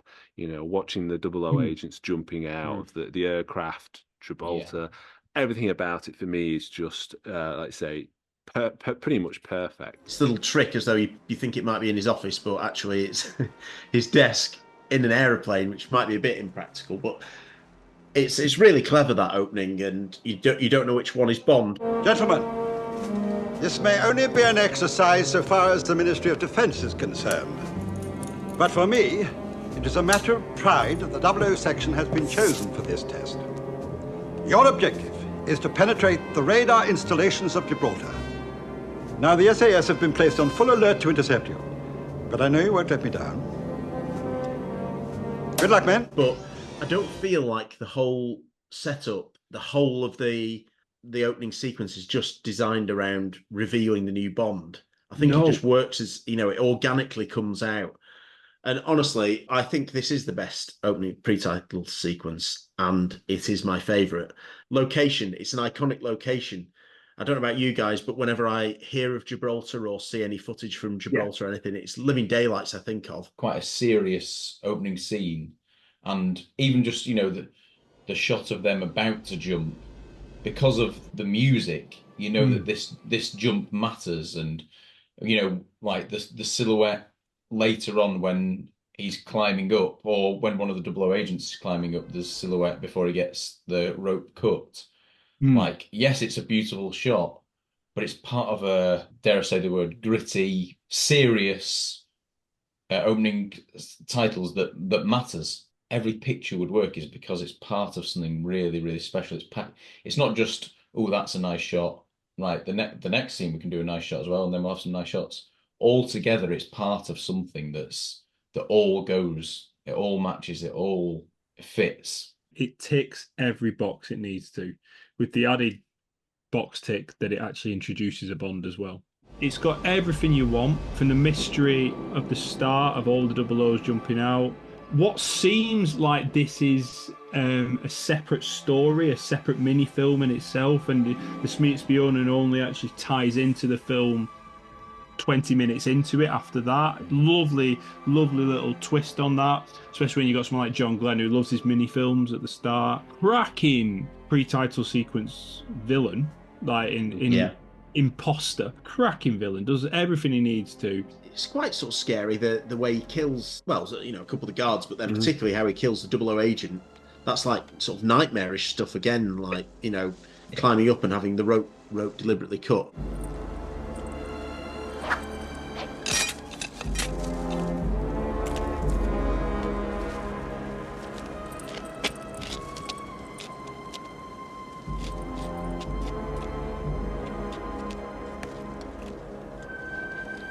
Game's up, mate. You're dead.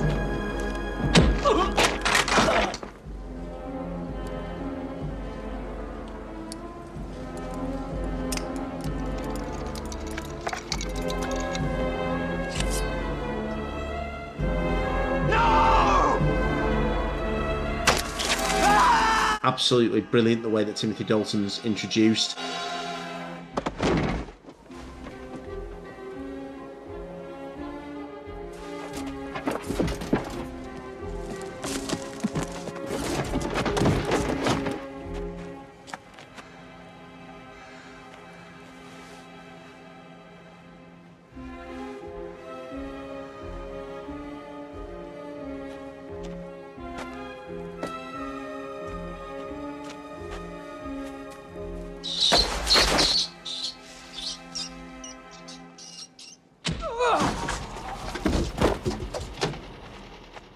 Dalton, when he's doing everything on that car, I'm not saying he does it all by any stretch, but I believe James Bond is doing that. Yeah. And that is, to me, is why this works so well. Because there is not 1 minute that I don't believe it's James Bond running, it's James Bond jumping on top of a Jeep, and it's James Bond parachuting out of it. It's amazing from Dalton and the stuntmen to create that sense of urgency where you're only in the opening titles, but Bond is running, racing, jumping to stop something. Yeah, like it matters so much. It's him chasing after a truck. It's so important that he gets this imposter. Yeah, it's not just a jump from something. It's not a stunt in a boat necessarily. It comes out of urgency. It comes out of Bond or Dalton, but like you say, John, feeling that actually Bond is trying to stop something, he's chasing, like he has to stop this situation. The way that he ends it and everything is really iconic. And parachute, really clever use. We know that he's got a parachute because we've seen him doing that, and the way he exits the back of it to his own safety.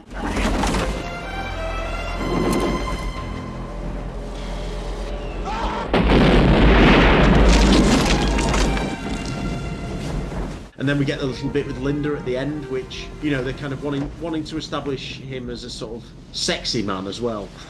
a ladies' man. It's all so boring here, Margot. There's nothing but playboys and tennis pros. If only I could find a real man.